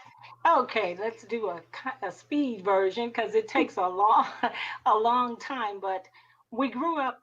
Our first background singing job was with our mother, Mary Frazier Jones, who was the first Black gospel singer that RCA Records ever signed. Oh wow! This was before I was born. And once she realized, maybe about 7 or 8, she realized that I could sing, and I started singing in, classroom, the music department. But she and I, with her being a popular gospel singer around the Detroit, Chicago, the Midwest area, she and I started singing together. And then once because Brenda, Valerie, and I are stair steps. Oh, okay. So our first gig was with her. We went on Holland Dozier Holland. Of course, Detroit is Motown. Holland Dozier Holland had spun off from Motown, and they had a label, Music Merchant. So they hired us to start doing background for like the Honeycomb and Free to Paint on their recordings. Chairman of the board, we did background for them at maybe 12 or 13 years old. After that, Curtis Mayfield heard about us, and we were with his label and recorded some singles. And after Curtis Mayfield, Holland Dozier Holland had moved to California along with Motown. And they started flying us out to do background work. It was very difficult because I was in my first or second year of college. Brenda and Valerie was still in high school. So when they flew us out, we would be there for a week or so and just do tons for different people on the Motown and the Music Merchant label. And then we, other people started hearing about it, hearing our sound, know how quickly we worked in the studio and how professional we were. So then we did background work for like Helen Reddy, Lou Rawls, Aretha Franklin, so many different people out there in California. That was, you know, that was the hub for the music industry at that time. In doing a background session, we heard that Diana Ross was looking for some singers. And of course, when they asked us, our manager said, well, you guys want to audition? She's been turning everybody down. And we said, oh, okay, yeah, Diana, of course. We grew up with, I mean, you know, at my age, the Supremes were what every young Black girl could relate to. And we would sit around our TVs watching the Ed Sullivan Show when the Supremes would come on. And of course, with it being three of us, that was what we always wanted to be, like the Supremes. So we were like, oh yeah, we'll audition, you know, but we didn't think that on our way up there, we actually were going to audition. We thought we were going to audition for her road manager and her music director. And we drove up to his house, and our manager was our keyboard player as well. And so we had rehearsed Reach Out and Touch. And Ain't No Mountain High Enough. And as we were singing that, they were like nodding their heads and everything, and you know, you guys sound good. And who comes out of a back room but the boss herself? And it freaked us out because never in a million years did we think we would actually meet Diana Ross. And the words out of her mouth was, you guys are terrific. Can you get passports? We're going to London. Yes, and that's how it started. We went to London and Europe with her. It was a European tour. And once we came back from there, we were headed to Caesar's Palace, which she would do 3 or 4 stints a year. She said to us, well, you know, I change clothes a lot of times in my show, and everybody's just ranting and raving about you all from when we were just in Europe. And I just want to tell you girls that you're too talented to sing background behind me or anyone for so long. So I want you all to pick a song, and during one of my costume changes, I'm going to bring you out and introduce you to the world.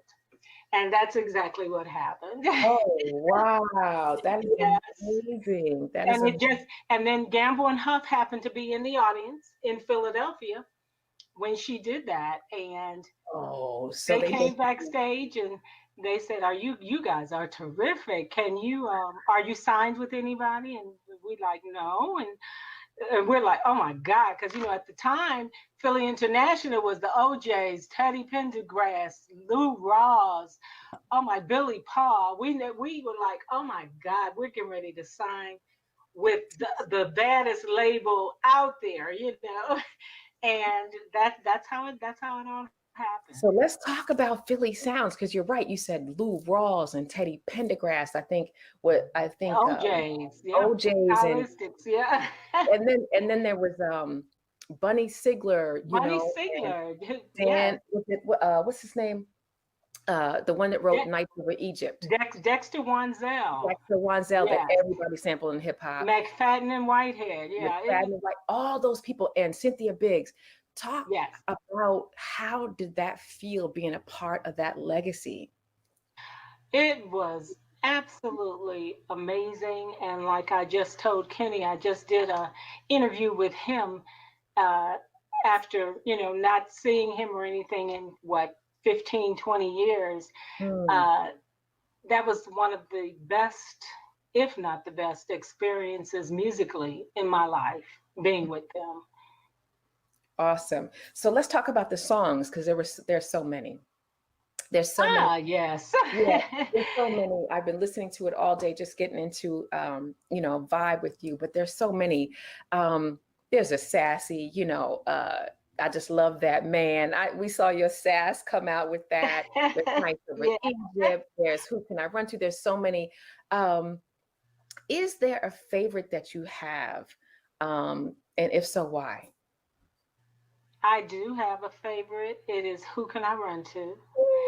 And I just think that the lyrics to that is such a beautiful question, and it lets you know how so many people in relationships really don't, they're together, but then sometimes you just need somebody to talk to, and somebody to just, really understand that you just don't, it's not about, like I say in my show now, it's not about just wanting to be with somebody to make love and all that. You want someone that you can spiritually, emotionally connect with. And to me, it asks that question, who can I run to when I really need love? Not so much physical love, but just spiritual, uplifting. And I love it so much that I have a record out now that is a sample of that called I Won't Tell, that's doing very well. It started in Europe on vinyl only, and it sold a ton of vinyls over there. And then it's been out over here streaming and doing quite well, and we're getting ready to shoot a video for it. And because I like it so much, I use that. Now, my version, the lyrics are, it's about an illicit love affair that happens, but it's very, people are loving it because it has that same kind of uplifting type of feeling, groove wise, musically wise, as Who Can I Run To?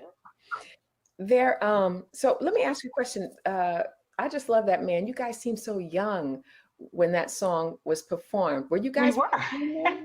We were young. When we were working with Diana, Valerie had just graduated from high school. So we were young. By the time we were with Gamble and Huff, we were in our mid-20s, so we were young. And that song is funny because the song, the singing part of the song was done.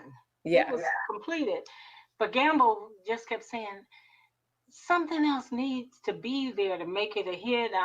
And I don't know what it is. And while we were waiting, he said, just hold on, girls, because we were in the sound booth recording, And he said, just hold on a minute, girls. And while we were holding on, I was going through a situation with a guy friend of mine, who shall remain nameless. And my sisters were basically saying to me, you just need to leave him because he just runs around too much. And, so-and-so told me that they just saw him and we didn't know Gamble had the mic, and he was listening into us, and he said, that's what we need. That's what we need right there.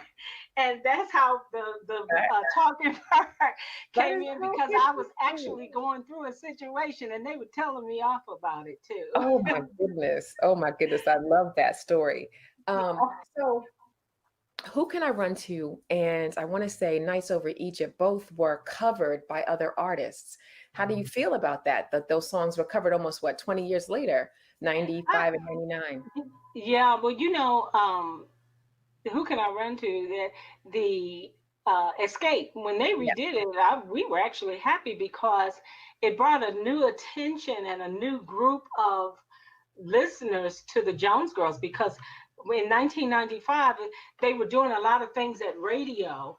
Where they would play their version and then play our version, and so that gave a whole new audience to us. So we were happy. You know, both of my sisters were alive then, and we were actually happy. And we did some work. You know, we were able to work because people were like, oh, okay, the Jones Girls. So we were glad. And then the girls have since told me, oh my God, when I met them, oh my goodness, we don't think we did anything near, you know, the original. And I'm like, yes, you did. You guys sold 2 million records. So, and I do like their version. Yes. And that record went triple platinum. Did that go triple platinum, or was that Nights Over Egypt? That was Nights Over Egypt. Would you consider doing something with them? Some of the ladies from Escape, would you consider doing that ever? Oh, absolutely. Absolutely. You know, I'm out there. When Brenda passed away in 2017, I made a decision then. I was already out there touring and keeping, you know, the legacy alive for Val, who we lost several years ago. But once Brenda passed, I became more determined than ever to just be out there, because so many people tell me in my audiences that they absolutely love the music, and they love and I have some terrific background singers that give you that harmony so that I can really do my thing on the lead vocals. And people say, oh my God, I forgot that you guys had did that song, talking about like Dance Turn to Romance, or Children of the Night, you know, I'm at Your Mercy. They be like, oh my God, we forgot you. And my mama used to have us washing windows to this song and blah, blah, blah. So that is what makes me smile. It's what makes me just keep going and keep on staying out there, because this young generation with Nights Over Egypt, that has a life and culture of its own. It's amazing to me how people like Anderson .Paak, Mary J. Blige, when she had me at Essence, she says, girl, I work out to Nights Over Egypt every day. So, and you know, people tell me about Nights Over Egypt, and the story with that was Dexter and Cynthia. And when they first presented that song to us, we actually thought, no, we don't want to do that. It's too jazz. It was a little different from say like, I Just Love the Man, or You're Gonna Make Me Love Somebody Else. And so, but they said, no, let's try it. And then we started loving it. Well, Valerie always did, because Valerie actually wanted it to be the first single off of that Get As Much Love As You Can album. But of course she was voted down. I wish she hadn't been, because, you know, but when we did the song and we were in there recording it, we sat there and they were saying, we really want this song to be where the unisons and the harmonies blend together like the lead voice, like a lead. And that is what the mystique and the beauty of that song is, that there's no lead voice. It's just our unisons and harmonies on that song, along with that absolutely gorgeous arrangement by Dexter and those phenomenal lyrics by Cynthia Biggs. I think that, I'm not going to say any names, but there were several female groups after that mimicked that sound, you know, but we won't get into it. Right. That's really tough. But let's talk about, I know one of your sisters had moved here at one point, but what I want to say is Brooklyn Museum here in New York City is commemorating Studio 54 with an exhibit of that heyday, you know, disco and the high life of New York City around that time. Talk about if you have any memories of New York City or Brooklyn, because I know your sister lived here. Do you have any highlights of performing here or hanging here? Yeah, we did Studio 54. We did Studio 54 in numerous times, but I remember so much coming there to New York. New York was one of our favorite places, especially because Frankie Crocker, Eric WBLS, he became like a big brother to us. And he would, you know, have Kenny, the girls got to come here. The girls got to come here. Whenever we would come and interview with him, we would go to lunch afterwards. He'd be like, all right, we're going to be recording. Let me put them on, put me on record after that, because I'm going with my girls. And he would take us shopping. We would go to lunch. And that is a beautiful memory of coming to New York. And Frankie Crocker was so much a part of us that we were on tour with the OJs, and Frankie said the girls got to perform for me at this prison where he was doing some sort of social thing in New York with the prison there. Okay. And he said they've got to perform, because the guys need to listen to their message and those songs, And so Gamble said, well, yeah, but they're on tour. And that night they have to be in Cleveland with the OJs. And so Frankie said, well, let's get them a private plane. And they did. They did. And I tell people, everybody's talking about these private planes. This is 40 years ago. There were private planes then. But oh my God, was that a scary trip, because we did the performance for Frankie there at the prison there. Mm-hmm. And then we flew from there to Cleveland, where we were working with the OJs. And we were a little late and the audience was salty, but we got on stage and did our thing. Oh, wow. Cool. Yes. So let's talk about something else. You were talking about Nights Over Egypt and how that song still resonates and carries through.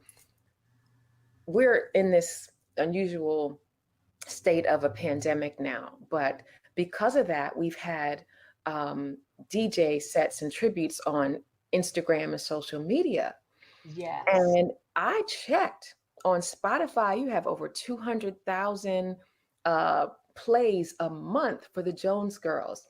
Yes. Over 6 million hits for Nights Over Egypt. Yes, yes. I would say, I think that, the DJ tributes between DJ D Nice and DJ Cassidy and Dion Cole and so many more. How are you feeling about that? This resurgence in this of your legacy. How are you feeling about that? How does that feel now? It feels absolutely terrific. And it's so funny because my son is the one that got me involved on social media and Instagram, because he kept saying, Ma, everybody loves you. These DJs are just loving you all songs, and everybody's playing it. So he got me set up, and so I listened, and it is just such a wonderful feeling. And I always say, I just wish my sisters were here to experience it.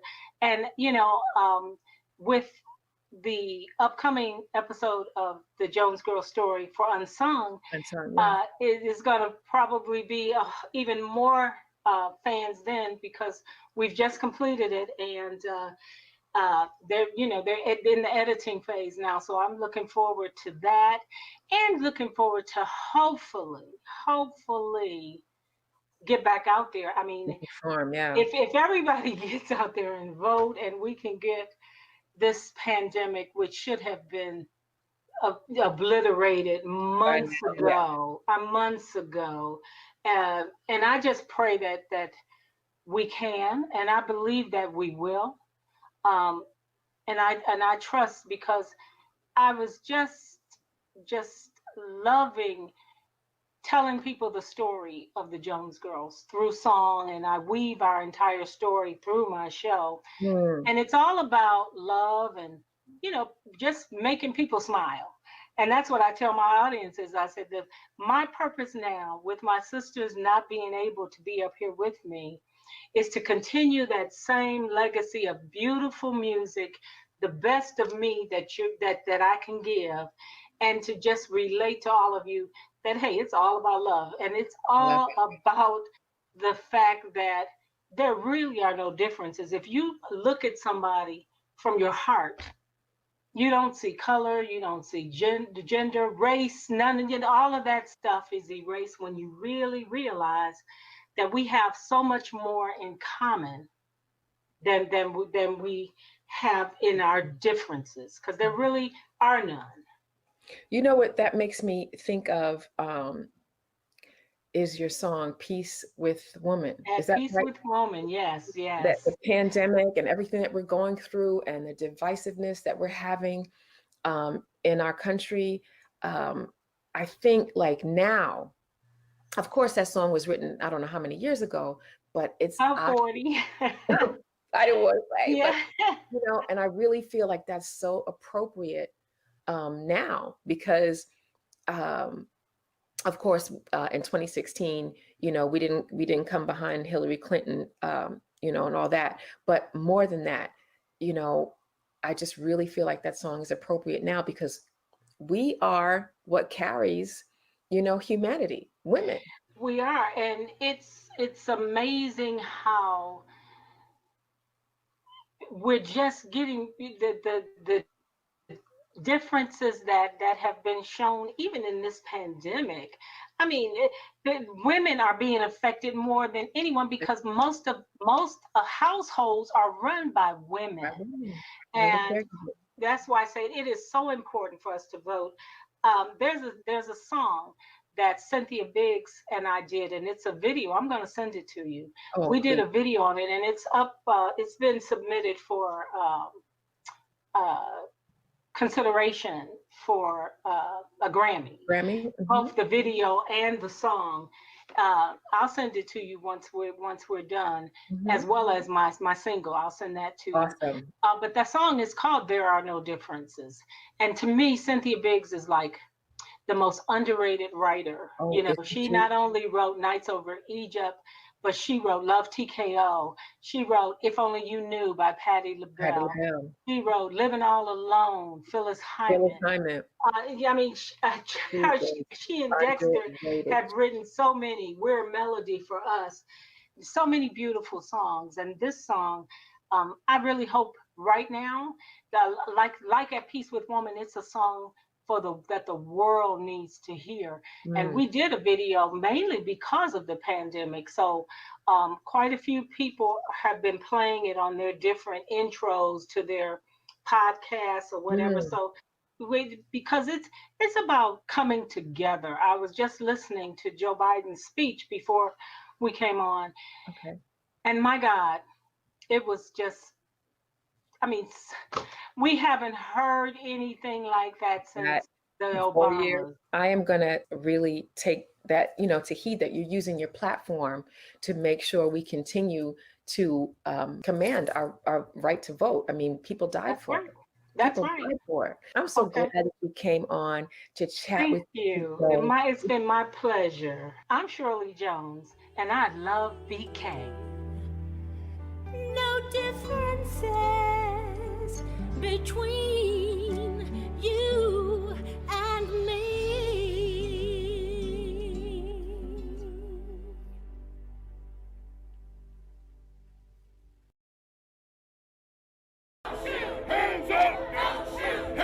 For a blink moment in time, people are aware of what they're feeling every day. If you're going to restore and sustain a democracy, there must be an informed and engaged citizen. I spent 2 years in immigration detention. You know how much they spent to feed me for one whole day? How much? 75 cents. Immigrants as a whole, migration as a whole, is associated with lower rates of crime. Immigrants make our communities safer. What causes climate change, the selling and burning of fossil fuels, benefits most the power elite.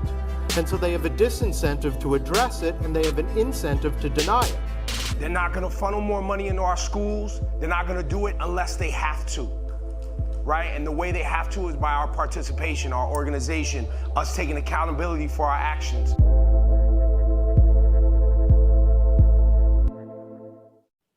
Hey, you've reached Chris. Leave a message. Hi. We spoke this morning about your filming this documentary of Oric, and I've given it thought, and I just don't feel good about it at all. I don't want to be interviewed about him and bring that all up again. It's too painful and dangerous, may I say. We had a friendship, you know, we both laughed at things that were involved with serious work and what we're doing. But still, you know, you're friends. And I don't know, it's just, friend. Is that what describe what that is? because it's so much.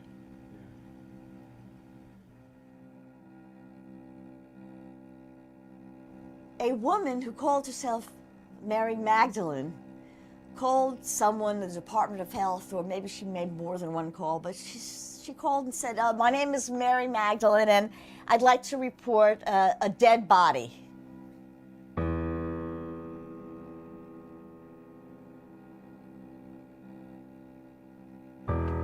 We didn't call it a cult, of course. A cult never calls itself a cult.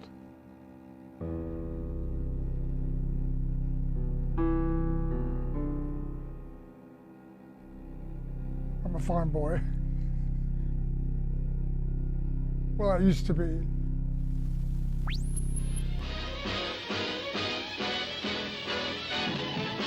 Gene Kelly taught me how to dance when I was 9 years old.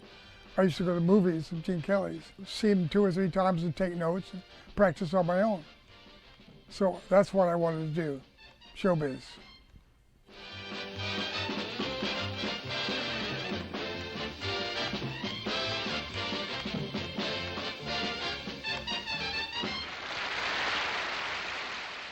It was rampant through theater.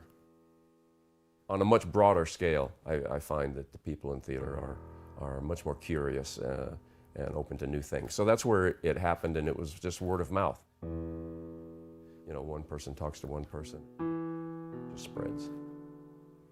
I got introduced to Todd by my friend. We were in a Broadway show together.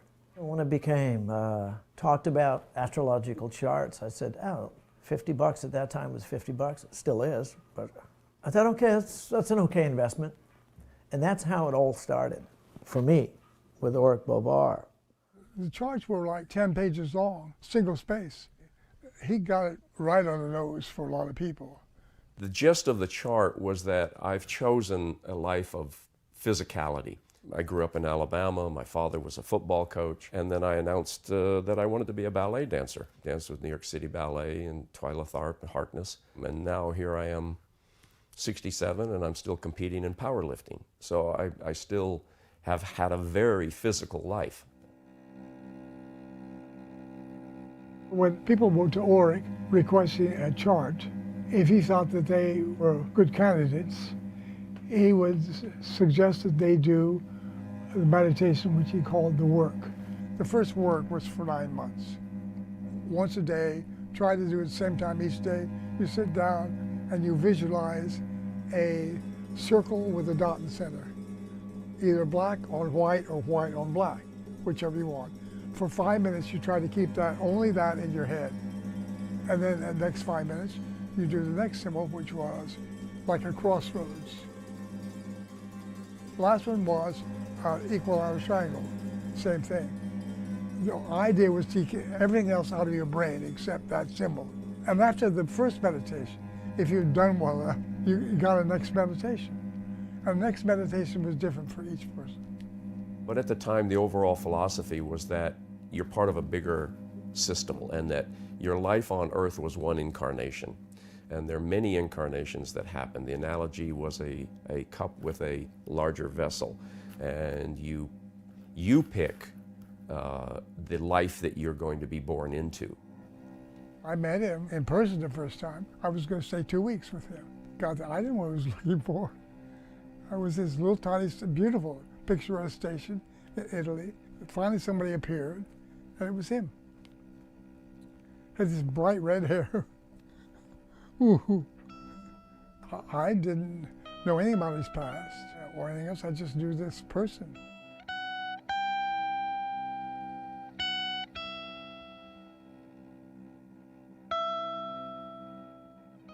I was performing with Harkness at the time. We were touring around Europe. I went down to Italy to see him for a day. We went out to go to lunch, and he drove, and all of a sudden, Auric is foaming at the mouth. I mean, he's screaming in Italian, arms waving, and just a road rage manifestation. And after the incident, I was like mouth open, aghast at the whole situation. And he said, no. He said, you have to remember, I'm human.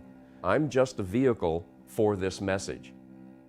I'm not a follower, but when I chose to, I really committed to it, and I became a factor in what he was doing. There were always maybe 2 or 3 people in New City that would help people start, because he was in Italy. So we wrote letters at least once a month. I was kind of a first lieutenant assistant.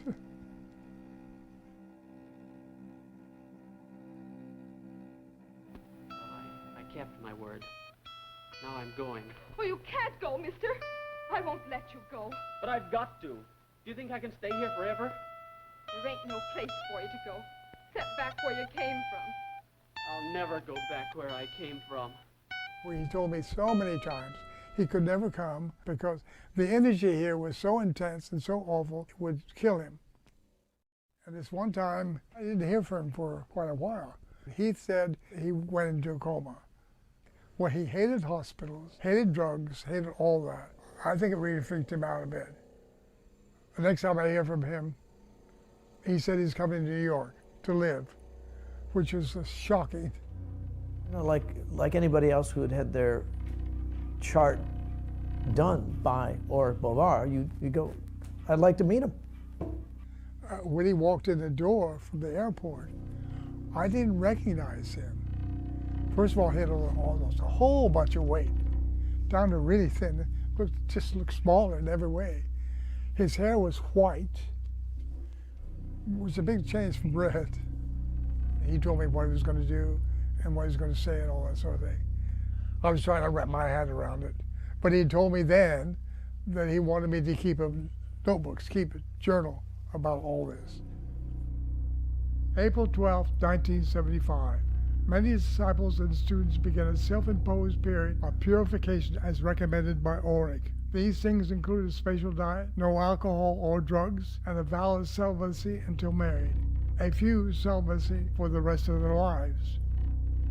You'd look at those eyes, and then those eyes would be like calm, like the glassy surface of a nice lily pond.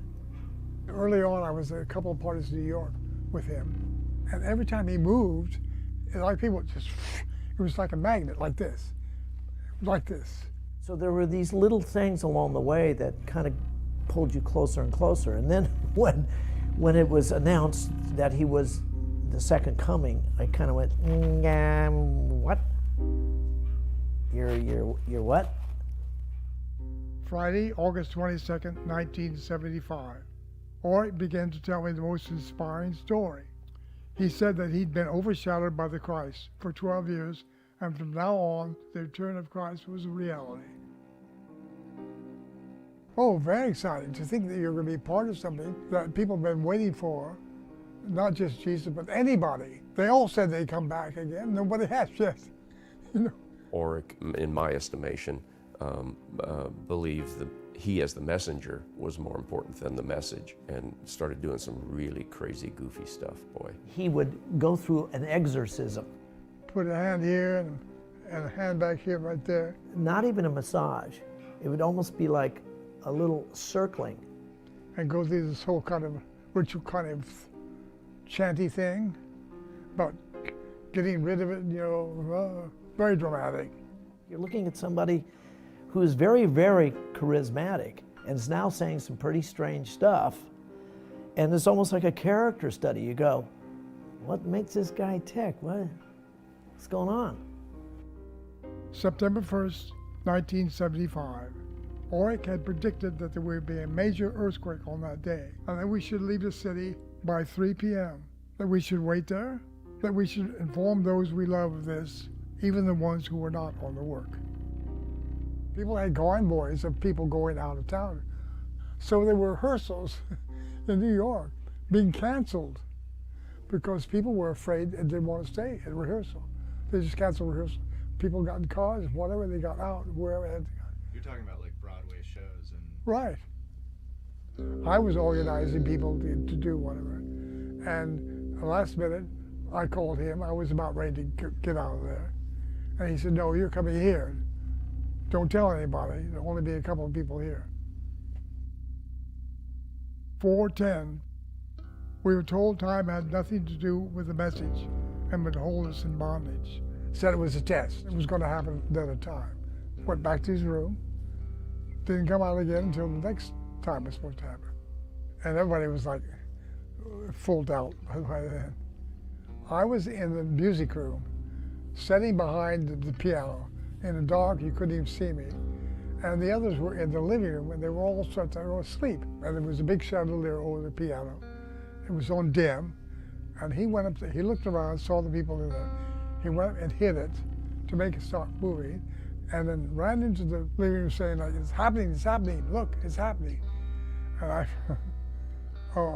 don't know, well, I went through a whole bunch of stuff real fast.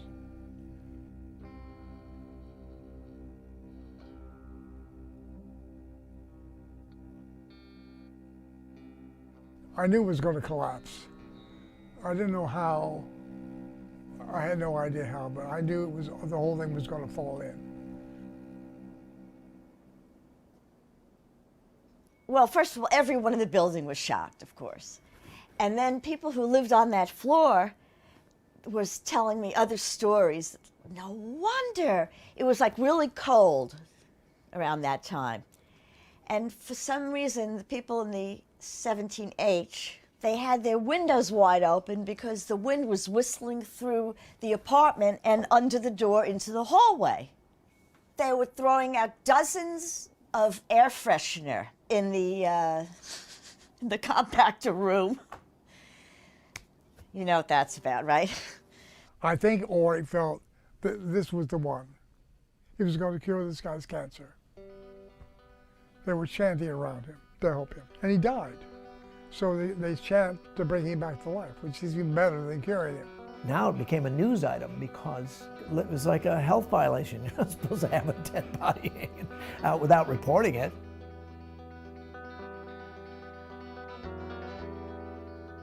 Once there was a court date established that he had to show up in court, that was real. I didn't hear about that until after the fact, and I think that's tied directly to his demise. One morning at 7:30 in the morning, I get a phone call. Somebody who I had put on the meditation, on the work, he was walking his dog that morning, walked his dog out when the body fell. And he went right back in the house, called me. I remember thinking, oh, well, I knew something was going to happen, but not this.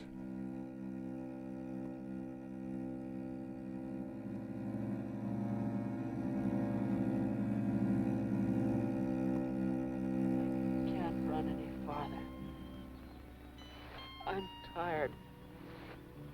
Hearing those dogs in the swamps. Okay, running no more.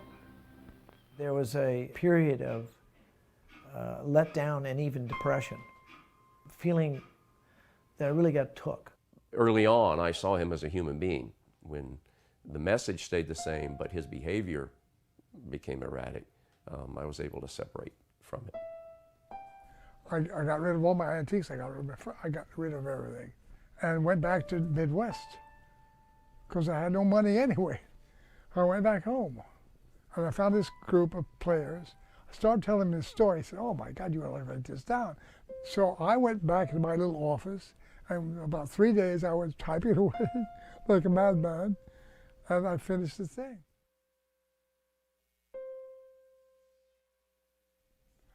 Who knows what happened? No one will ever know, I suppose. I think something happened to his brain in that coma in Italy. Something small that allowed his magnetism to somehow stay intact. Anyway, he was my friend.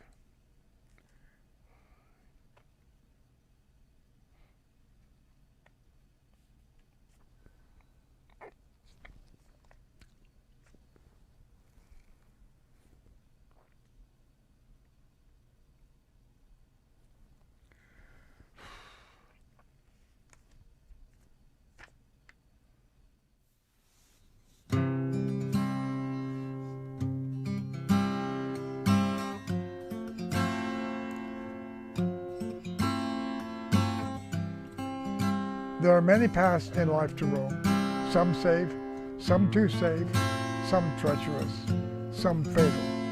The one I like to make my home is a path that's on the edge. living on the edge, living on the edge, walking the line that tests the bounds like a tightrope. This life, no nets, living on the edge.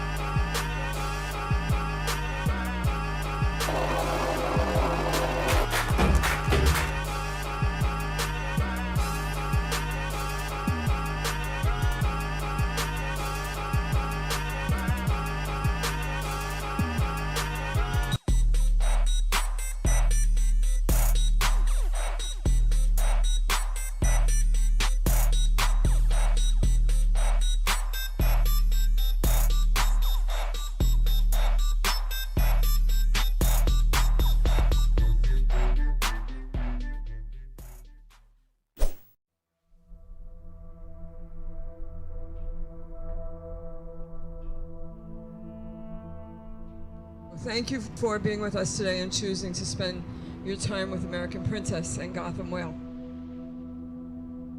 We're going to be pulling out of the dock momentarily. Captain Tom is going to be getting us off the dock.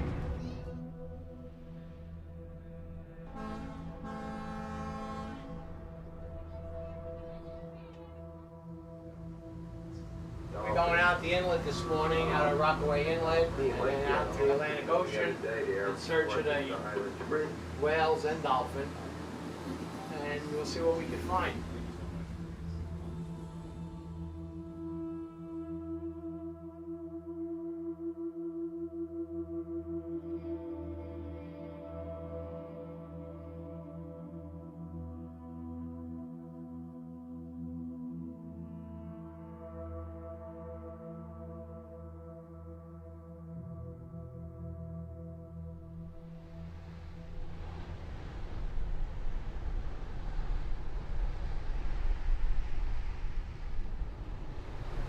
My father started the business in 1945 when he came back from World War II. He bought a boat, and we've been boating ever since, my whole life, fishing, cruising, and then now whale watching.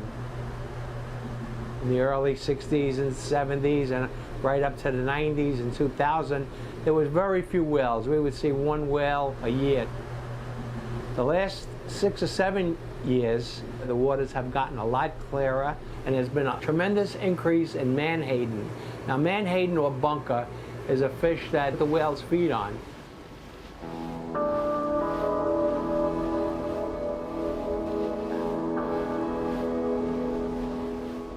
Today we have a little wind to deal with, and that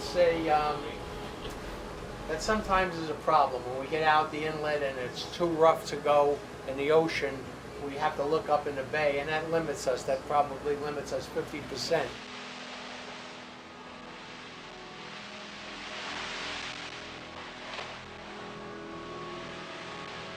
I'm going to need all of you today to have your eyes on the water to help me locate the whales.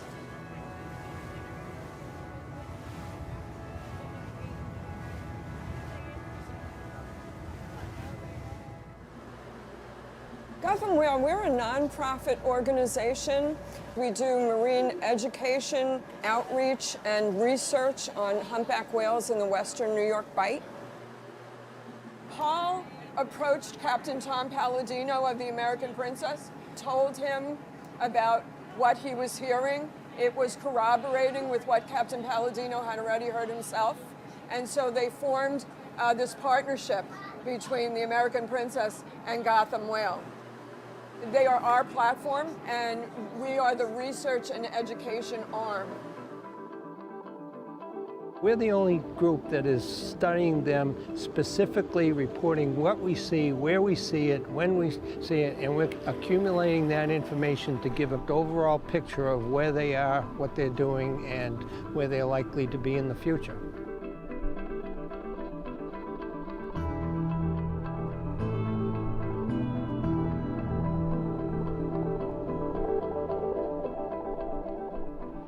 just amazing to think that these animals are right here in Brooklyn. However, there's a wonderful print that was done by a Dutch explorer in 1678 that shows the entrance to the harbor, the Verrazano's Narrows, and he drew a number of whales right in the same area that we're seeing them. So instead of having the Coney Island amusement in the background, they had whales just in the same spot. But of course, they were hunted out almost to extinction during the golden era of whaling.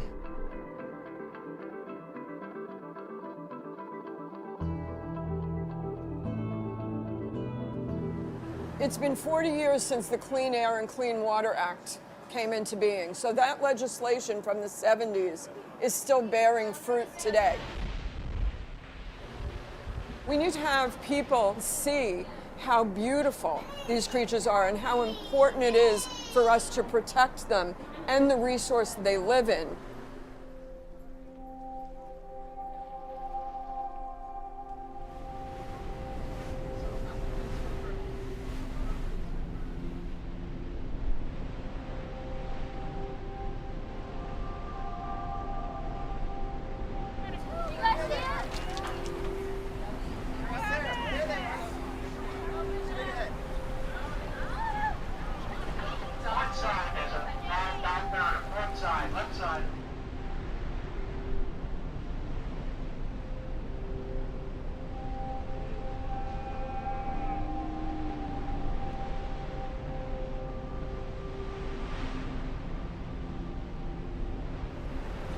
Both sides, on the left-hand side and the right-hand side.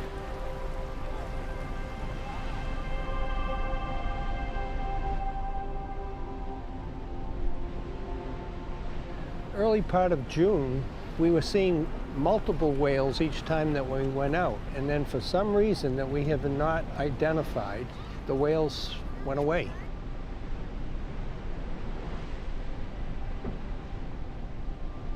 If the whales stopped coming, that would be a real disappointment.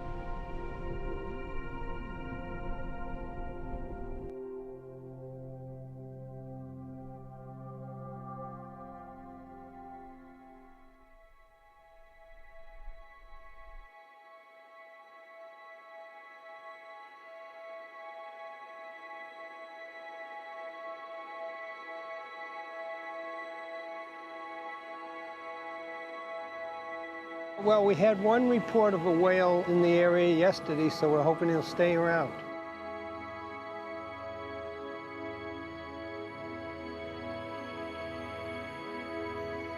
But of course, as our boat captain says, they have tails and they move around.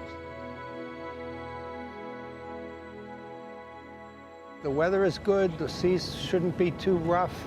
All we can do is keep our fingers crossed, keep a keen eye on the water, and we're going to hope that we can spot them.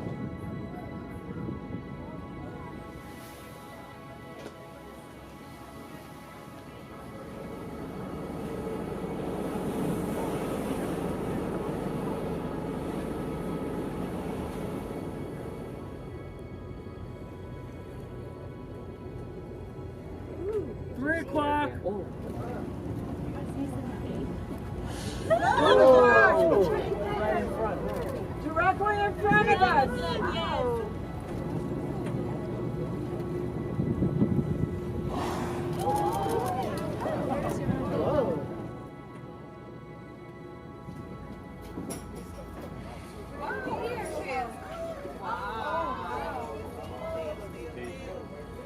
Who would ever believe that there would be humpback whales in New York City?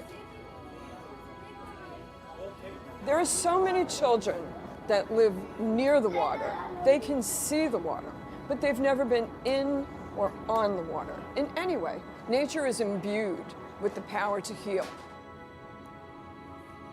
Bringing people out here onto the ocean to be able to see the magnificence of the creatures that live underneath the water in their natural environment, get them connected, they will be more apt for the rest of their life to know how important it is to preserve and protect this environment.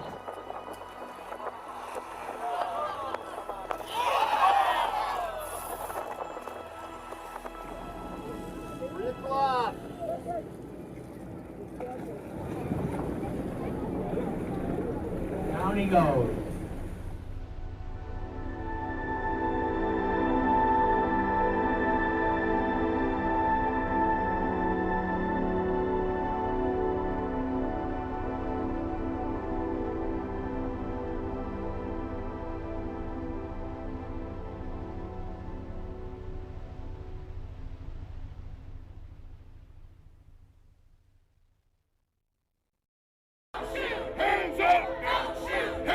For a blink moment in time, people are aware of what they're feeling every day. If you're going to restore and sustain a democracy, there must be an informed and engaged citizenry.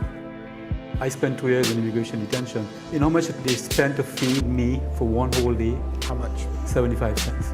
Immigrants as a whole, migration as a whole, is associated with lower rates of crime. Immigrants make our communities safer. What causes climate change, the selling and burning of fossil fuels, benefits most the power elite.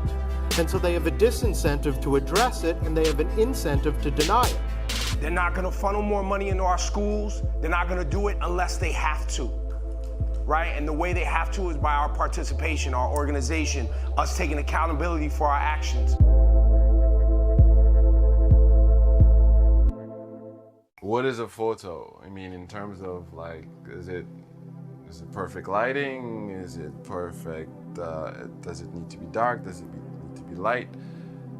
Those things are subjective, but in the realm of the world, a good photo is like, all right, well lit.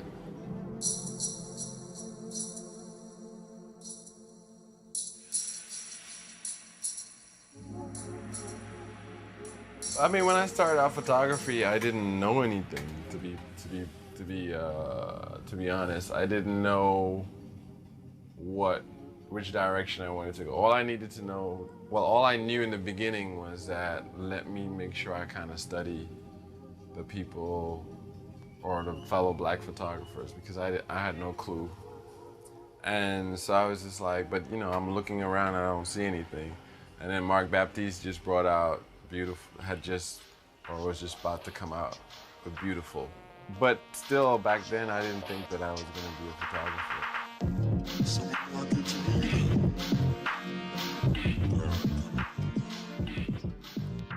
The reason why I started off like saying I wanted to do fashion is just because it was one of those, it was the type of photography it is, it's like you can do anything.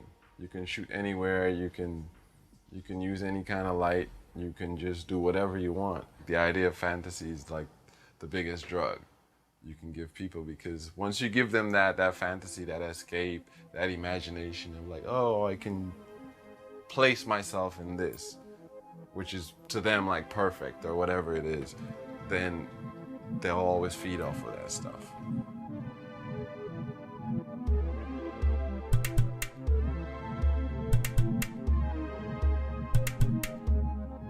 So when I first came to New York, it was summer. The first introduction was like, hi, hello, nice to meet you, and you never saw the person again kind of thing. Whereas like in Guyana, we kind of like, the way we behave or the way we do things, it's like when a visitor comes in the country or whatever, we'll take them wherever, we'll host them, we'll carry them around. And then I was like, okay, so I guess this is how people are in New York, which is like, okay, I guess if they're not busy, everyone is just busy, I guess. That was my first introduction to like just the whole, just the nature of the people here. I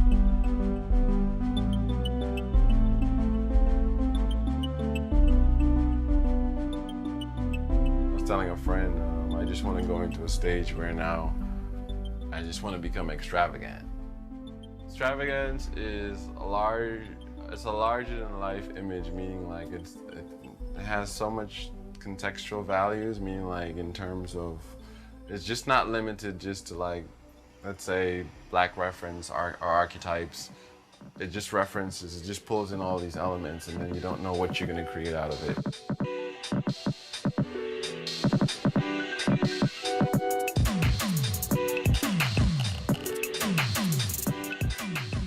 First, for me, the idea of blackness is like richness. So from that perspective, it's like I always want to represent like black people as like, or brown people as shiny and bright.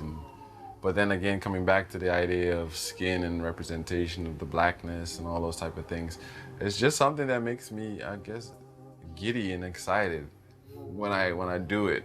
And also it's also kind of like challenging other black people too, in a way. Challenge them in the sense of like, would you accept this as yourself? Again, coming back to the idea of extravagance and stepping outside of just the notion of blackness, meaning like you're stepping in, because when I say step outside the notion of blackness, it's stepping into a space where you're just limitless. I took an American history class and I dropped it the next day because I was just like, this doesn't make sense. And it's not like I'm trying to be like, what's the word, an activist or anything. It's just like I'm picking up a history book that doesn't have me in it, but I'm part of the process. Dream of the things you'll never know. Oh, dream of the beauty within your soul. George Floyd! When you dream, dream slow.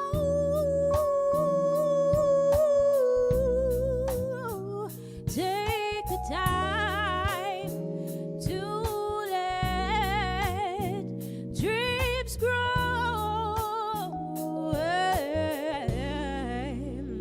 Just dream, just dream, just dream.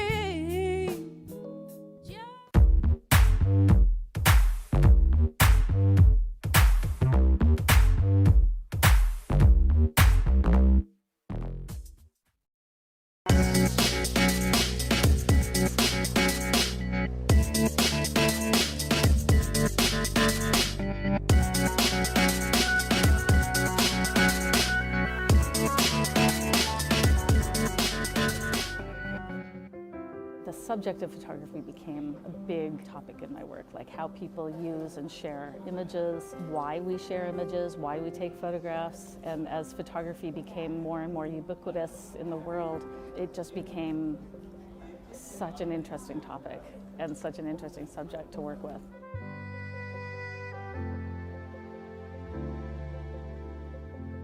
I'm Penelope Imbrico, and I'm a multimedia artist.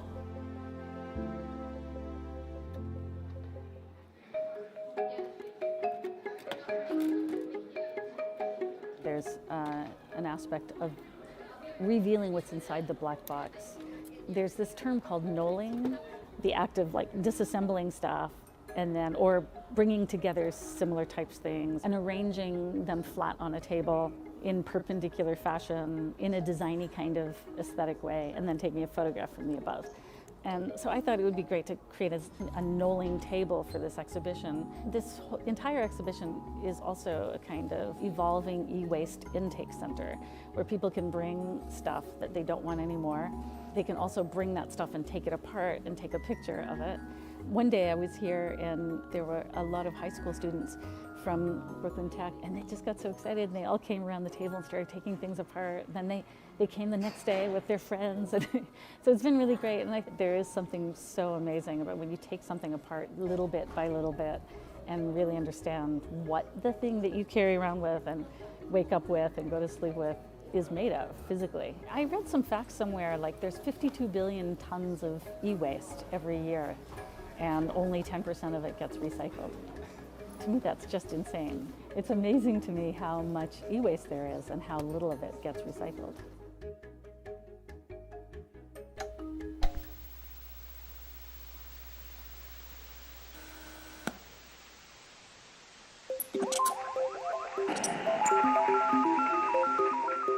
This project, Monument, is really about addressing the screen. Like when we're looking at a screen, we're actually not looking at the screen, we're looking right through it. So we have no idea what's inside it, how it works, and yet we're more intimate with this really than we are probably with our partners. So this exhibition tries to do two things. It's turning this idea of the black box inside out, and it's also articulating the physicality of the screen and making you actually really have to navigate that or understand that as a physical, liquid, messy object that we normally think of as being not physical and clean and slick. So the news has replaced the idea of horror in my mind. So these are live streaming newscasts. Some of them are live streaming and some of them are pre-recorded because some of the monitors won't accept cable. So we hooked up media players and we're playing pre-recorded news. So the web really affords this kind of study of, like, you know, looking across a certain kind of genre of photography and seeing what people are doing in that. There's a lot you can find in those images, and it's fascinating, you know, how people take images and what they share and how they share it, and the sort of inconsequentiality of those images. Like, people are not interested in what they look like as a photograph. They're made really specifically just to take a picture of a TV, to sell the TV. So when I decontextualize them and recontextualize them into my work, I'm actually finding groups of things, phenomena that happen that say something about who we are.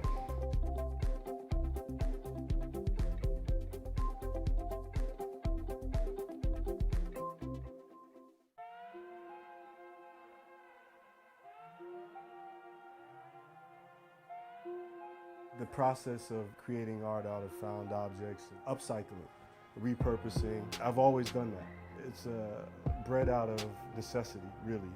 It goes back to this compulsion to create. I didn't go to school for art. I dropped out of high school when I was in my sophomore year. I took a GED, I never went to college. But I always felt compelled to create.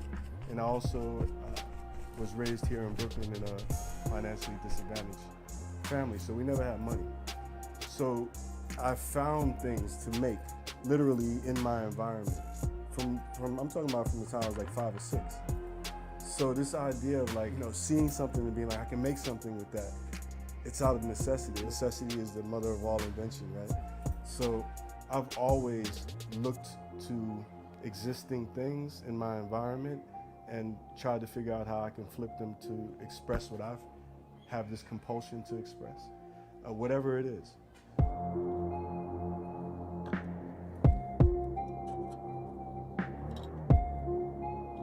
I'm Patrick Doerr. I'm an artist and musician, a poet, a writer, a creative. I've been doing art in one form or another all my life, but I never would claim the title artist. If someone asked me if I was an artist, I'd say, no, I do art. I'm not an artist. I never wanted to commit to that because I didn't really understand what it was. I also felt that an artist was for a different type of person than I am. It's in the last couple of years, I feel like I'm starting to really own what it is to be an artist and feel comfortable with referring to myself as an artist. Being sober allows me to wake up and not come to. Being sober allows me to have a discipline and a direction that I didn't have when I was drinking and drugging. I've been sober 16 years by the grace of God. This disease of alcoholism and drug abuse went through my family like a plague. Literally took my uncles, my father, my older brother just died a month ago from alcoholism. So I count every day as a blessing. And I drank and drugged from the time I was 14 to 38. And I had to hit a real bottom before I turned my life around by the grace of God. But, you know, not everybody gets that chance. The recovery that I've had from drinking, from alcoholism and drug abuse has been a spiritual process and a spiritual awakening. It changed my perspective. I still have a personality that is compulsive and obsessive, but now it's about art, right, and music. My perspective has changed, and I've been given a second chance at life, and so every moment is precious. There's this This idea that when I see something discarded, my first impulse is to want to pick it up, just to clean it up. Then the second is, well, what can I do with that? There's something that can be made from this. We live in an incredibly wasteful society. So I think a lot of the stuff that I do, it doesn't start from a lofty concept. It's very much in the moment. It's like when I see rusty metal, when I see a discarded can, I'm not necessarily thinking ahead of time what I'm going to do with that. It's happening in the moment. This triptych is about the divinity of Black women in particular. These are also about the goddess and fertility and creation. The models are all from Africa, so I was really conscious about making sure everything represented had something to do with creation and fertility and the goddess. So there's a lot of symbolism. All three, if you notice, have a cowrie shell over their third eye. Their gowns are from different sacred texts, the Quran, the Bible, Old Testament, and Buddhist Dharma. This is an ancient Celtic symbol for fertility. This is the alchemist symbol for creation. She's holding the Akan fertility symbol and the Ankh, which is a symbol of life. I am half African American and half Irish American, and born here in, like I said, in Brooklyn. When I was a little kid, we had one art book. It was called The History of Art. And I remember as a little kid pouring through that book, and the only part that really attracted me was the primitive art, the African art. I always felt drawn to it. And so as I got older, I just explored that more and felt that connection even deeper. When I do create sculptures out of found metal, that started with me wanting to have African masks and sculptures of my own, but not being able to afford them. I'd walk and see a piece of rusted metal and think, I can make that into something that somewhat mirrors African art. I have, for the last 20 years, worked with young people and encouraged them to pursue their dreams. This idea that you can be an artist. You can be a young person of color from a financially disadvantaged background. You are worthy of being an artist. And I've tried to empower and support kids for that long, and I wasn't even taking my own advice. Started to feel a little bit like a hypocrite. So this leap that I've made in the last couple of months is really me kind of like listening to my own speeches of being worthy to be an artist. And God and the universe have been so affirming in these last few months. Things are really starting to happen.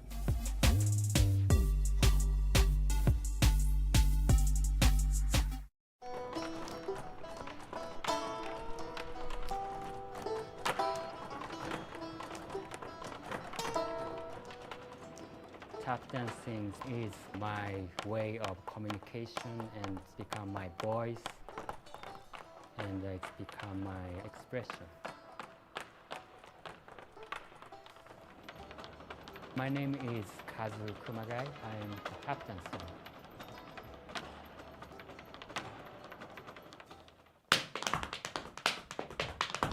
I was born and raised in a small city called Sendai City, Japan, and I grew up there until when I became 19. I started when I was 5, but because I was growing up in a small city in Japan, I couldn't find any tap school. I went to NYU to study psychology, but I found the advertisement. There's a school called Funk U, and it's a school for training program for Broadway show, bringing the noise, bringing the funk.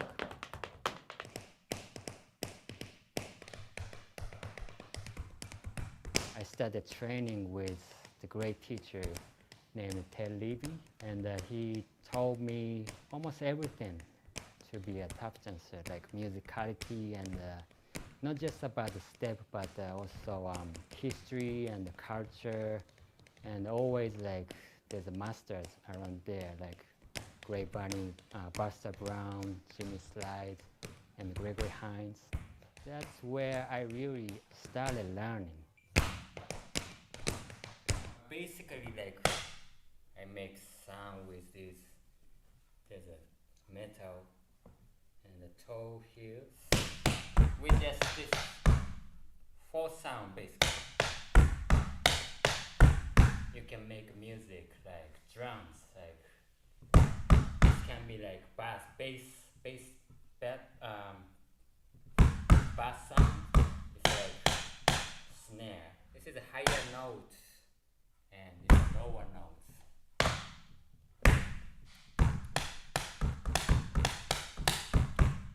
From the masters, teachers, they always sing the rhythm first.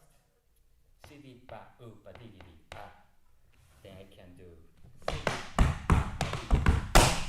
cidi ba ba di di da. Cidi ba ba di di da. Cidi ba di di da. So my teacher always told me, one is your best friend. So don't lose one. 1, 2, 3, 4, 2, 3, 4, 1, 2, 3, 4, 1, 2, 3, 4, 1. Daddy started out in San Francisco, tooting on his trumpet, wild and mean. Suddenly a voice said, "Go for Daddy, spread your picture on the wider screen." My teacher told me, speak with your feet instead of like performing, express yourself.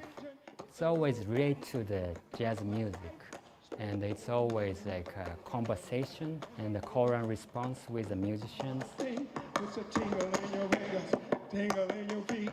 It's always the rhythm, and the sound is the most important thing. Yes, the rhythm of life is a powerful beat.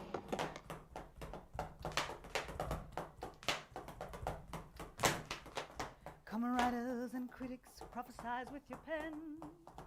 Keep your eyes wide, the chance won't come again.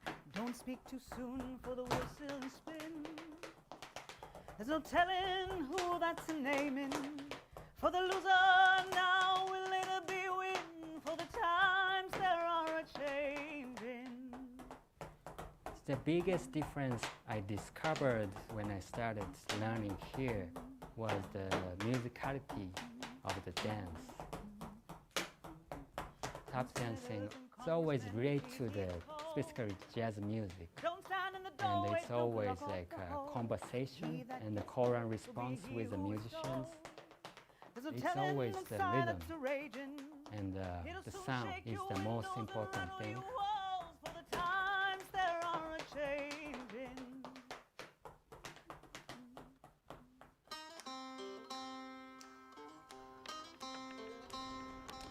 Here walking the street, hearing the sound, it's the biggest inspiration for me. And also my emotion always change the way I dance and change the rhythm. Main thing I do is mostly improvisation, and just like everyday life, it's like reading. Not always the sound is important, but space is important. Always the pulse, just like the heartbeat, makes the rhythm going. Good rhythm, wonderful life, and that's my belief.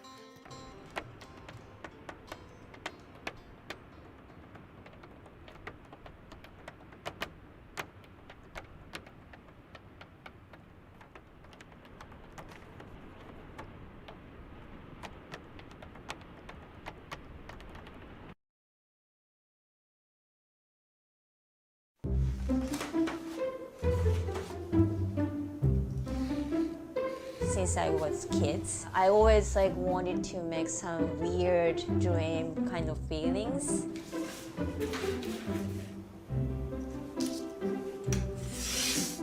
I'm Maiko Kikuchi, Brooklyn-based artist. I'm making painting, collages, sculpture, and puppetry. All the time, my art is like related to the daydreams, which is like my big theme, continuous theme for my creation. So my collage is the tools for making my daydreams. One time I made almost like 100 collages for one summer, which is like my challenge. So I just like needed to train myself like how to follow my instinct. This is like rough collage. Cut it out and then paste on the paper.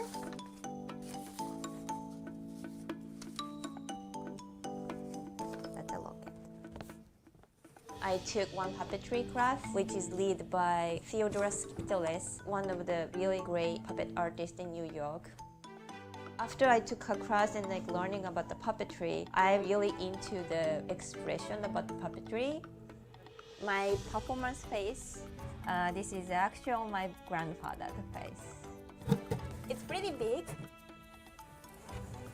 The trick is, it gets small face too. That's like one of the tricks for the show.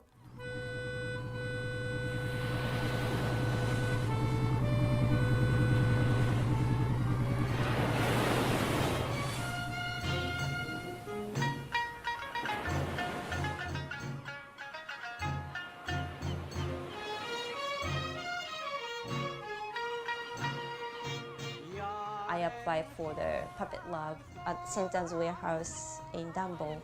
Somehow I got in. I was so lucky.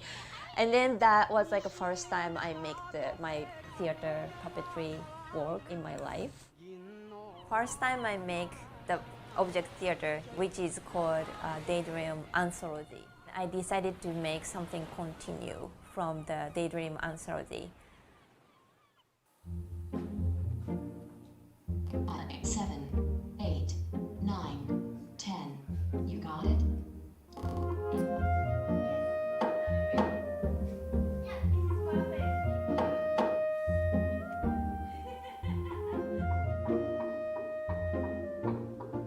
I recently made the 20-minute short piece, Daydream Tutorial. So I combine the object and animation, and then like me wearing mask and perform. It's me showing how to make something. Daydream tutorial. But it's not like ordinary tutorial. How to shape your face. Repeat the movement 10 times. Okay. Here is an example. Yeah. I think me as an artist here, my like Brooklyn days, which is like totally different between Japan. So every time I kind of like feel a little like unusual or the things I'm not used to, which kind of makes me feel like I'm in the daydreams. So that's always caused me to like make my piece. 10 times. Here is an example. 1, 2.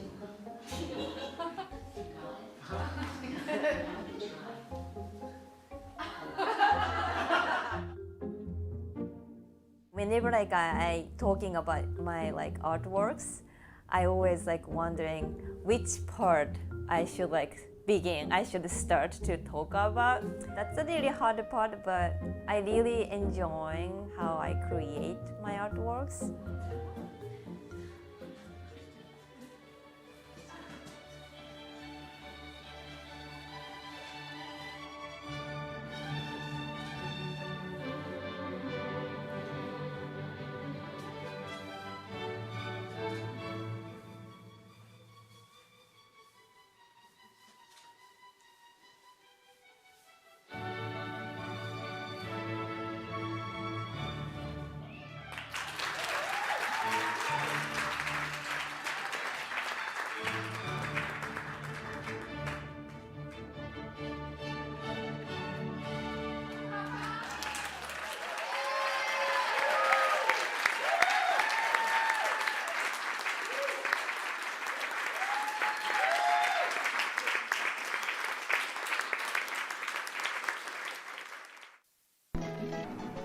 It's interesting because I have felt the most alive moments right after I thought I was going to die.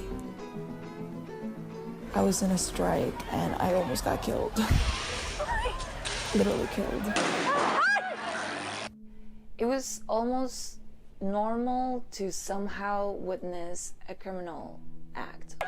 Getting things stolen or being attacked or assaulted for reasons that at the time I couldn't comprehend, but it became like something normal in the country. I was covering via photography and videography like a bunch of the strikes that were going on in my country, because the only channel that it was covering a lot of what was happening, it was NT24. It's a Colombian channel. So I started documenting what was happening, and in the middle of the strike, things got really crazy. That was insane. I was 17 when that happened.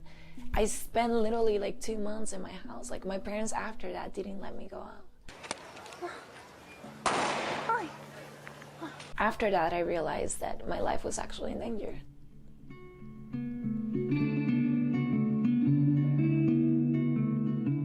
My name is Maria Angela, and I'm from Venezuela. I'm 21 years old, and I'm living in Bushwick in Brooklyn, New York. Perfect. I finally talked to my family. I made the decision of like starting a new life here. I became very like lonely, and I just started documenting like the changes that I was going through. So like I have a lot of photos that represent kind of like that solitude. You know, I started just doing self-portraiture of like how it felt to like just wake up and like having uncertainty. I think taking a camera was a way for me to express myself. I started journaling a lot, and I started kind of like documenting what it was like, that process of becoming a young adult, like my womanhood in a way, my early stage of a womanhood. And it became like a lot of self-portraiture, but just of how empty and how sad and how nostalgic it was to just kind of start from a place where I sincerely did not have anything, and how that was like my only option. Like that was the decision that I took that led me into all of this. And for sure it wasn't easy, and it still is not, but what I do think it's really beautiful is being able to, through photography, kind of like see the starting point of that decision and like have it all documented until now, like from 17 until now that I'm 21, just seeing that change, how I adapt, and how my roots still come from that little girl that grew up vulnerable, exposed, and like stronger in a way. It is not much different at the beginning when you move from Venezuela to other country, because you have to like shred that skin, you know what I mean?